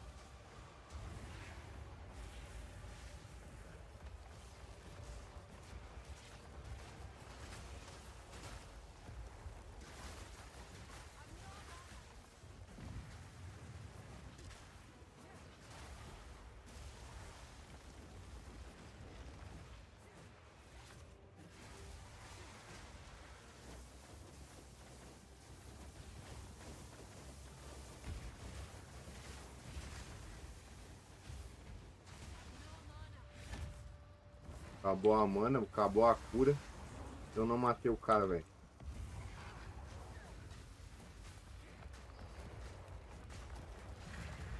F.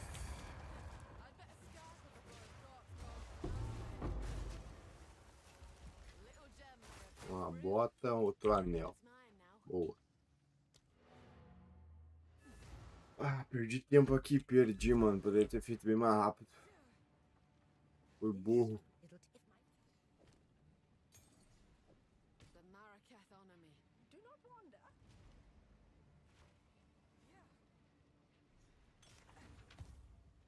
Anel, que tinha nesse anel aqui? A curva em si. Uma alquimia. F. Tem os altos que não tem.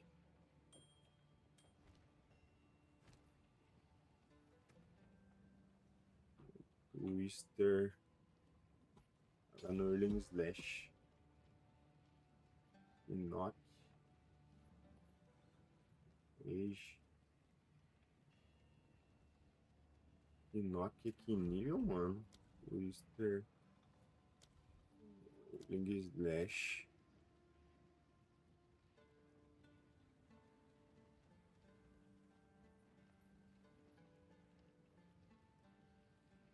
Ah, essa aqui mesmo. Dane-se.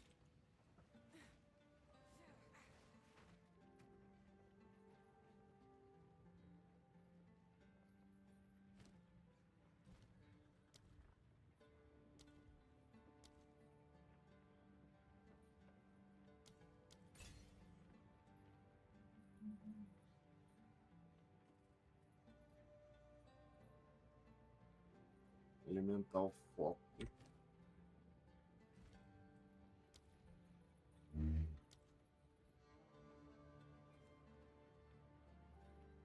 Bom, nível 3, né?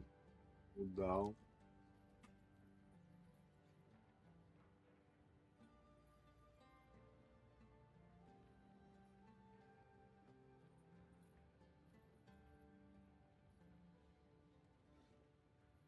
Não. It is time. You have your orders.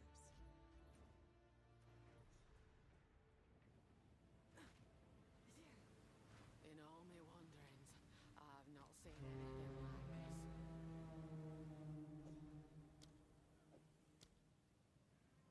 Note between us now, Jamin Ra.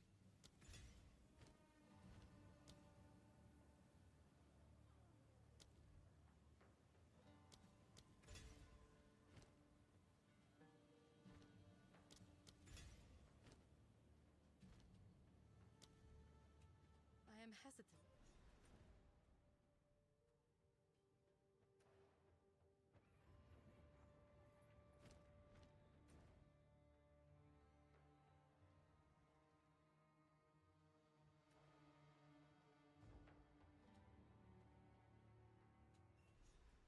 To be led to rest in the sky. Aqui é só achar a carta e a escada.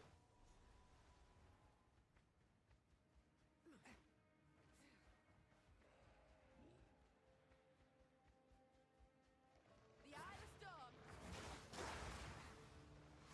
Only look. Wait.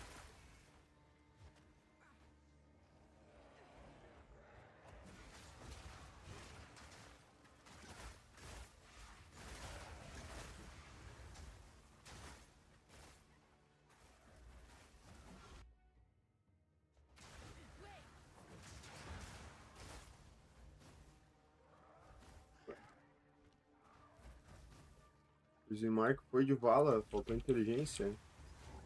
Ô, louco. Nem lembro o que eu tirei.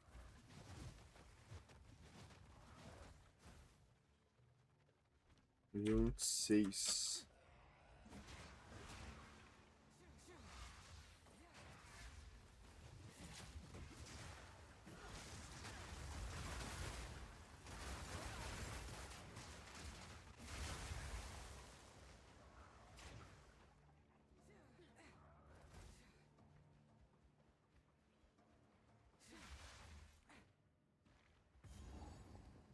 Tá, eu não quero. O meu jogo tá crashando, velho. Olha que é.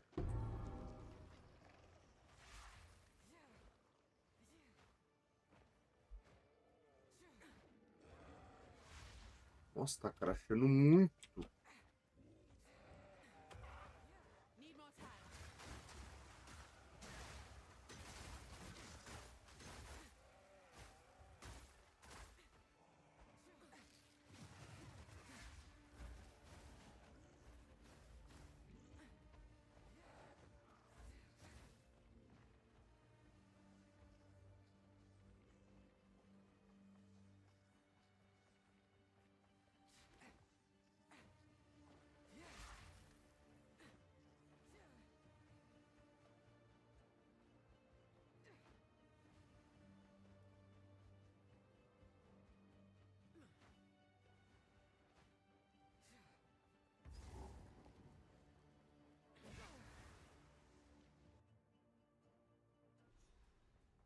Thinner up here.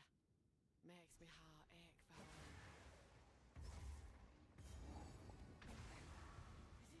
Nossa, eu vou levar ao mesmo tempo, mano. Eu levei da outra vez.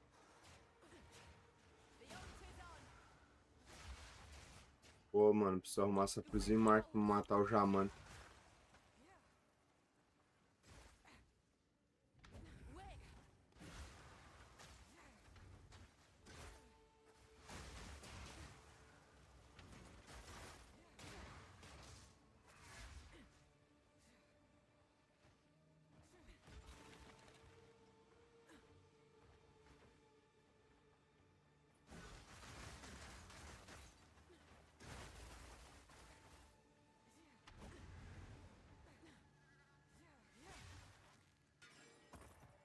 Dá uma bota. Uma wand, outra bota. Outra bota.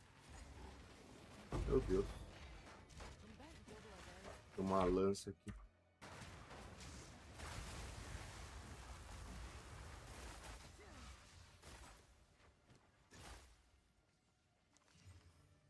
Tá. Mano. Deixa eu só fazer um negócio aqui, gente. O 9. Mano, tem que reiniciar meu jogo, mano. Tá injogável. Que vergonha, mano. 2 horas e 32 minutos, mano. Pra fazer o ato 1 e o ato 2 completo. Meu Deus.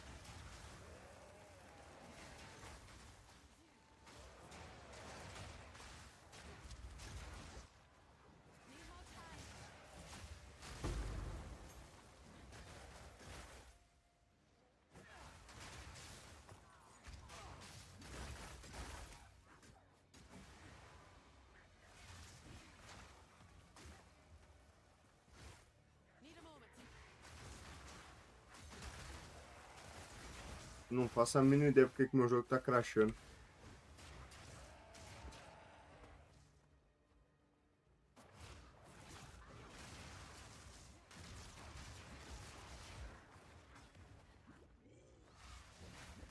Meu Deus. Passaralho é muito roubado, velho. Ó, um amuleto.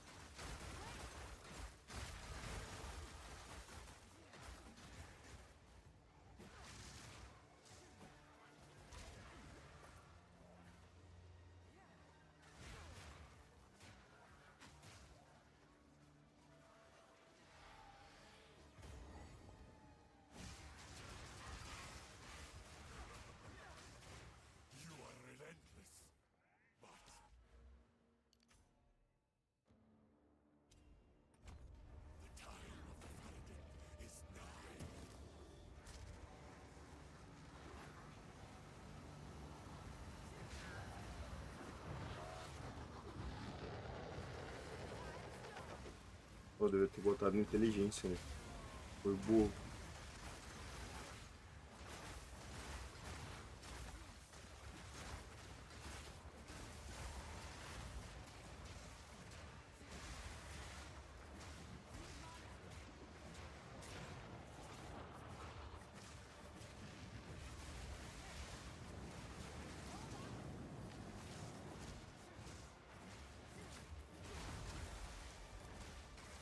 Nossa, ele ia me matar agora. Dropou uma tiara.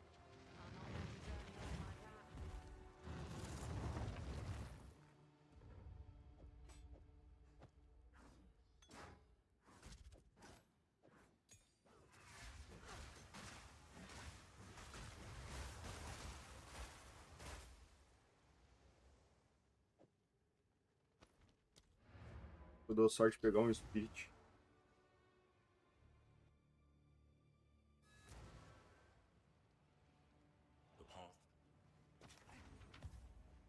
I hear you. No need to rush.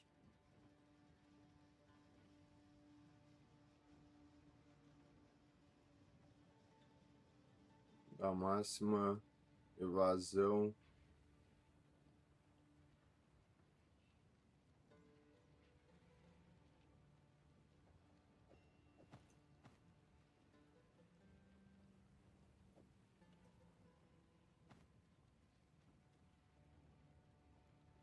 Tiara eu não posso usar.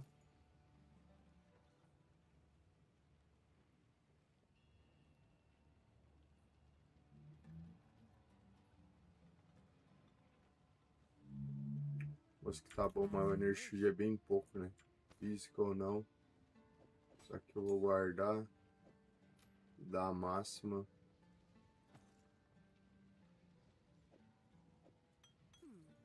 Warm nights. You found a when I sands guide you.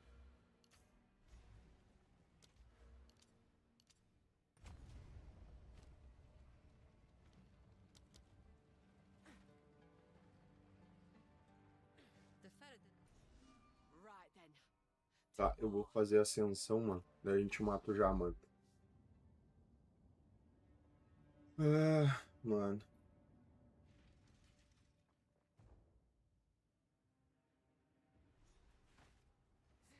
A test of metal, is it? Suits me just fine.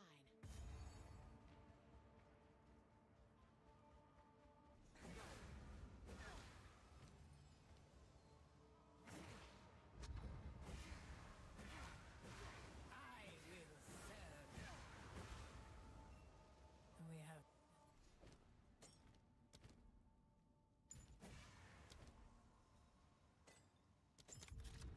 Whatever comes my way, I'm ready.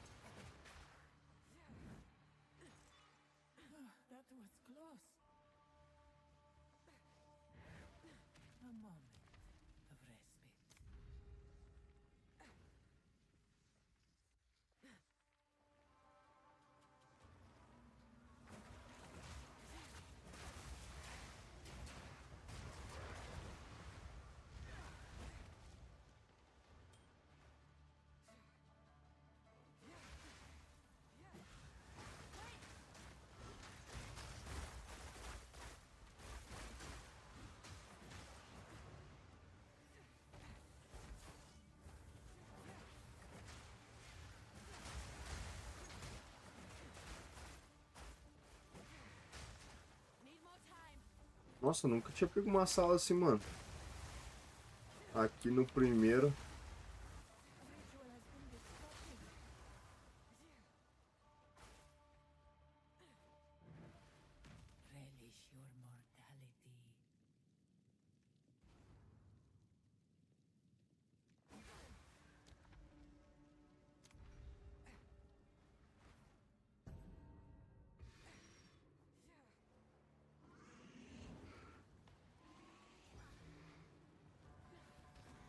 Cara, que viagem esse bagulho no meu jogo, ele tá crashando assim.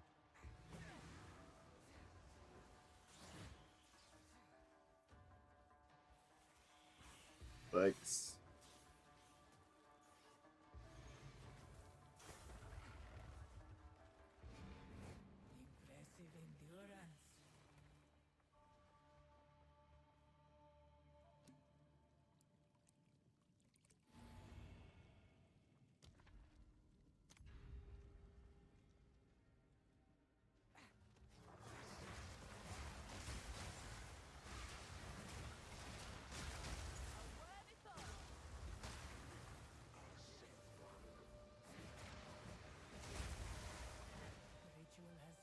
Disrupted. A moment of respite.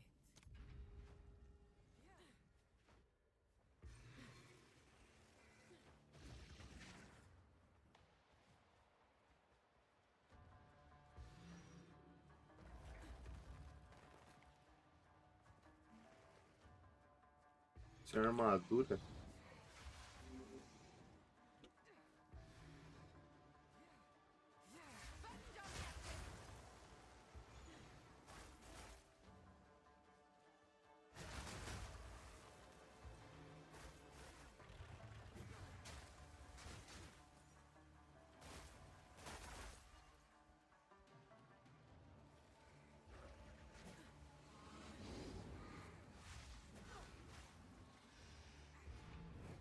Impressive endurance.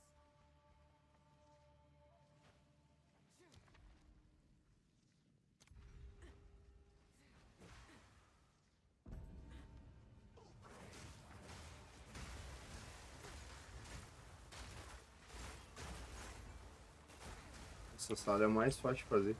Ritual has been disrupted.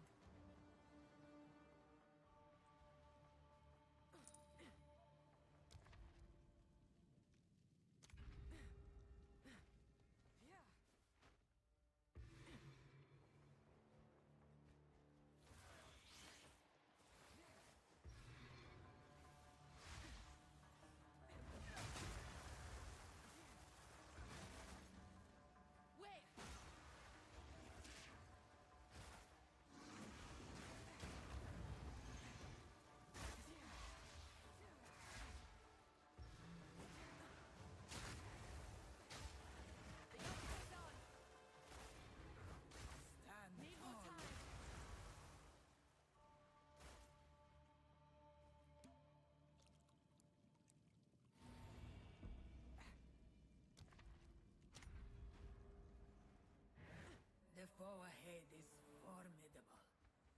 Still, I'll turn you to dust.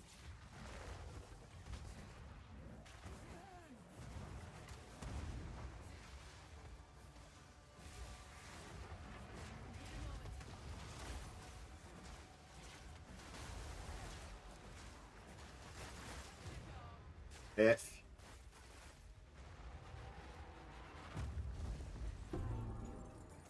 A bota, a relíquia. Nossa, não quero nada. Mano, eis a questão. Eu pego o urso.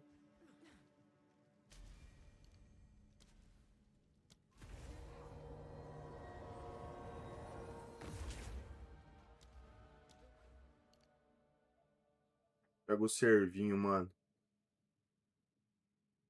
Mano, eu vou pegar o urso de novo. É isso. we will succeed.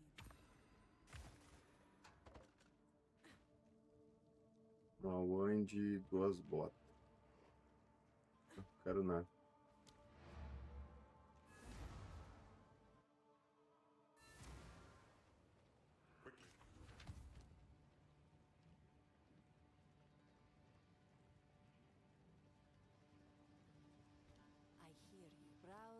I'll unburden you.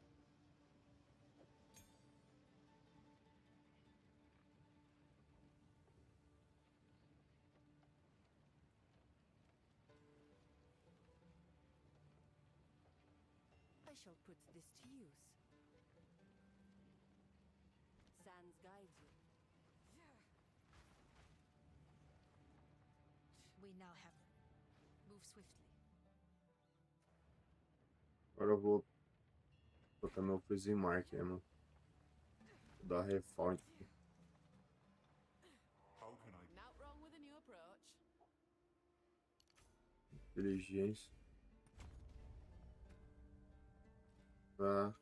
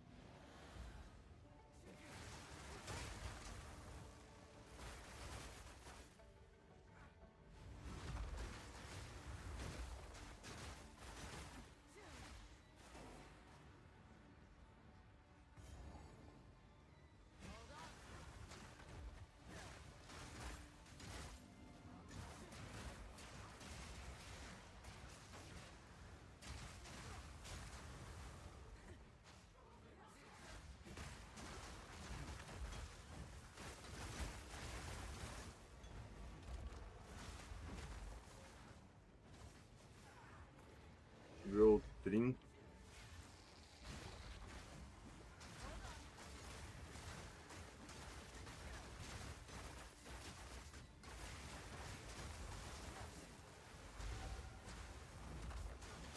Nossa, seu safado.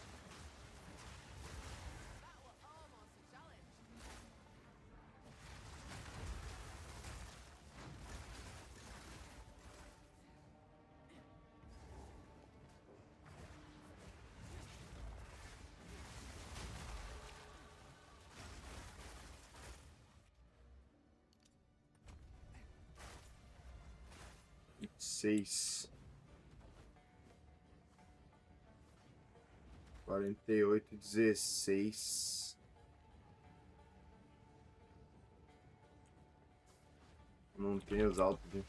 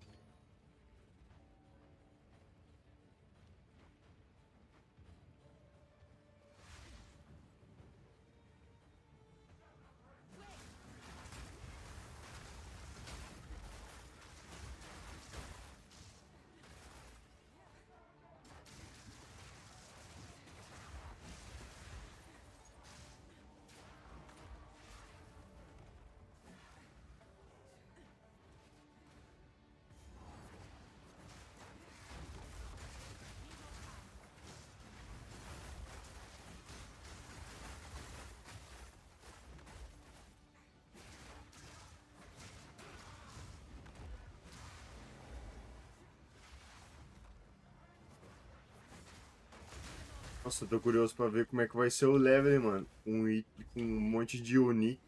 Como é que vai ter gold pra fazer uns gambas. É agora a prova. Jamentes.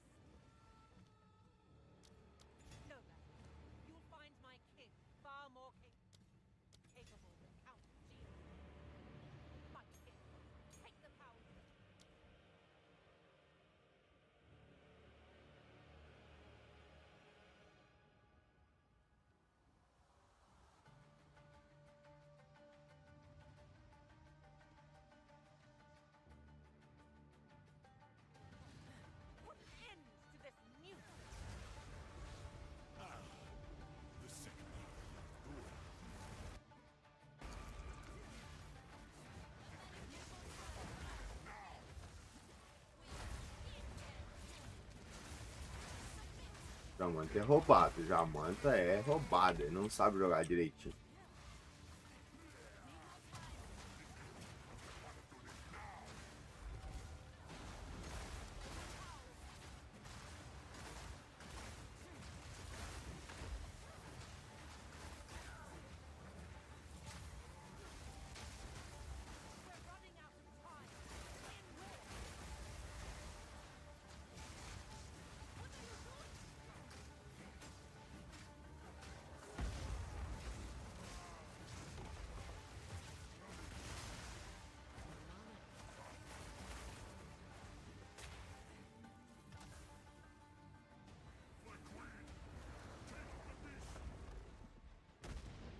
Torcer pra eu conseguir meter um combão nele aí.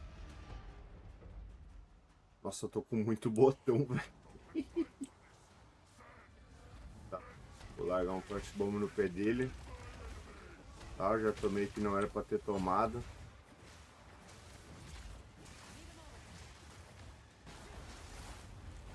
Boa. Acho que vamos derreter o Jamanta aqui. Se não me der hit kill. F. Nossa. F, Jamanta, não se criou. Ó, a gente ganhou 5 minutos, mano. Da run passada.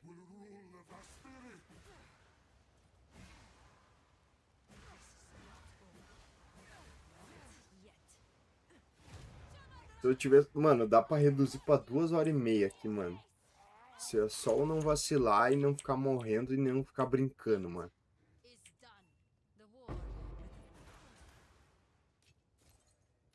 Amuleto solar, vai que vem nesse amuleto.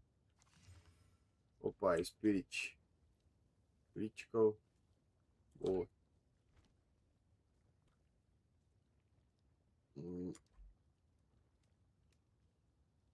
É isso, mano. Rapaziada, obrigado quem passou por aí. Obrigado quem assistiu, mano. Obrigado quem trocou ideia, que tirou um tempo aí pra ideia comigo, mano. Tudo de bom pra vocês. Não esqueça de se cadastrar lá no site do Poi pra pegar as skins. É isso, mano. Não esqueça de resgatar a caixa de vocês aí. Quem puder ir na Twitch assistir alguém fazendo uma live aí, 30 minutinhos, dar uma caixa. Boa sorte no loot. Tomara que peguem uma skin massa, um hideout. Tudo de bom pra vocês, mano. Até amanhã. Amanhã, talvez um pouco mais cedo. Talvez no mesmo horário, mas amanhã possivelmente um pouco mais cedo, mano. E vai vir um bruxo meu aí em casa. Mano, abraço a vocês. Tudo de bom. Valeu.